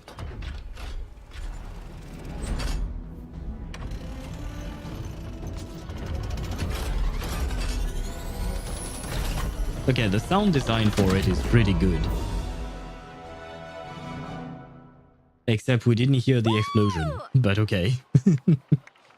Nice one! Hey, Moika was there. Oh no, not Oni. He's the one who was suspicious of us when we were serving drink. But I like the previous girl. Finally, all fixed up. And her Nothing too. to fear now. Awesome! Felt that one in my bones. Whew. That sure was powerful. And pretty dazzling, too. Guess that's why everyone's been counting on this thing. Surely the Wild Hunt doesn't stand a chance. Perhaps we should use it more often. It would certainly save the Lightkeepers a whole lot of running around. Yeah, but Aino said that we can't use that too often because apparently the weapon tears apart easily. The French usually chopped off the middle bow finger, so when the archers found out about it, they shoved their middle fingers and figured that we still got ours, come and get it. The French chopped off the middle bow finger. Oh, because they were using it to draw the bow, right? Because I know there are several different techniques to draw a bow, and it uses different finger depending on the technique. And you don't always grab the string with your fingers like that. Sometimes you just do it like this. It's kind of complicated. Yeah, the middle finger was the longbow finger. Okay, I did not know about that. I mean, in medieval times, later on especially, longbows were definitely quite used, right? And they were powerful. And it's actually incredibly difficult to draw a bow. Like, bows are... They are hard for a reason, because the strength that you put into drawing the bow back is what actually gives it the power to then fling that arrow very far and very fast. I feel so alive right now. Overtime. Ha! It's gonna be a piece of cake. It's once again this redhead. She keeps appearing. Why? Why is she here? See, and she then moves on. Oh well. You know, Paimon's been wondering, if you're so interested in machines, why don't you go work for Aino? That is a good point. That's what we call drawing a line between your work and your hobbies. Fair enough. I've got some mechanical talents, sure. But this job I have now, no one can do it but me. Not even Aino or her silly robots. Hey, don't call Inefa silly. She's sometimes a bit challenged, but she's nice. Anyway, gotta go. See you later. See ya. Says the person who got salt and medicine mixed up. Looks like the crowd's breaking up as well. Let's head over to Hisi Island. Best not keep Lauma waiting. Very well. And here I thought we would be seeing Flins today, but very clearly I'm way too slow to see Flins. And I just want to switch teams because gotta go fast with mummies. There we go. Bows are a strength-based item using the axe. Yeah. Yeah. I mean, very clearly, you really need to have strong forearms and arms to be able to draw a bow. And why am I running? I should just teleport away. Accept the friend request. Yep, thank you. I had completely forgotten. Where is it? Kawaii. MG Monterey. So cute. This is not your second account, Tosh. This is not your second account. There you go. And yes, I was going to teleport away. But thank you for reminding me of this. The cannon was built by a 10-year-old girl. This is something. It is. Definitely. Deidara. I mean, she's a genius. She's a genius. Let's see now. What's changed since we were gone? But that is more or less what we see in games, right? We have geniuses, 10-year-old who basically build mass destruction weapons, right? Mass destruction weapons. That's well, oh well. Speaking of bows, Tartaglia's 5th bow attack him throwing an arrow harder than him shooting it. Yes, I've seen the animation about that. And yeah, Child is very strong indeed. I mean, he did survive in the Abyss, and he was trained by Skirk after all, but it is quite funny that his last bow animation, or normal attack animation, is just him. He gives up on the bow, basically. He gives up on the bow and just, boom, he shoots it with his hand. Wait, I just realized I got 50 plus in 2.5 days. Please send a specialist. 50 plus what? I don't know what you're talking about. I will do a no teleport run in Genshin in 4 years in the future. I mean, I would if I had the time. I used to do that when I was playing Skyrim, but that was a different time and place for me. Well, not much has changed. Yeah, if anything, looks like things are settling down. That's Lauma for you. Hey there, Lauma. We're back. Hello.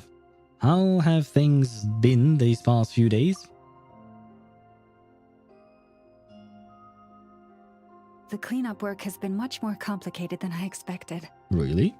Solving problems that have built up over time is a tall order, to say the least. Fair enough. I believe it will take a few weeks more. Fortunately, those who remained appear to have shaken off the initial confusion and are becoming more proactive by the day.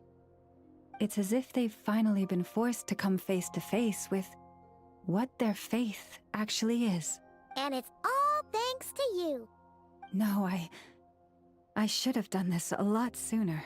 I've been focused on taking care of myself these past few days, so I'm in a good place. And since you're looking after the Moon Marrow for us, I should be able to help you investigate the truth of the past. Well, thank you for remembering. Speaking of which, have you heard anything new about that phantom? I've tried asking around, but to no avail. Why does no one seem to know anything about these phantoms? Pulls, I mean. Oh, you got 50 pulls in 2.5 days. But is this a new account? Or, like, did you just create it recently? Because if that's the case, then you have a lot to catch up on, which means that you can get a lot of pulls thanks to that, right? What about you? Nothing. We haven't made much progress either. But here's what we've got. We've got nothing. I mean, I guess we have this suspicion about Flins and the Ratniki, I think I've right? got the gist of it. Sounds like you've got your work cut out for you too. Don't forget to take good care of yourselves.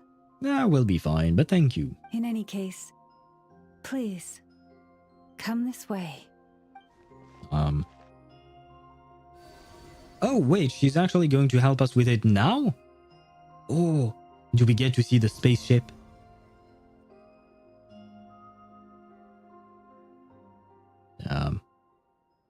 Wait. What do you see? I mean, yeah, well, this just looks like a shooting star, I suppose. This is Nod-Krai? This all looks familiar. Is that a shooting star in the sky? No, wait. That's our spaceship. Is it over already? I mean, yeah, we kind of... we knew that we landed in Nod-Krai. That doesn't exactly help us. This appears to have occurred a long, long time ago. The memories I sensed are highly turbulent and disordered. So that is all my power allows me to discern. So, we went through all of that trouble. We were willing to wait for 2 months. We didn't at the end, but we were willing to do so. All for that? I'm not gonna lie, I was expecting a bit more. At least we now know where our spaceship landed in Nod-Krai. Near Sarsan Shoal, or so it seems. Ah, okay, at least that's an answer, because I did not understand that. So it literally is nothing, yes. I guess the only thing is that now we know where it landed. So at least we got a clue to go off of, I suppose. That matches what Levine told me, but I want to know more. Oh, hello, Luon Notar. Huh? What's the matter? Is Colombina okay?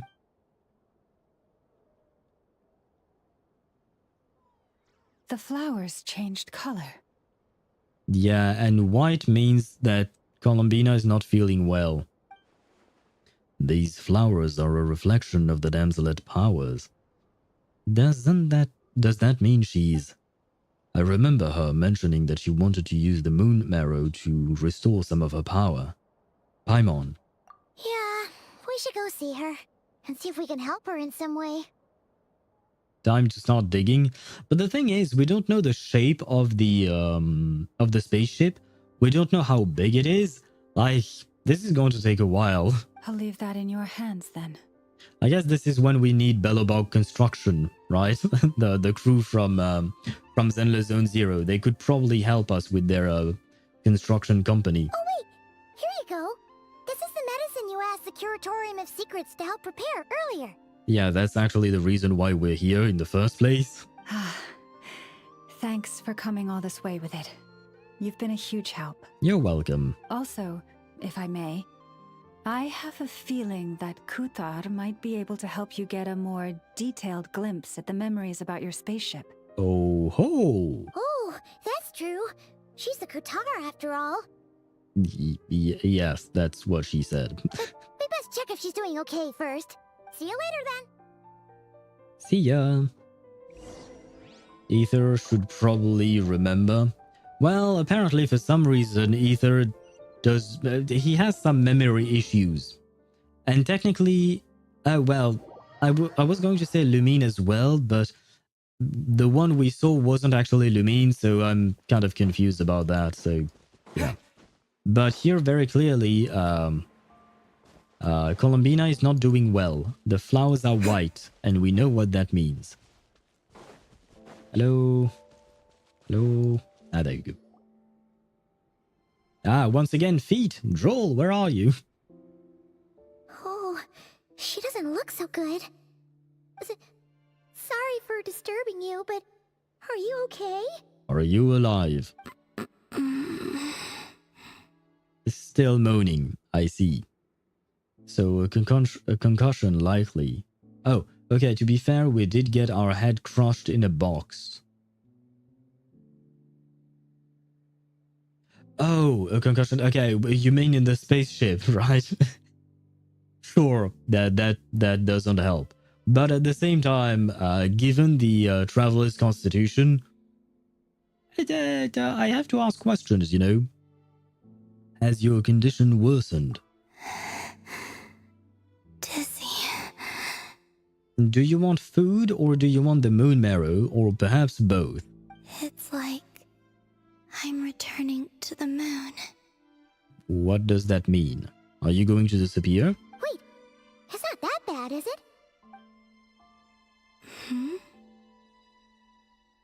I sense the moon's power within you. Yeah, I gulped a big bowl.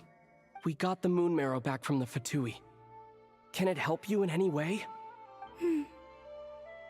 And what do you require this time? Help me find my spaceship. That's all I've been asking for this entire time, I think. Come on, don't even think about that. Right now, you gotta focus on getting better.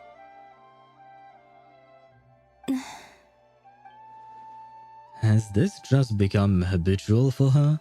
After living in relationships of mutual benefit for so long? I might need your assistance in the future. Oh. Very well. Yeah, I guess she only knows this, so that's the only way for her to operate. I mean, when the sustainer crushed us in the cube/seal. Oh, that too. Okay, fair enough. That too. I mean, we don't exactly know what the cube did to us, technically speaking, right? Because I doubt it crushed us, otherwise we wouldn't be alive. Probably, I guess. I have a theory that all the lurkers are just watching and waiting for the feet moment to screenshot it, and they can't type in chat because they're gooning. I see. That's one hell of a theory, I guess. But let the lurkers be. Give me your hand. Aha, lewd hand holding.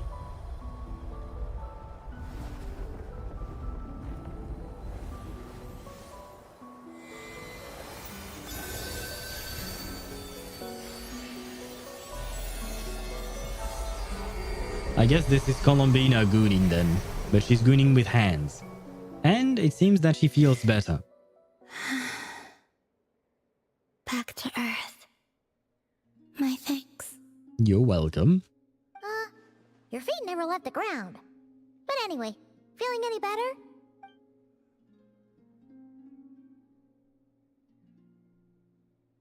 more feet. What are these fake shoes she has? Significantly. What are these? What are these fake shoes? This makes no sense. Like, she has just like water droplets that act as heels, but the rest of her feet are bare. So what's the point? Did she just want to act like she's taller than she actually is? Okay, never mind. You will get banned. Wait, Ether has gloves. It's fine. Yes, it was protected hand-holding. Like we always say, when you go out, kids, and explore the world, always be protected, right? Ether takes this to heart as he's always wearing gloves. So it is perfect. She's supposed to be a cherubim. Oh, just like Paimon? But what's the deal with the water shoes then? I mean, for a cherub, I would have understood if she was barefoot, but here she's barefoot with those water bubble things. I don't think that's a feature of those tiny angels, right? And cherubs are supposed to look like babies, right? Wings on her ankles, basically. Yeah, no, but I'm talking about the specific heel ball of water. Wings on her ankle. The ankle themselves I don't mind. It's just the thing that is underneath her feet that I don't get. What did you do? Or maybe what did I do? The moon within your body. It is as silent as a reflection in the water. Fascinating. So that's a good thing, right? I merely drew forth a ray of its light from the water. Enough to keep me tethered to the ground for now.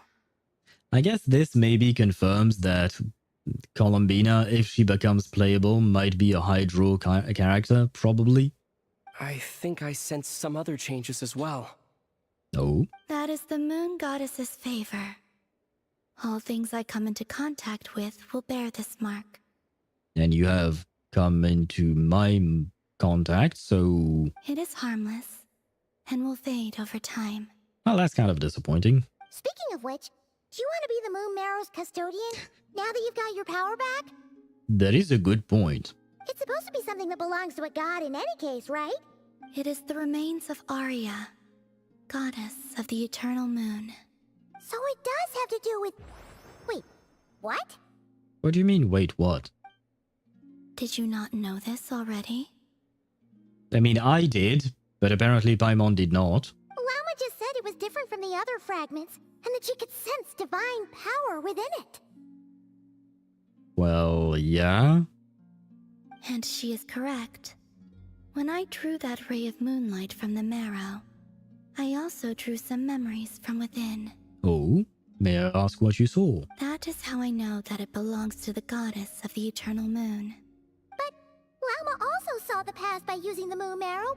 Why didn't she see that? Because she does not have that deep of a connection with the moon? Lauma mentioned that she could only catch brief, blurry snippets. Perhaps this is something that only a moon goddess could sense. There were once 3 moons in the sky, each belonging to a goddess who ruled over it. But after the War of Funerary Flame, all 3 lay slain, and 2 of the 3 moons were shattered during the conflict. The War of Funerary Flame. Was that the war between the primordial one and the dragons? Was that the war between the primordial one and the second one? And the second who came? Which war is that? Aria, Sonnet, and Canon. Yeah, these are the 3 names of the themes in on the opening of Genshin, right? When you look at the opening menu, you know, when you look at the door, I believe that these 3 songs are the ones that are being played during the morning, evening, and afternoon and night, right? Or something like that. But it is also the name of the 3 moon sister, right? After Arya's death, her power coalesced into this moon marrow. Okay, so I've been carrying your sister's remains inside of me. Don't know if that's a... Wait, does that mean that the... would you call that? The moon marrow is a gnosis. It is the remains of a god. It is not the remains of a descender, but kind of, right? One of them is called Dream Aria, yeah. Yeah, I think I use it from time to time as a song for my taking a break scene and stuff like that. The iridescent moon's remains have never been found. And while the frost moon's goddess died herself, her moon was never broken. Basically, it is a gnosis. Okay. It is as I thought. So wait, our boy is here. He's out here. Just gallivanting with a gnosis in his pocket. God damn. As the prophecy stated, this moon would birth a new deity sooner or later. The entity the Frost Moon Scions call the Kutar. I can sense that my power belongs to the Frost Moon, but it lies beyond the false sky, too distant from me. So you need to return to the moon. Forget controlling it. Sensing it alone requires immense effort. I mean, to be fair, celestial bodies are quite far from each other. Oh, wait, let Paimon count this up. We have the Eternal Moon's Marrow with us. No one can find the iridescent moons. Does that mean you have the Frost Moon's Marrow inside you then? No. It can only form after the moon goddess is dead. Consider it a form of energy core. Okay, but that moon goddess died. You may as well ask if there are rocks on the moon. Well, I mean, yes, there are. I know that much, but I'm not sure what she means. Oh, so you're saying that you represent the Frost Moon's power, right? Oh, so she is the moon marrow herself. Okay. So it basically is a gnosis. Yeah, I would agree with you on that. Yeah, I do believe so. Yes. Now, a god with a gnosis is named an Archon. Since you bear the moon marrow, does that make you a moon goddess? I guess we became a goddess, guys. Or a moon goddess. But it is somewhat similar. Even though the traveler is replying, I doubt that's the same thing. It does feel like it is similar, and it is basically a gnosis of some kind. I doubt that this is the same thing, apparently, but I disagree with the traveler. You do not wish to become one? That's not what he said, but... That's not really the problem here. Yes. Also, why are you so eager to pass that title on to someone else? Anyway, never mind this becoming a moon goddess stuff for now. We're asking if we should return this moon marrow to you. It is your sister's power, after all. Or your relative's power, because technically speaking, the goddess died and then you were born from the moon that stayed behind, so it's a relative of yours, right? I do not desire it. That's not what we asked, either. God damn it. Nor does it desire to come to me. So I should just keep it then? I mean, sure, why not? But okay. Ether is a goddess. Yes, Ether has... this is why we've always been able to choose between Ether and Lumine. So you never know which gender they are. And Ether is no proof of that. Ether was supposed to be a dude, but now he's a goddess, somehow. Ether is allegedly meant to be the next heavenly principle, so... Really? Are there theories about that? I mean, it could make sense. Why not? He's a descender, and technically speaking, the primordial one was also a descender, right? So it could make sense, because if the Tsaritsa wishes to remove the heavenly principles and their authority from this world, something would have to replace it, right? So maybe at the end we work with the Fatui, remove the heavenly principles, and become king ourselves? That's just one way of achieving it, right? Let me look it up, where it is exactly. Where what is exactly? The fact that Ether might become the next heavenly principle. Please do be careful of spoilers, just in case, since I haven't finished the quest yet. Once again. Ether is now a magical moon girl. Sailor Moon transformation go. No. But now I kind of want to see... I want to see Ether cosplaying as Sailor Moon. It would be so funny. Oh well, I don't think that will ever happen. But, HoYoVerse, we are gifting you a skin idea for Ether. You've never made one for Ether, so you might as well. And what does that mean? When I came into contact with its power, I sensed a kind of rejection. I wonder why. I can only guess that this is because I, too, am a moon goddess. 2 moons will not rise at the same time, let alone consume one another.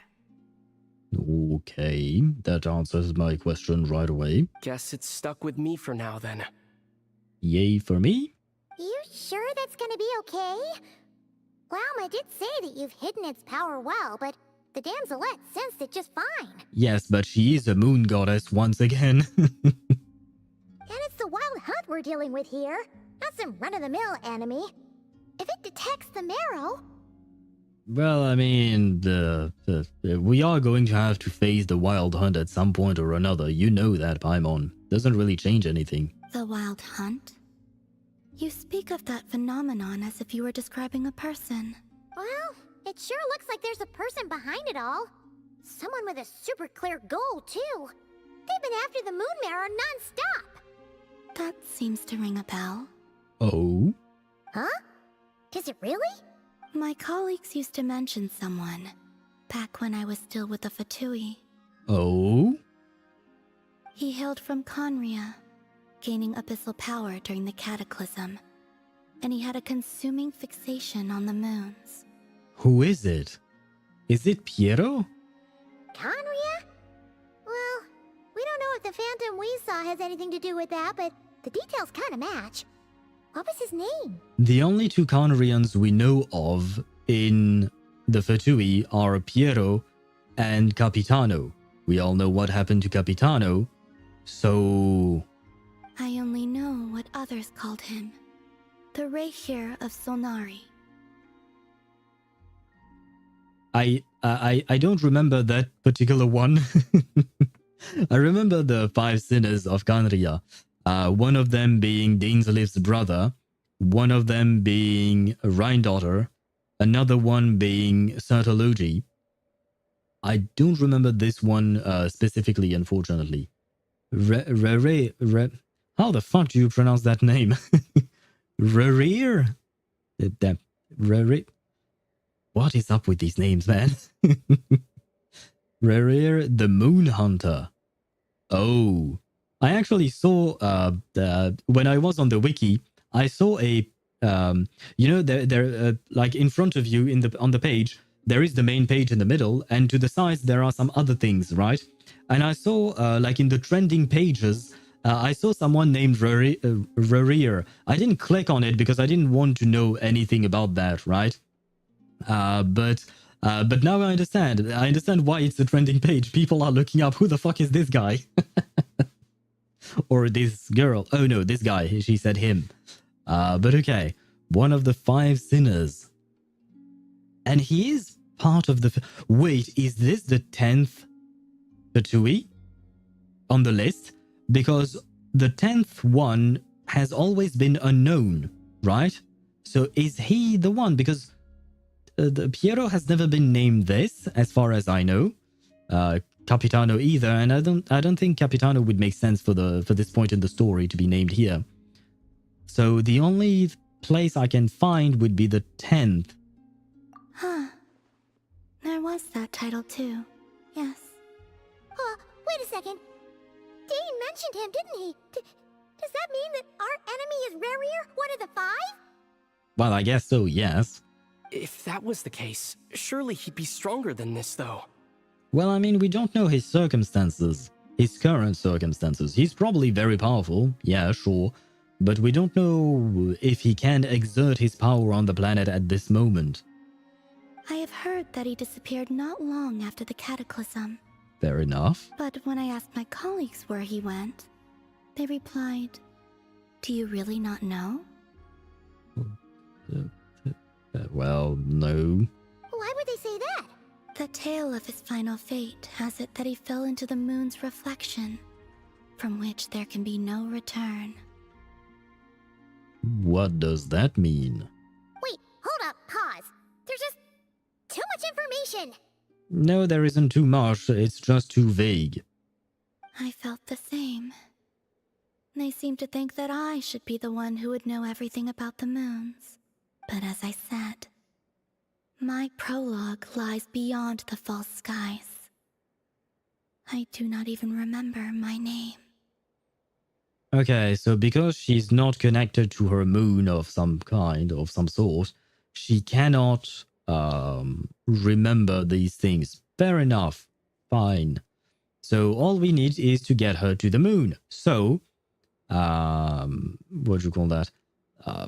Like I said, we find our spaceship and then we can find her, we can fly her to the moon, right? Beware of spoilers from Twitch chat. No, don't worry, they are not spoiling me. I know we know about these names. It's just that I don't remember these names, but they were mentioned when Dainsleif talked about the five sinners of Conria. He mentioned all of their full names and various titles and stuff like that. Shake my head. I like Moonfucker better. Wait, what? Oh, instead of Moonhunter, you preferred Moonfucker. I mean, I don't think he was fucking the moon. I think he was maybe hunting the moon. So the name fits. As far as I know, joke ruined. L joke 0 out of 10. I can't type. The fuck is wrong with you, Tosh? Are you okay? Too snitch. No, yeah, we need to get that cryo powers to get our wings back. I mean, even if we get our wings, can we fly her to the moon? Because we still need a spaceship, right? Apparently, to travel between worlds. Otherwise, we wouldn't have arrived in a spaceship, right? So it would only make sense that we would take her in the spaceship as well. He kind of got fucked by the moon. Hey, you know what? If he's into that, why not? Oh. Either way, following his departure, the wild hunt situation worsened drastically, and it has since become a byword for abyssal disaster. Okay. The present phenomenon may have inherited the same title, but it far surpasses its past incarnation in both scale and lethality. But from what she's saying, he sounds like he's dead. Or at least she makes it sound like he's dead because he fell into the moon's reflection and you can't ever come back from that, apparently. So either he is indeed dead or he's trapped somewhere and he's trying to get back, which is why the problem with the wild hunt has increased of some kind, right? We can try. Also, having a spaceship kind of nerfed the twins. Yeah. I mean, yeah. But it doesn't really shock me to have a spaceship. Why not? We had dragons having spaceships, right? So why not the twins having spaceships as well? And at the very least, it makes them seem less godlike and more just traveler-like. Perhaps kind of like Superman in a way, right? Because Superman is incredibly strong and all of that, but he still needed a spaceship to come to Earth, right?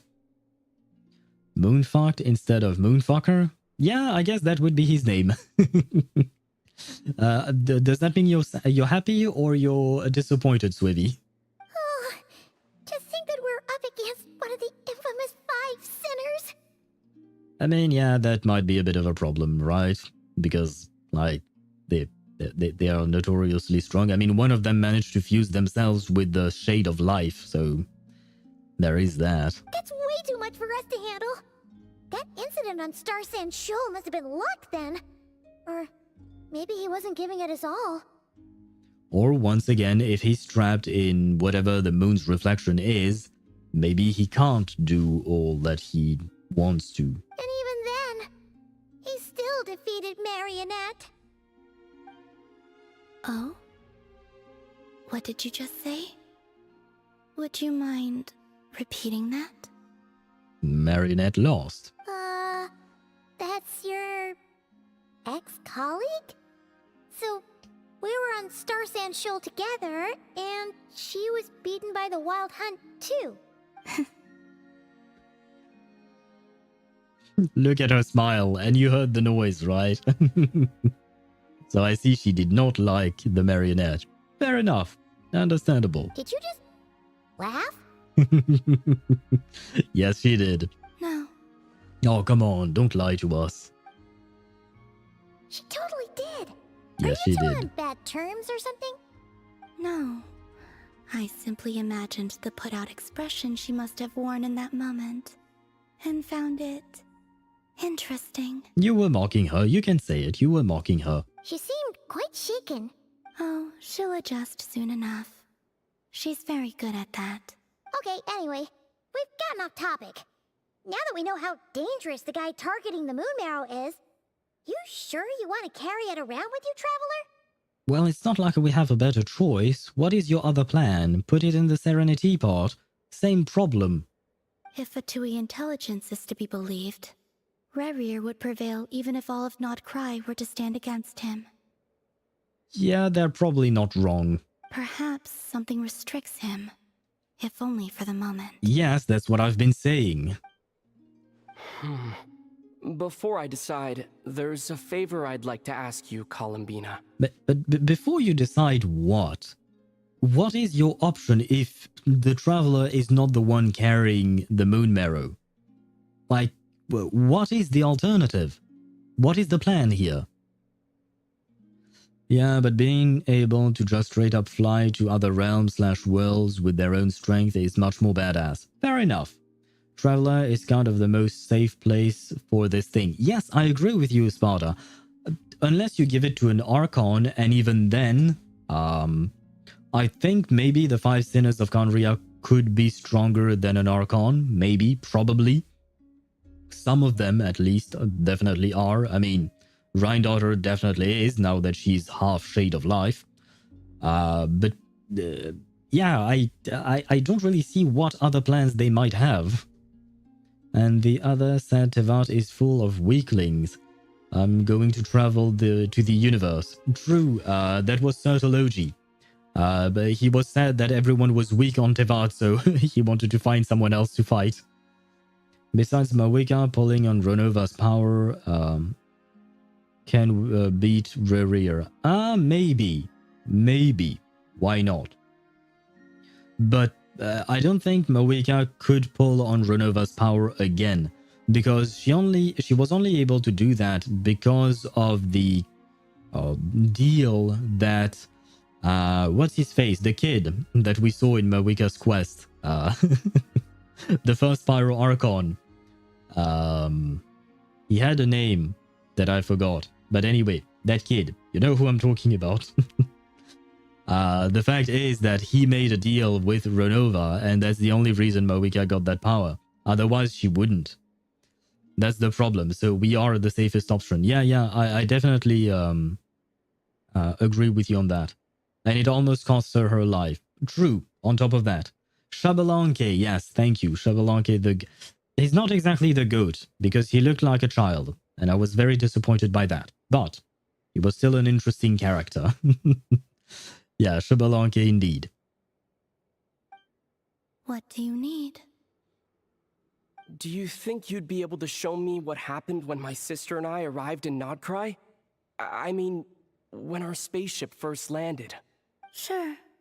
That was quick. Yeah, that's exactly what I was going to say. That was easy. As I said, this to me is but a single ray of moonlight. Nothing to it. Give me your hand. And ready yourself. Oh no, more lewd hand-holding.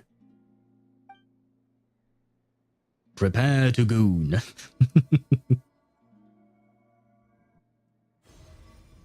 Okay, what are we going to see this time? This is what we saw before, only clearer. So we got the vision but in HD quality? Great. It seems we landed safely, at least. Oh, wait, this is our first time looking at his spaceship. I will grab a screenshot of that. If I can, there we go.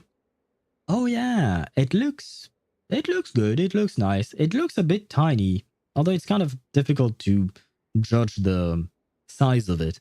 But it is supposed to house 2 people, right? So I don't know. It looks weird to me. But it weird in the sense like maybe it wouldn't house 2 people, but still, it looks good.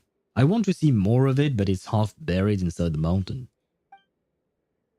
Oh, wow. Okay, well, we get to see it. Wow. This is awesome. I actually wanted to see that. Ah. I'm trying to first and foremost grab another screenshot. Thank you. But I'm trying to see whether or not the design / architecture of the spaceship would give us any clues as to where the travelers are from. Traveler and sibling. Huh. I don't know what this blue thing that moves is, but it's really pretty. I like his spaceship. I want one. Where can I buy one? A lot of time appeared to have passed. Oh wow. Okay, yeah, it's no longer glowing. Out of power. New screenshot for the new state of the spaceship. We're still inside the spaceship. To think we were in there for so long. When did Lumine get out, I wonder? Wait, is that Lumine? But how can that be? No one left the spaceship from the moment we landed. The door hasn't even been opened yet. Wait. Where is this? No. Come back to what he said earlier. If Lumine was outside of the spaceship after it landed, even though the door did not open, that means she was already on Teyvat, which might explain why she's not a descender. I mean, for the descender quality, there was also the fact that you needed to have the power to rival the will of the world, right? So maybe she doesn't have that either. But could it mean that she was just there? Like, maybe she was never our sister to begin with? I don't want that to be the truth, but with this information, it could be. All of this wild hunt stuff made me start playing The Witcher 3 again. Fair enough. I've had The Witcher 3 on my mind every time I've heard the word wild hunt in this game. Nice spaceship, Ether. Suspicious. Yeah, it is a nice spaceship, and it is indeed very suspicious, all of what is happening here. Ether, come on, we have to leave this place. What? So she knew our name, so she is our sister, right? But how? Hey, are you okay? No, I am not. Our spaceship. A long time passed after we landed.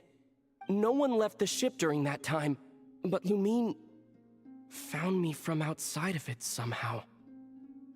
How is that possible? Huh? How would that even be possible? Yeah. I don't know. Come on, the game, instead of giving us answers, is just making us ask more questions. God damn it. The secrets within memories are like cookie crumbs. Take a bite, and they go everywhere. Don't talk to me about food, I'm hungry. There is something seriously strange going on here. I have to get to the bottom of this. But as Nefer said, there will be nothing to investigate if Nod-Krai is destroyed first. All right. I'll keep the moon marrow with me. Well, if you say so. Paimon can't stop you, but still. Ooh. I mean, once again, Paimon, what is your plan? You keep complaining, but what is your alternative solution? Maybe Conrians somehow managed to clone our sister and she's still stuck in the ship. So there is 3 traveler siblings. Oh god. You're not entirely wrong, but at the same time it would be strange that they would be able to clone our sister when she is locked up inside of a spaceship, right? Because to clone someone you need a strand of DNA or something, right? Not just a strand, you need the full DNA of the person. So I doubt it, but it could be a thing, technically speaking. Or maybe there is a time loop type of deal, because we know that there are time shenanigans in Genshin's story, right? So maybe the Lumine that found us was from a previous cycle of the time loop or something like that, right? And that's why she was outside. But that would mean that she would know a hell of a lot more, right? Istaroth can do time shit. We don't know the extent of the shit Khaenri'ahns pulled off with alchemy and chemia. Yes. We don't know exactly what happened with the whole Khaenri'ahns disaster and, you know, the whole calamity 500 years ago. So there is a lot of things that could have happened. My bet would probably be on time traveling stuff. It would make the most sense, I think. Probably. The story becoming way more interesting. It is, but it's also making me ask too many questions. I wish we had more answers. Will you need my help? Help with what? I could help you conceal the marrow. Well, if you're offering. You could? Oh, that'd be great. Detecting it within you is already no easy task. But I can teach you to further conceal its presence using Kuvaki. Like this.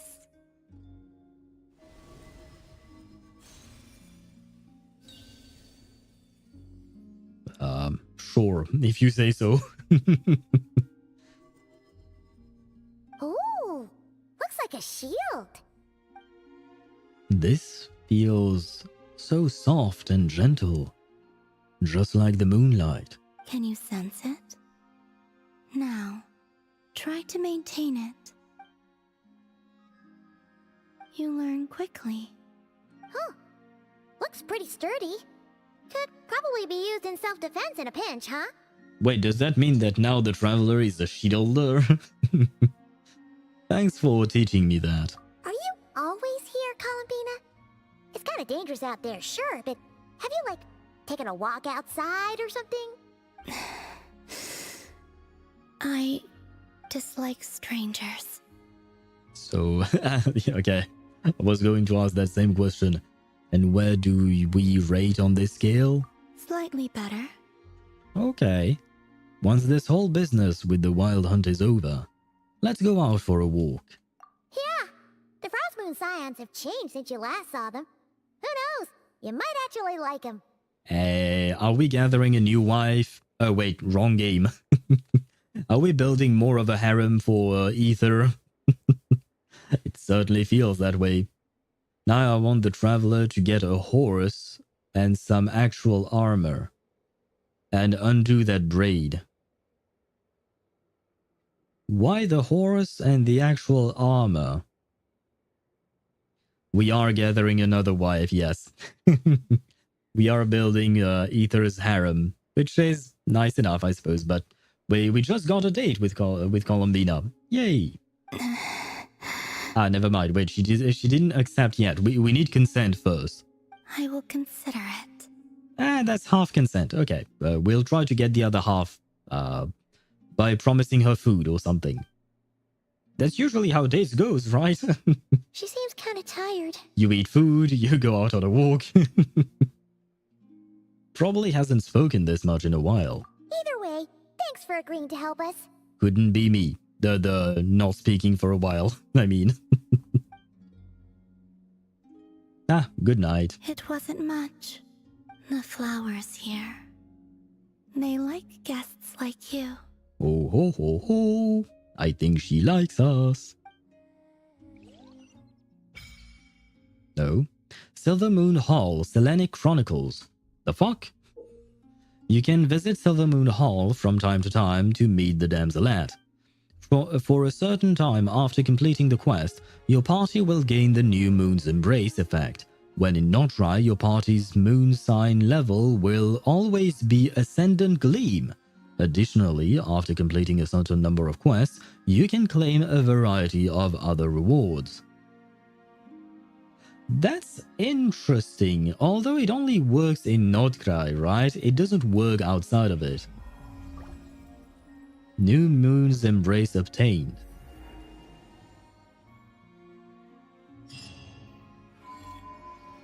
What does that mean? One there was who hunted the moon. Return to Lauma. Okay, so that is the next part of the quest. Very well. It is 11 p.m. We can continue for a bit more, I think. Wait, let me check what this is. Hello. View records. Obtained from completing the Selenic Chronicles quest chain. She took a beam of moonlight and in return bestowed you with the moon goddess's favor. What does that mean? Not unlocked yet. What is this? How do you unlock more of them? And I don't see the quest chain that they are talking about. So is it just part of the main quest? Like you will do more as you unlock as you complete the main quest. Also other, oh, I can't actually teleport. Let me teleport here before we actually get to the to Lauma. Although I will take a look at something, at two things first. Team bonuses. Thanks to the Moon Maiden's blessing, New Moon's Embrace, your party will gain a temporary Moonside Ascendant Gleam effect in Nod-Krai. Remaining validity, 6 days, 5 hours. And how do you re-up it? And what do I gain by this? Ascendant Gleam, yeah, that's the one I have. All characters in the party will gain the Moonsign Ascendant Gleam effect, enhancing certain talents and skills of Moonsign characters. Unless otherwise stated, when Moonsign level reaches Ascendant Gleam, the effects of Nascent Gleam will also apply. Okay. What does Nascent Gleam does? Nothing. Okay, very well. In addition, for 20 seconds after a non-Moonsign character casts an elemental skill or an elemental burst, they will increase the lunar reaction damage dealt by all nearby party members, nearby characters, based on their own elemental type, up to a maximum of 36%. This effect cannot stack. If the character's elemental type is Pyro, Electro, or Cryo, increases damage by 0.9% of every 100 attack. Hydro increases the damage by 0.6% for every 1000 HP. Geo is for defense. Animo and Dendro is for elemental mastery. But if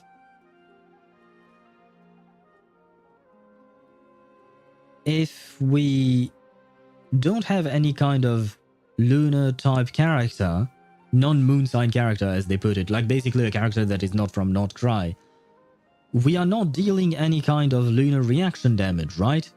So we are not getting this buff at all. So we need at least one Moonsign character, right? Okay, I think I understand. It's still kind of useless outside of Nod-Krai, so there is that. Oh, you're right, and this is the regular one. But okay, why not? What could the children More? be up to? Right, there was one thing I wanted to check, and it's where we are at in terms of the story.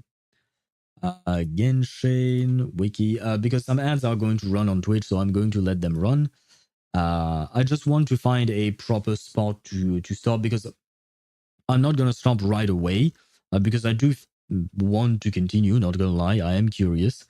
But I also don't want to launch myself into something that will take forever, right? Where are we at in the quest? What is the name? Elegy, one there was who hunted the moon. Okay, whatever that means. Imagine Ether with his hair undone. Come on. It would be nice to see him with his hair undone. Just out of curiosity, I would love to see that indeed. Elegy, there you go. Okay, we are technically speaking about halfway through, right?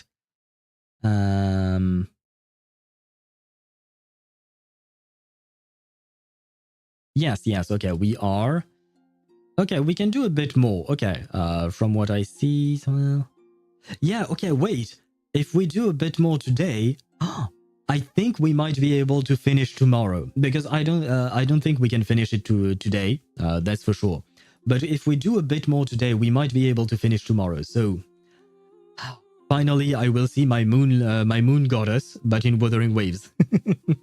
Because I still want to pull for her, and I'm waiting to do it on stream. And I do want to do her story as well.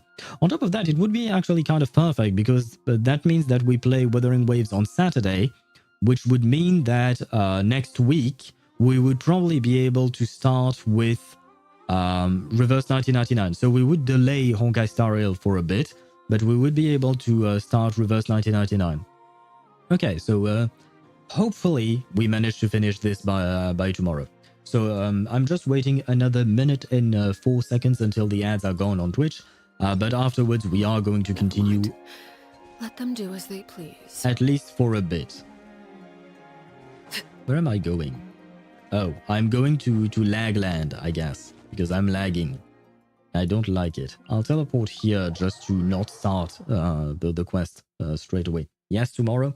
Yeah, I think we might be able to finish tomorrow, because from what I've seen, there are like about a dozen steps for each quest, and there are 3 remaining quests, so 36 steps basically. And that was basically the average of steps in Act 1, which is why it took us 3 streams to finish Act 1, right? Because there were 3 quests with 36 steps each. So if we do a few more steps today, we will probably be able to finish Act 2 tomorrow. Yay! And why am I doing this? I mean, you know what? We might as well find... Since we're not really moving anywhere and doing anything and running, we might as well have our boy here. If the game doesn't die on me. And I managed to yap my way out of the ads, which means we can continue. Lauma! I have news! Well, not really, but I have news! We are all going to die, actually. Yes, I do have news. You relayed the gist of your conversation with the damsel to Lauma, and I didn't The know... Raker of Solnari. I've never heard that name before. Can we just call him the Rachel of Solnari? It would be easier to pronounce, you know. Today the version of PGR ends. Do you mean like the collaboration with Devil May Cry? Check. Oh, it's a mod, right? It's a mod slash skin for Ether. I like him with a ponytail. I like him with a ponytail. With the hair full on down, why not as well? But I prefer the ponytail version. It does look good. And thank you for sharing this. It's hard, but I have to install Windows 10 on my PC only to install it again. Oh, do you mean you have to install PGR again, and because of that you need to switch to Windows 10?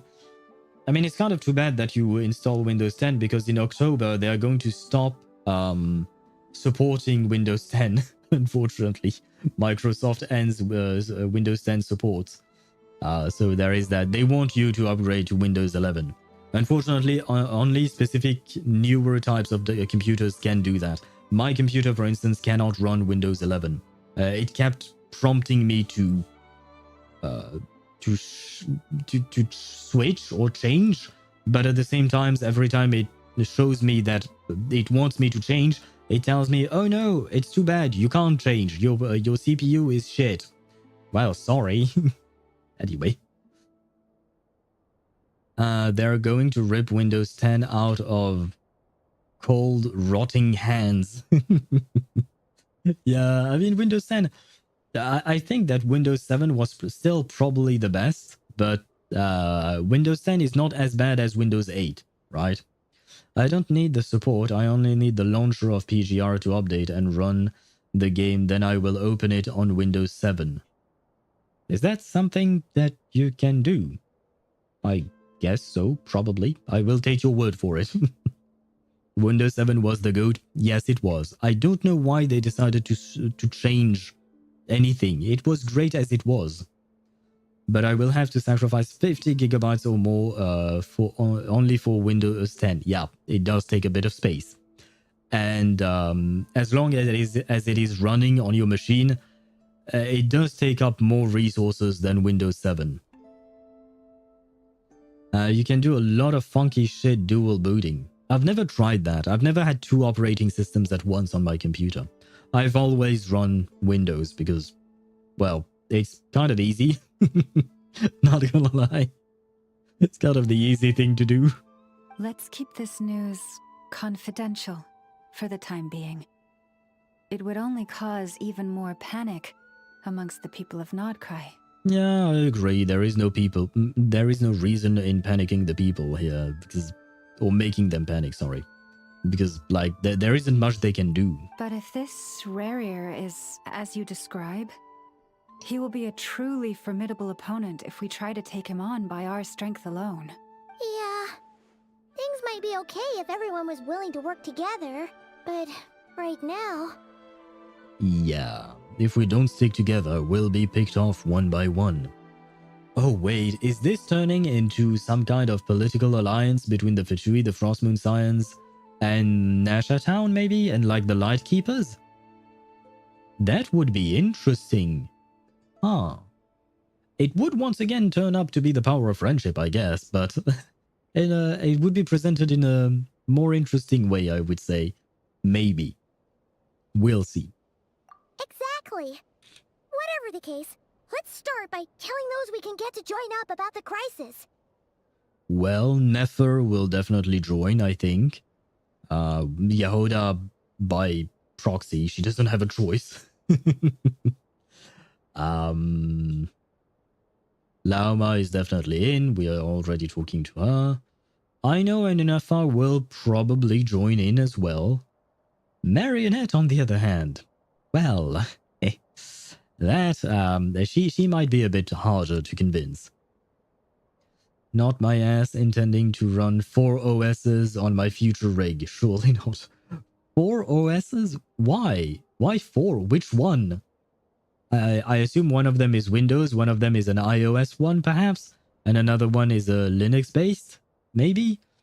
I don't really know why you would run an iOS one because I don't really see the benefit of that. But why not? 2 Linux, 2 Windows. Okay, that makes sense. iOS tossed out of the window. I mean, it makes sense.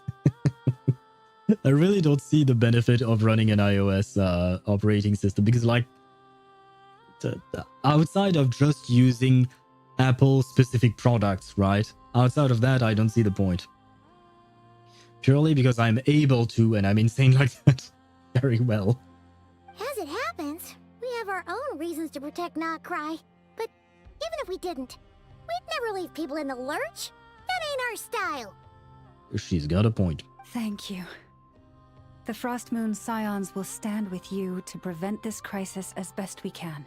In addition, I believe that the relationships between the various factions in this land are not cast in stone. The winds of change are blowing, and we Scions have nowhere to run. Our faith, our sect, all of it is here. Whether our foe is the Fatui or this Reicher, we must stand our ground and remain true to ourselves, even to the last. I mean, it's either that or you relocate your entire population and flee. So you might as well stand your ground indeed. Thank you. Let's see. Speaking of allies, the Krumkake craft shop is the closest by, right? Enough is sure to help us. What about Flins? Oh, I know it's busy. Ah, no, she's not. Ah, go away, event.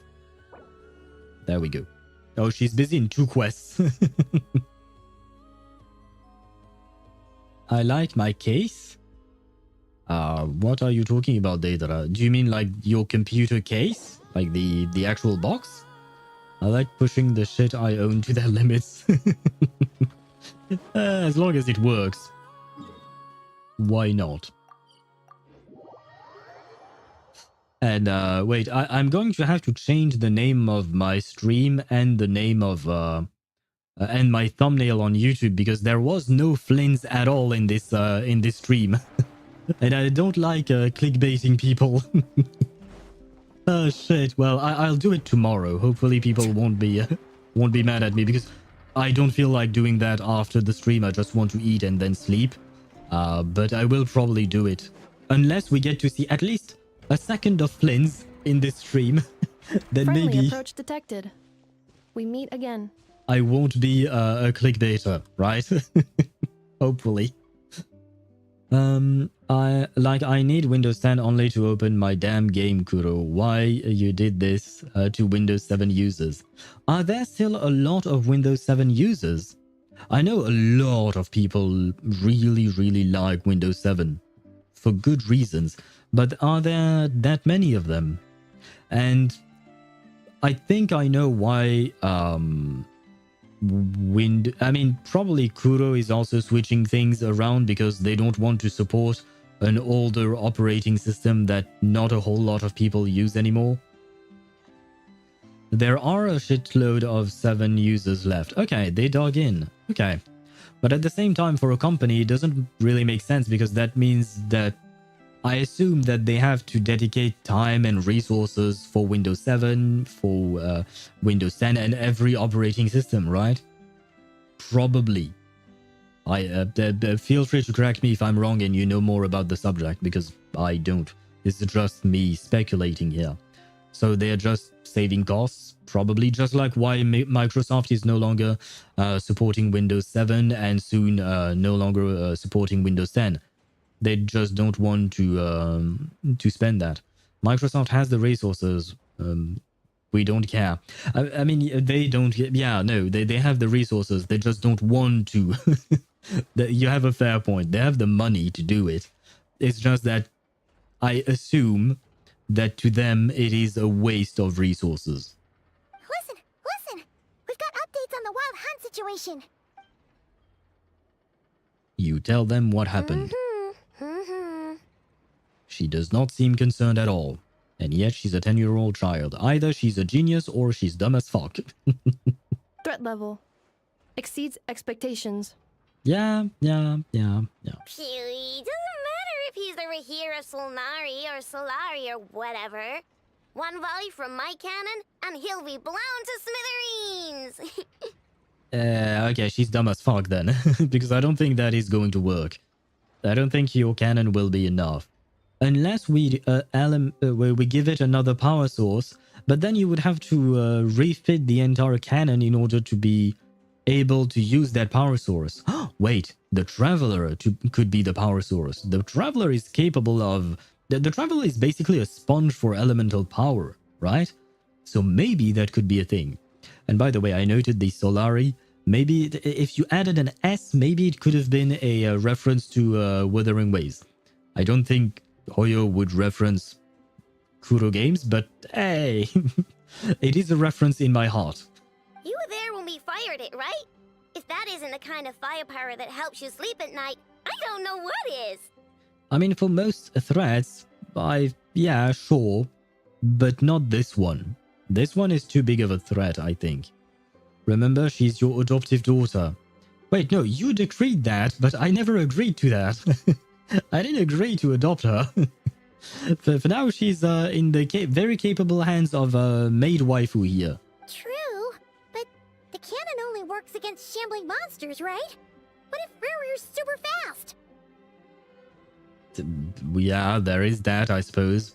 Well, we'll just get an effort to go grab him and tie him down. And then what? Does she just stand there while the cannon blasts her away? You're not taking this seriously at all, are you? Anyways, firepower is not a concern. See those canisters over there? That's all concentrated Kuvaki, which we'll be shipping to Nasha Town. More than enough ammo in there to blast that Fatui research facility to bits in a single shot. Yeah, but once again, Rerir even at 1% would be able to face tank that, just saying, yeah, that's what I was thinking as well. Because Paimon mentioned the being too fast, which could be a thing, of course. But I think even if he wasn't fast enough, he would face tank it and be unscathed. You sure have been looking forward to this battle, huh? Of course! This is gonna be the shot that shocks the world! All of Nod-Krai, heck, all of Snezhnaya will know my name once we're through. Ah, so you're just doing it for the glory, I see. In that case, our firepower needs are in your hands. We'll continue to monitor the Wild Hunt's movements. Sure. Travel safe. It is my name after all. I am the Traveler. Well, the safe part is not part of the word. I know. There remains intel left unshared. Oh? Oh, right. Yeah. Since you're investigating the Wild Hunt, something pretty weird's happened in Nasha Town. Should probably watch out for that once you're back. Which means? Remember that Sosi guy? The Yes. Ratnik in charge of firing the cannon? He's been found dead in their organization's offices. Oh. Oh. I have to stop... because I just noticed, but I have to stop reading the subtitles because I read faster than she can speak.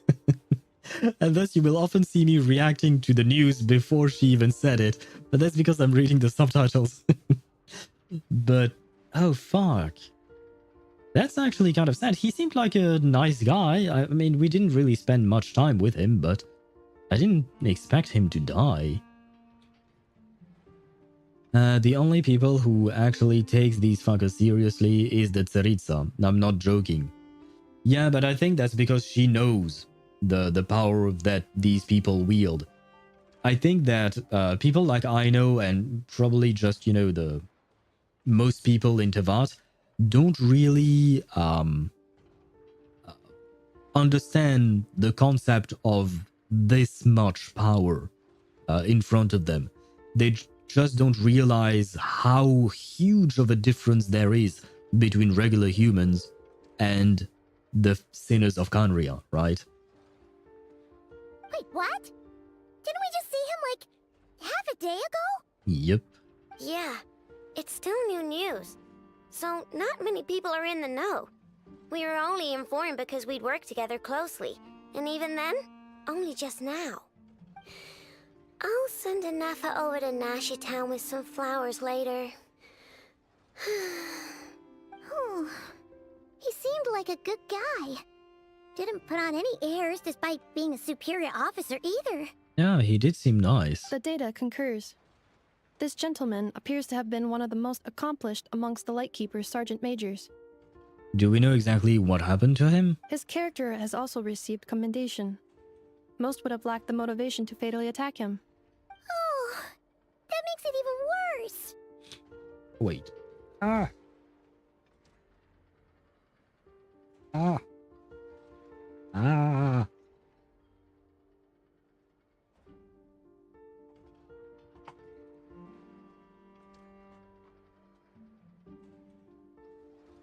Uh-huh.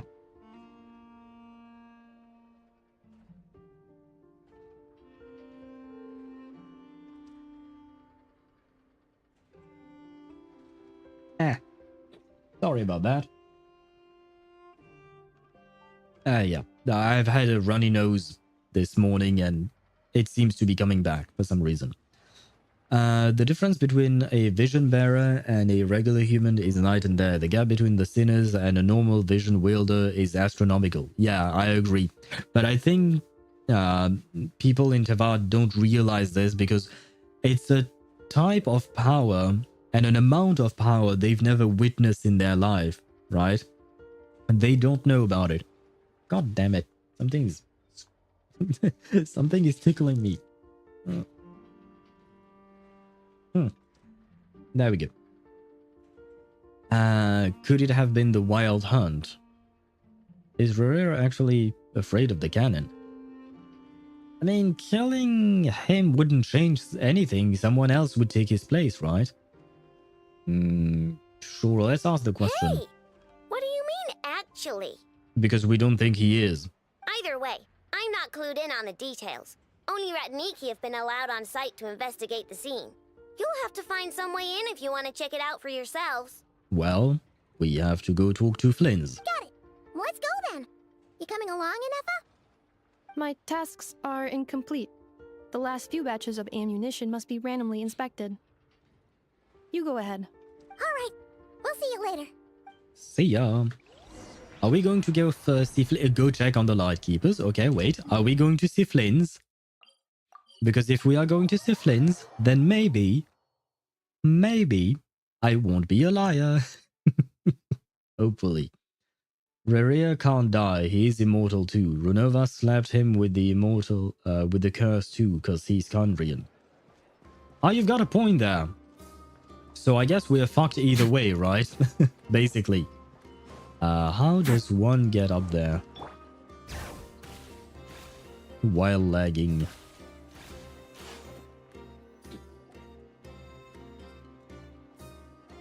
This must be it.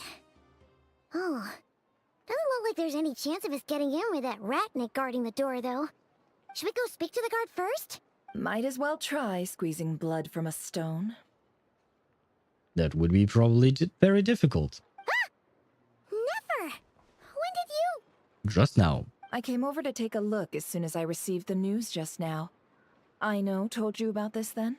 Yes, while we were passing by the Krumkaki shop. Before we start, shall we see if we've made the same guess? Looks like the wild hunt is on the move. Indeed. Quicker than we thought as well. Keep your eyes peeled for any clues once we get in. No need to jump to conclusions. But how are we supposed to get in at all? Just follow me. As usual. Unless we somehow can forcibly rip off the curse that Runova slapped on him. Yeah, we're pretty fucked. Yeah. And I don't think removing the curse from Runova will be that easy. I mean, technically speaking, Runova is supposed to represent one of the fundamental laws of the world, right? So she is pretty powerful, I would assume.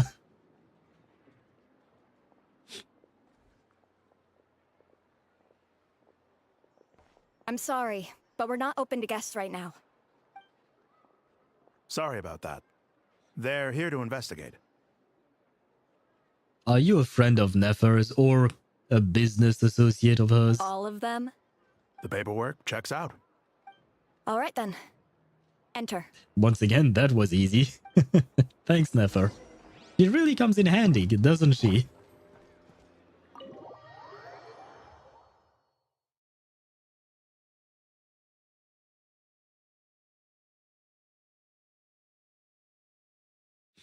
I wish we didn't have white screens. I already have a light flashing at my eyes. I don't need a second one being my entire screen. Honkai Star Rail did away with those white screens. They just use black screens, which is nice. I wish Genshin would change it as well. On the way upstairs to the crime scene, you briefly relayed yeah. We told Nefer, I assume, about Rurir. Oh wow, so they just left his body there, okay. Paimon might have said this before, Nefer, but you sure do come prepared. I said it as she should. It comes in handy, but I guess it's a better way of phrasing it, Paimon. You were right. Shishich, my old friend. Fill us in, if you would. How did you pronounce this name? Shishich, my old friend. Shishich, my... Shishich. Okay, this is going to be a problem for me, but okay. Shishich. Hello to you. Do you have a nickname by any chance? Greetings. If you would allow me. The murder happened not long ago. The Sergeant Major was killed by a single piercing strike from a polearm. We have performed a preliminary sweep of the crime scene to facilitate investigation. Okay, I will just say one thing. We know of one suspicious man who wields a polearm. I don't think I need to tell you guys his name. It starts with an F and finishes with, or ends with Lins. Thank you. I hope Flins did not murder his boss, but he's the only one I can think of using a polearm.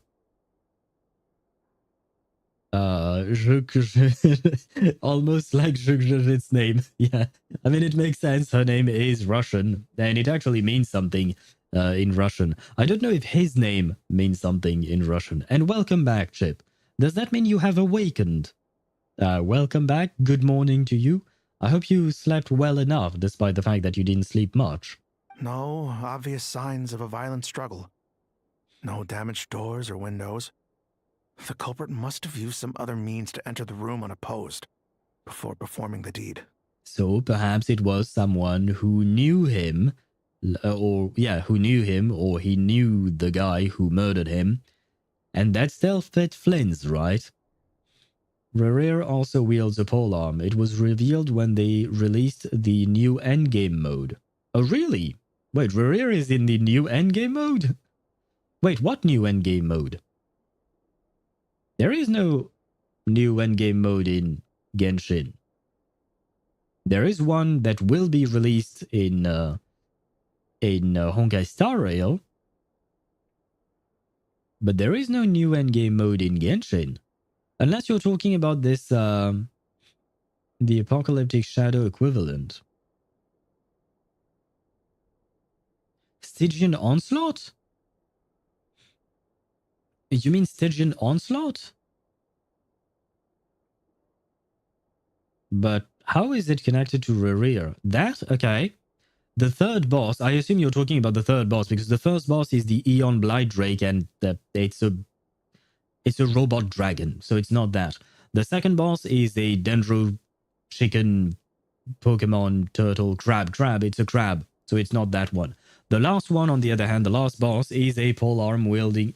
Well, polearm or claymore wielding? I think it's a claymore wielding one.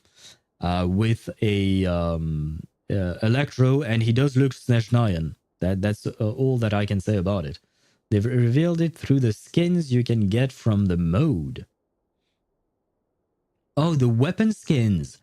Oh, I've never looked at the weapon skins because I can't get them, because that's whale territory, basically.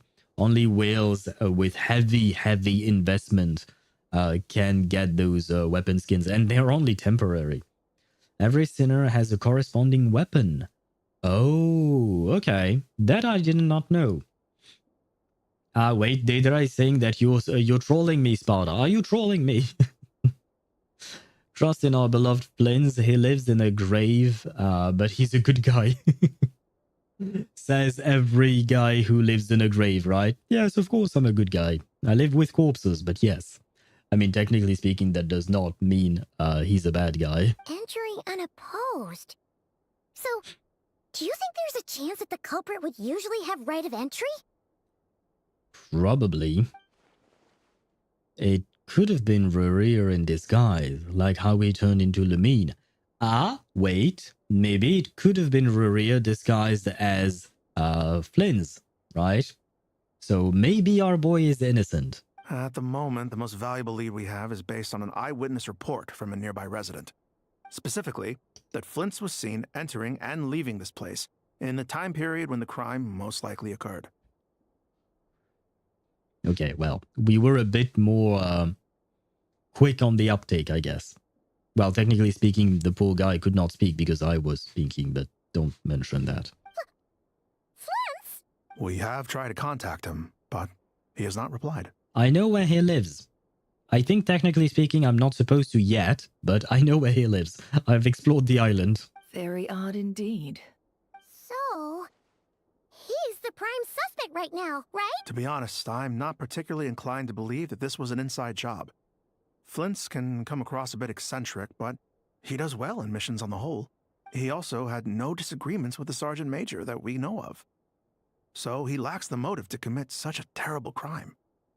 I mean, maybe he does have a motive that we don't know of, but it is true that from everything we've seen of Flins, even though he does seem suspicious, he seems like a good guy. I mean, I've titled my stream How to Aura Farm with Our Gentle Bro, right? There is a reason I used Gentle Bro, because that's the vibe he's giving me. But neither the eyewitness report nor the nature of the fatal wound itself are in his favor. So we are looking for him at present. Looks like there's not much else to dig up here. Let's go outside and discuss what we've seen. To be fair, we did not need to get inside here. I mean, I guess he could have gone inside and told us the result of the investigation. Yeah, never mind. I am dead serious. Daedra, I dropped the Reddit link about the lore in Genshin chat. You look at it too. Sure. I'm wondering if I should look at it now or later, though. I think it would probably be better if I wait until I finish the quest, because maybe we'll learn more about, in the quest, about Rerir first, right? But I will take a look at it the evidence tomorrow points then. to Flint's, and he just so happens to have disappeared without a trace. A sticky situation indeed.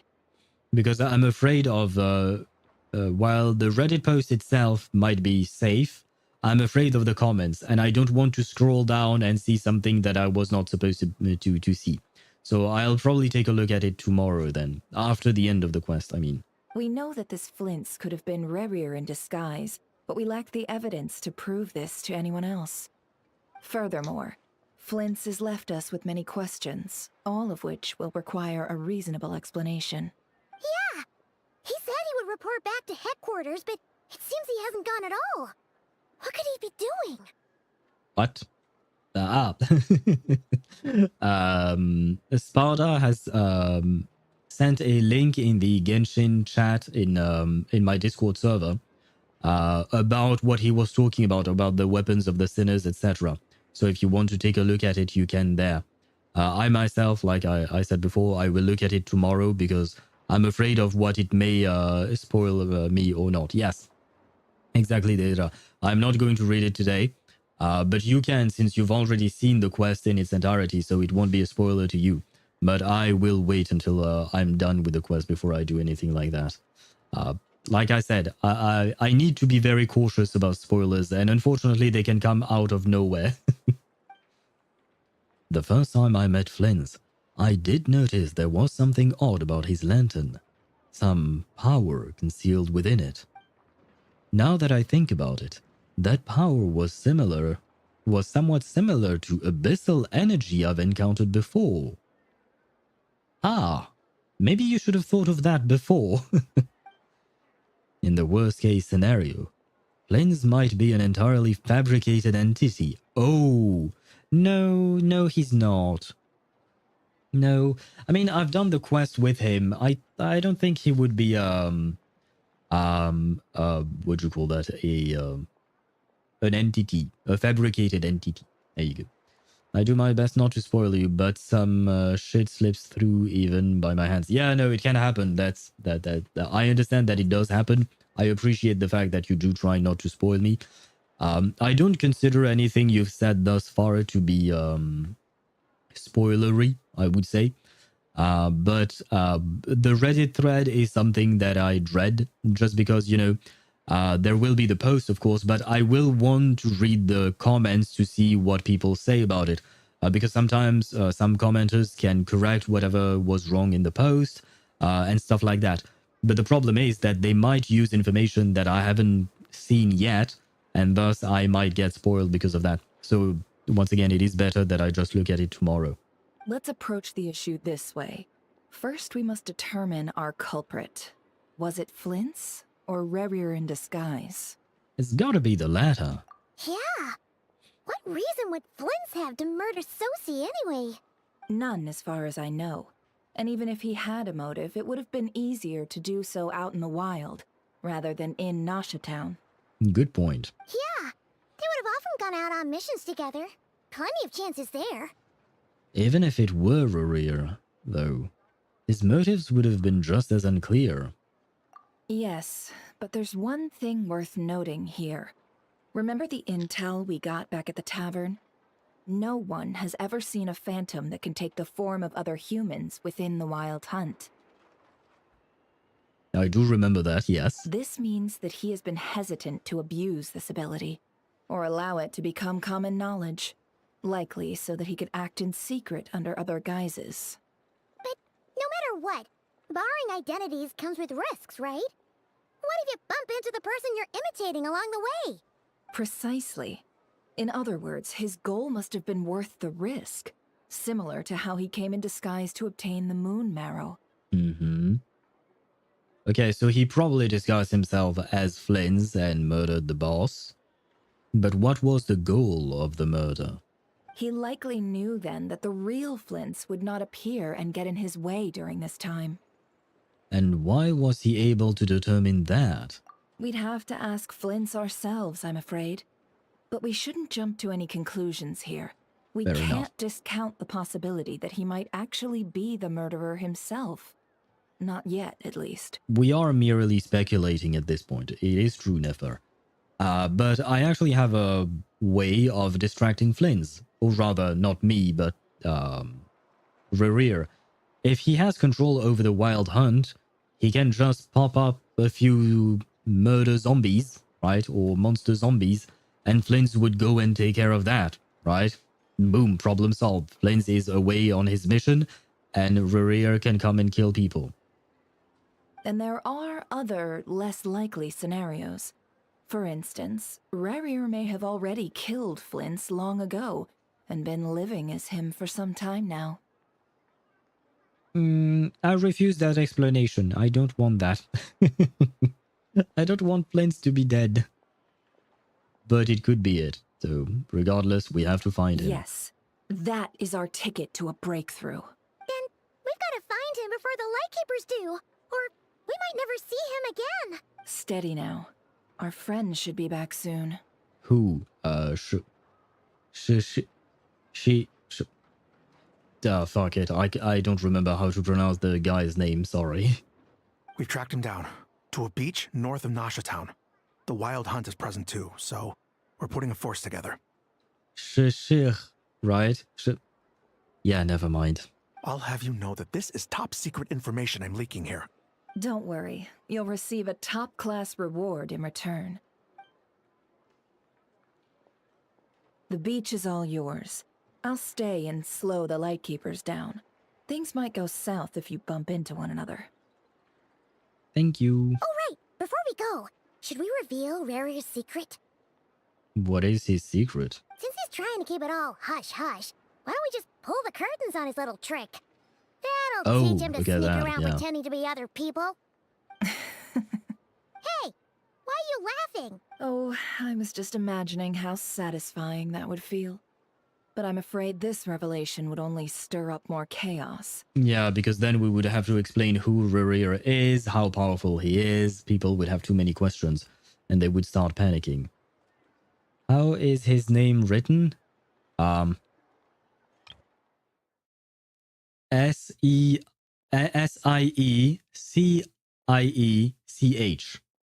Do we still... no, it was back in the other room, so we no longer have the conversation. So, S-I-E-C-I-E-C-H. Shishir. I think that's how she pronounced it, yes. Shishir. More or less. Kind of. Setting aside the matter of evidence, some may trust Flint's on our account, whereas others would suspect him on account of his behavior. Tossing him into a swirling tumult of public opinion like that might just give Rerir more opportunities to capitalize on. And think about it. Once people learn that he can masquerade as those they trust, would they continue to welcome friends into their homes with such open hearts? Nope. Unease grips the hearts of those in Nasha Town already. We should avoid throwing more fuel onto the fire. Especially because we are trying to unite people against Rerir, so making them doubt themselves or doubt each other would be counterproductive. Yeah, you're right. You've really thought of everything, huh? Nothing for it, then. We've just gotta find Flint's. I mean, she's a smart lady. Please give her more credit, Paimon. Indeed. But just in case, let me stress once more. We should neither be excessively afraid of Rerir, nor trust in Flint's too lightly. This light source is of special Lightkeeper design. It provides illumination within Wild Hunt anomalies, and can briefly dispel the abyssal fog within. Oh, thanks. All right. We'll have to deal with that mess, too. Yeah, this'll be important. Thanks a bunch, Nefer. You're welcome. I've charged it to your account, by the way. Of course you did. Hey, you! And she looked so satisfied. Of course she did. And Ktosh, you sent a message saying follow Yahoda to the lower level of the chasm. Yahoda is not in the lower level of the chasm. Where is the chasm? Chasm. She's not in there. And why would I? Now is not the time either way. There we go. We go here. I honestly love Nod-Krai only because half of these names are familiar or I've talked to people called that before. Really? I mean, the names are interesting. They are kind of difficult for me to pronounce, especially the more or less Russian sounding names or the Eastern European sounding names. I can't claim for a fact where they come from because I don't know enough about the culture. So they are kind of difficult to pronounce, but it is still interesting. So far, I am loving Nod-Krai as well, for different reasons though. Not for the names, just because I do find the story very intriguing. No, I see a shiny, but the quest is right there, which means I won't get the shiny. Wait. This shiny is here. Oh, right, that's because I'm only at 98% on this island. Okay, very well. Oh, wait. Whoa! The fog's really rolling in. Quick, grab the light source. Oh, okay, never mind. Okay, well, you know what? It's fine. We'll grab it. I'll grab it later. A lightkeeper's lantern? Is there someone up ahead? Come on! Oh, God. Monsters! Oh, wow, I'm lagging so hard right now. A moment, please. We were fine earlier, but not anymore.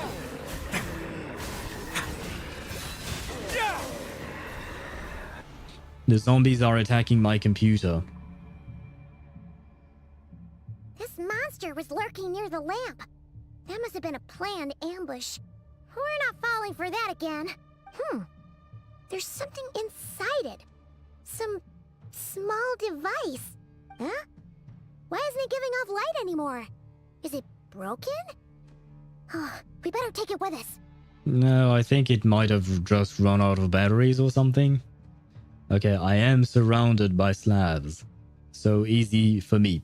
Fair enough, yes. It might be easier for you to pronounce these names than it is for me. No, I see the shiny. Fine. Oh, you know what? I'm an idiot. I can just mark it. There you go. That way I won't forget. I see the red light. A fight took place here. Did Flins leave these marks? I would assume so, right? They are electro and bluish, just like what he does with his powers. Is someone there? Please, help me! Isn't that Flins' voice? Did you hear that? But is that really him? No! I just wanted to grab the thing. Ah, come on. We'll be in trouble if these spooky shadows touch us. Quick, use the lantern! How do I use the lantern? Oh, just E. Okay, we good. But where am I going? Do I just advance? Because I didn't go to Flins. I wanted to grab the shiny stuff there.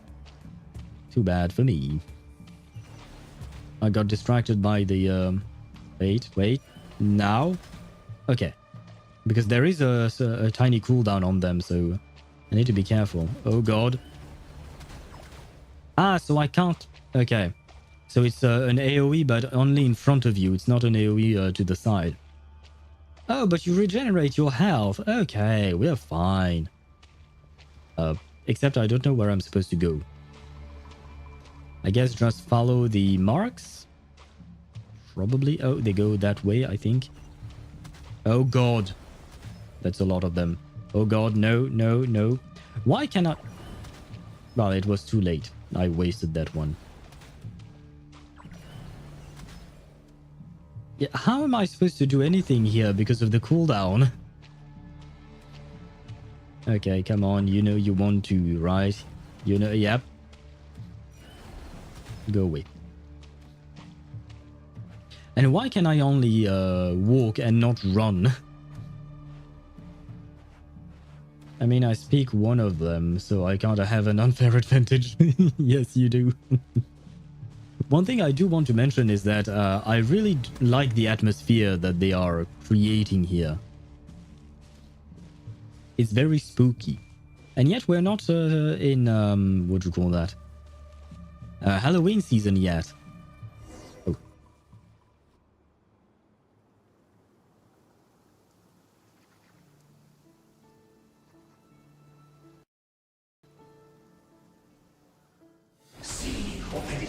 Oh. A cutscene.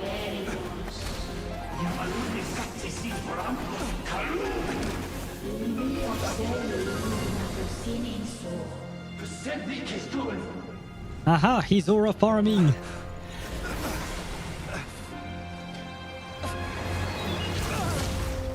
Oh. Hand it over. That Oh. was mine from the first. You're a fool. Holy shit.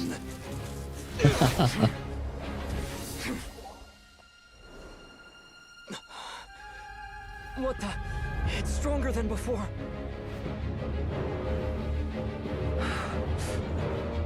Lantern now!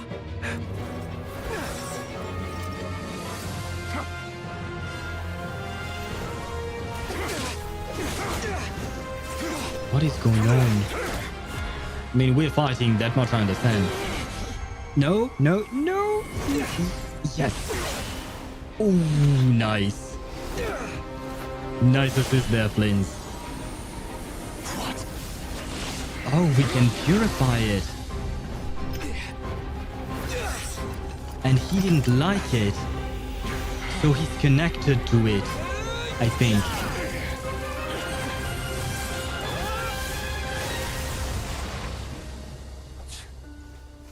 It escaped again. Nice one, Flins. Oh, The man. situation speaks for itself, I presume. Yeah.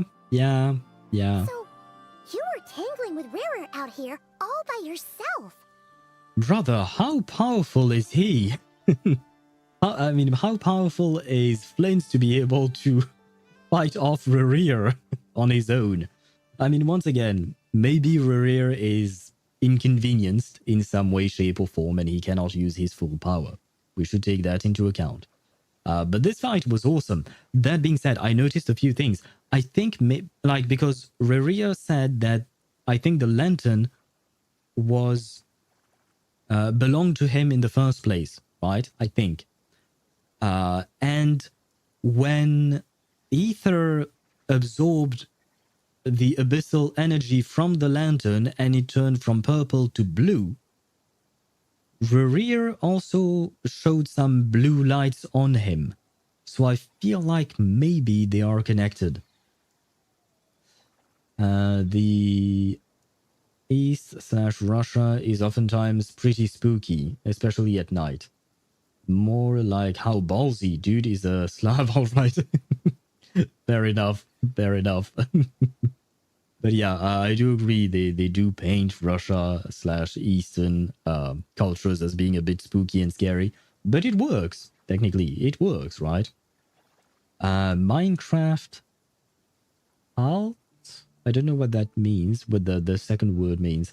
More, and Ether fighting. Yes, and we saw Ether fighting. So that was a nice change of pace to see him actually do things of his own and not see just someone else doing something. But still, we got the aura farming from Flins and even from Ether as well. It has been discovered why the Tsaritsa wants the 7 Gnosis. It has been revealed in a book. I don't want to learn about that yet. For now, I just want to focus on the story and whatever the story may tell us. But I know that there are books that have come out in this version that give us more lore about several different things. But for now, focus on the quest. Then more information are things that we can discuss once I'm actually done with the quest. So, that vile phantom hiding inside the wild hunt has a name of his own. Let's find a spot to rest first. Yeah, you don't look so good. Okay, at the very least, our boy was innocent, right? We can at least confirm that. The training with Skirk is giving fruits. Thank you, Skirk. Oh, you're right. I forgot that we trained with Skirk. Every time I forget about that, but yes, we did train with Skirk.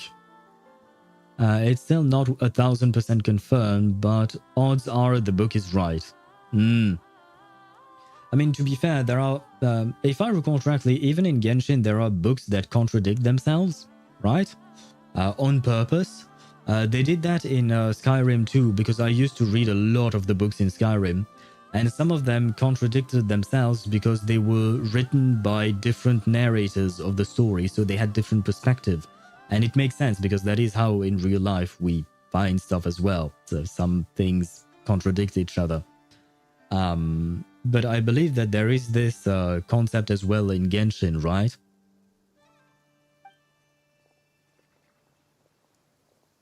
Mythos be like, go spread misinformation. Sorry you had to see me like this. All the same, you have my sincere thanks for your aid.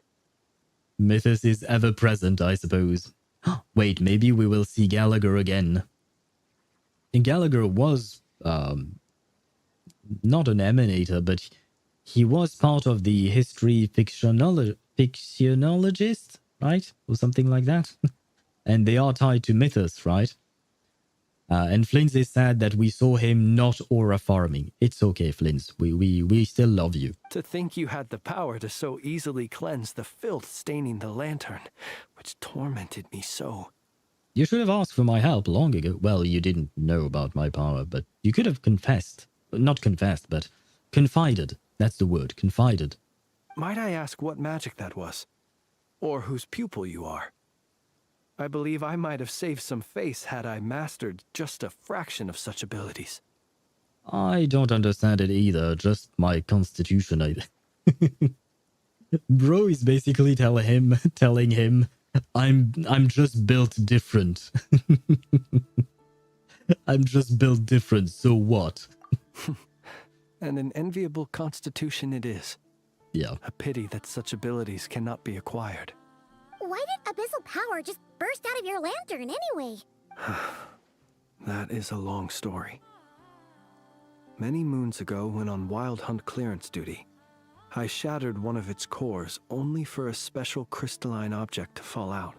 I sensed a power surging within it that was at once familiar yet strangely illusory. I freely confess to being an avid collector of ancient gems, coins, and other curios. And curiosity it was that had me store this crystal inside my lantern. Yeah, I learned about that through an anecdote, I think, because I stumbled upon him at some point during my dailies yesterday, I think. He was a construct of Enigmata. Gallagher is Paniconi. I will take your word for it. My memory of this is not clear enough. So I will trust you on that one. Do you like Raria's design? I don't know. I haven't had time to fully look at him because, you know, he was constantly moving. He was fighting.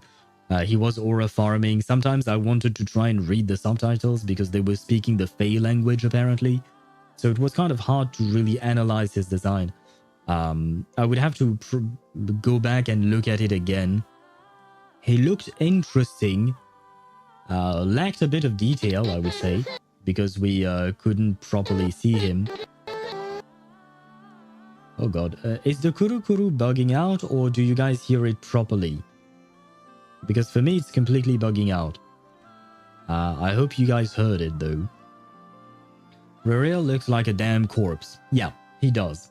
For some reason, at some point, maybe it was because of his right hand, but he kind of made me think of Maidemos from Honkai Star Rail for some reason.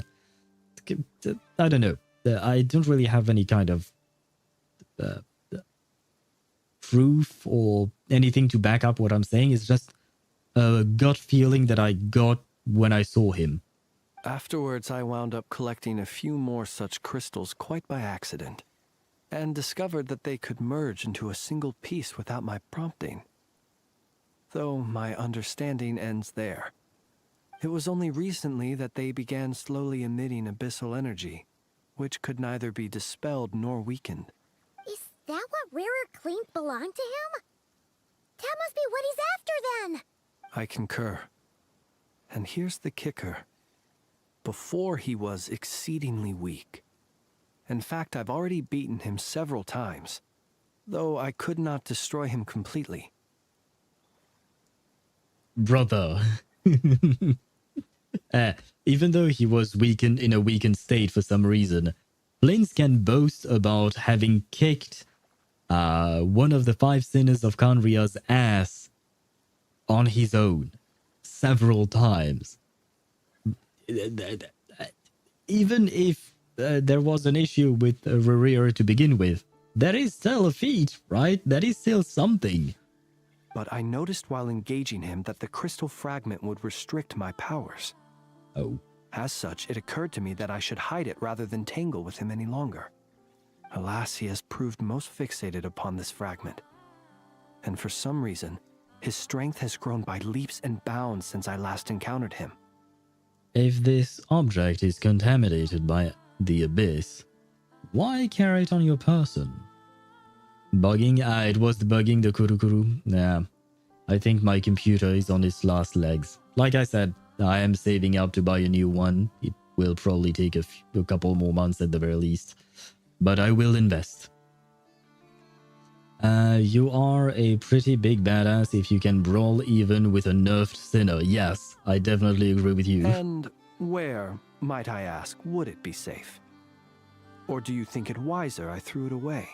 I can absorb it. Give me the lantern. I'll put it inside my body or something. Were our places switched, would you discard it? Knowing that its perilous might was beyond your ability to counteract, yet capable of causing greater harm should it lie beyond your grasp. Probably not, of course. Yeah. Throwing it away would mean giving the bad guy what he wants. But exposing yourself to its corrosion and growing weaker by the day, that sounds super dangerous too. Is that why he has bags under his eyes? And by the way, I don't know who the lady is singing, who's the lady singing, but she has a beautiful voice. Only those who shoulder risks are qualified to welcome in the turning of the tide. Those who flee when troubles come are nothing more than deserters. Though I shan't deny that I have your fortuitous arrival and most outstanding assistance to thank for my continued ability to speak such platitudes. You are welcome. Either way, it seems this fragment is now utterly still. That must have made it useless to Rhaenyra. I doubt he would have retreated so readily otherwise. So we are a counter to him. Good to know. Makes sense, but good to know. Rhaenyra at 10% took some effort from Flins and the Traveler, but Rhaenyra at 100% makes even gods shake in their boots. I mean, yeah, the Archons would probably be on par with the Archons, if not stronger than the Archons.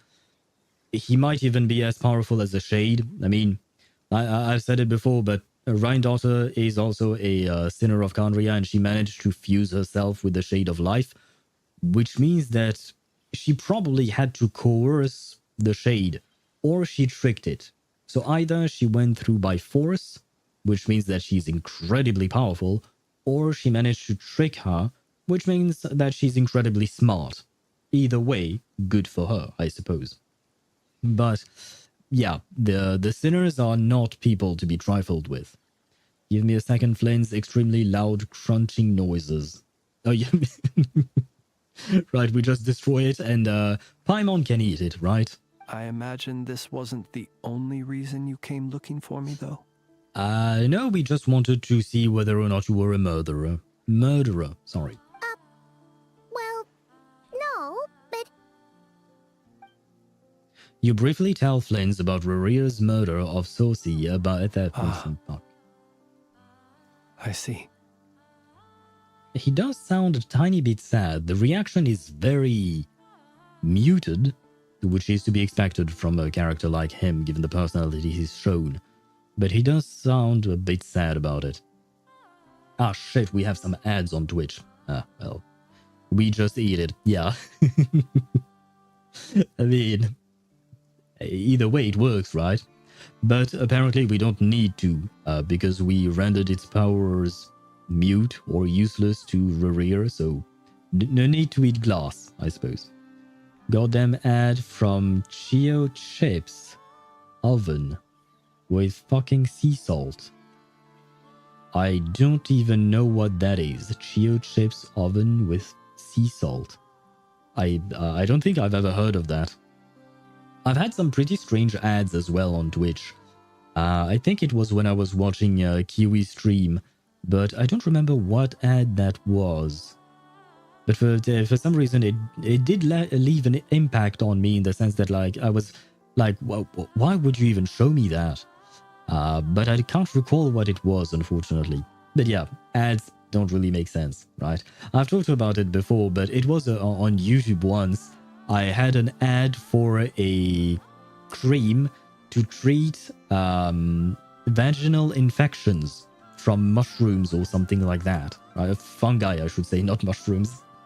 Fungi infections.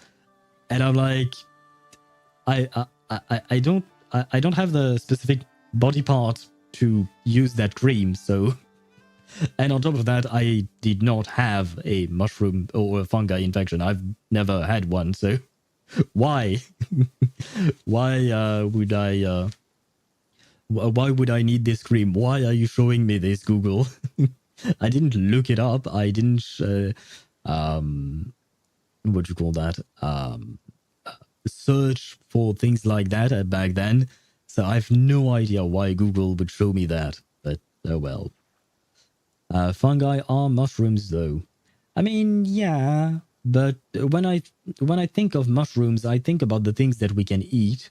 And some of them can be poisonous, right? I'm thinking of those ones.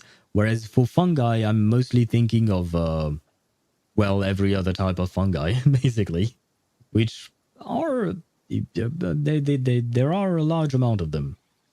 I've showed you months in the past that I got an ad for Braza. Yeah, I do remember that. It is quite surprising that you would get an ad for that, though. I will say that. Wait. There you go. Let me allow your message to pass through the filter, Sparta. There we go. Also, the Johnny Cage reaction to that is appropriate. What in the actual Johnny Cage? Isn't that the Ghost Rider from Marvel? And he had a movie and he was played by Nicolas Cage? Isn't that the guy? Johnny Cage, I think? Mortal Kombat, Johnny Cage. Oh, wait, no, he's the black dude with the robot arms, right? I think. That's a very old memory. That Johnny Cage, okay. But what was the name of the Ghost Rider then? Ah, well, doesn't really matter. Was not exactly a good movie. I mean, to be fair, Mortal Kombat was not a good... Wait, no, because there was a recent Mortal Kombat movie that I haven't seen, but I'm talking about the very old Mortal Kombat movie that came out, I don't know, maybe late 1990s, parts of 2000s maybe, or something like that. They weren't particularly good, but the music stayed. Anyway, yeah, okay, so the Johnny Cage you're talking about, I think I know who you're referencing. Man, I haven't thought of Mortal Kombat in so many years. Oh, and the ads are gone. Once again, I've yapped my way out of ads. Can you think of a reason why Rerir would try to frame you? To use the Lightkeepers to find me, I suspect. Oh. I did not inform anyone of my true whereabouts, so he should have had more difficulty tracking me down. I mean, I suppose this explains why he's been so secretive about many things, right? They alone have the ability to quickly pinpoint my position. Our Sergeant Major has a Kuvaki-powered device that can be used to detect others who bear a lantern. They usually don't pay my whereabouts much mind unless they absolutely must find me.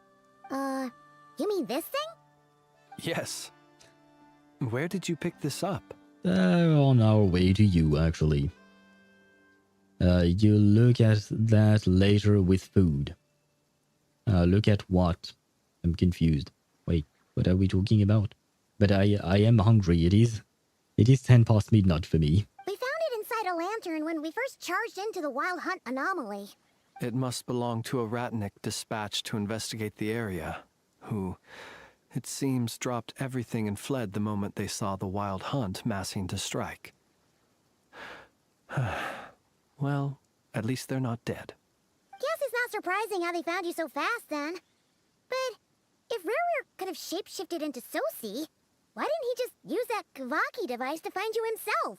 Were he to use it, that device would likely fail to act as it should, owing to abyssal interference. Kind of like what was protecting the ball. The moon ball, right? Ah, guess that explains it. So not only is this Rurir ruthless, but a purveyor of dirty tricks, too. You might not be familiar with Sergeant Major Sosi, but he put his heart and soul into every mission. Our deployments are subject to orders from headquarters, and his orders were to be stationed long-term in Nasha Town. As such, he was very seldom able to go back and visit his family. Ah, well. He worked so hard, seeking to produce excellent results that might convince them to transfer him out. Wait, so we were right when we were... because I believe it was Commander who said that Sosi was voiced by the same voice actor as Malus. And I was like, oh no, is he going to die just like Malus? And yes, I just thought of this, but yes, he did. Oh man. Oh. But every year they would say, wait a little longer. Oh man, poor Wait guy. a little longer. He often wondered if it was because he was lacking somehow. In truth, everyone had nothing but the highest praise for him. But good work does not always lead to good outcomes. The higher-ups would think, he's doing great where he is. Let him stay there forever. A most convenient choice for them, at least. Whereas his subordinates would think, wouldn't it be a shame if we were to lose such a talented, easygoing boss? So he waited. And he waited. Until the world closed its eyes in the depths of the night, and a lantern was slowly lit for him alone, that no one could see. It is a tragic story indeed. It does genuinely make me feel sad. One that has played out many times throughout history. Another reason to take this Rurir's head. With pleasure. Oh. At least we now know that he's looking for these fragments inside Wild Hunt anomalies. And yet, what did the Sergeant Major have to do with any of this? Why did he have to die? Could Rarer be angry that the cannon Sosi set up to fire destroyed the fragments he wanted to collect? I don't think it would be that simple. He sounds super sad in English. Yeah, he does. He definitely does. The voice actor for Flins did great, showing that Flins cares. Even though he's a bit out there, a bit weird, he's genuinely a nice guy, right? Could you take me to the scene of the crime? Probably, but you are the suspect in this case. We shall just have to exercise some discretion then. Come on. Let us be on our way. Very well. But... oh wow, there is an enemy right in front of me.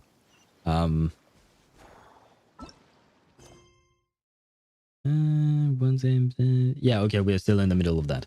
But we will do this tomorrow because it's already 14 past midnight for me. And as you know, after midnight, I turn into a pumpkin or I turn back into a gremlin or something. But I need to leave you quite quickly, actually.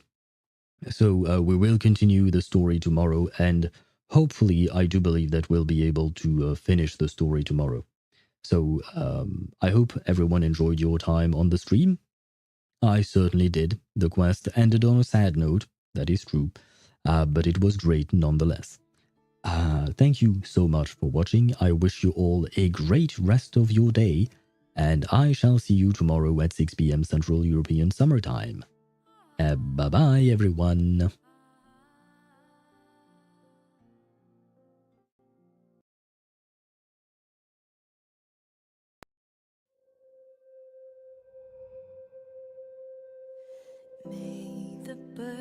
soar from their cage. Sunbeams filter through the foliage. Flames grow with immortal courage. And I hope you won't be tainted by fate. Nothing to fear, so go alone.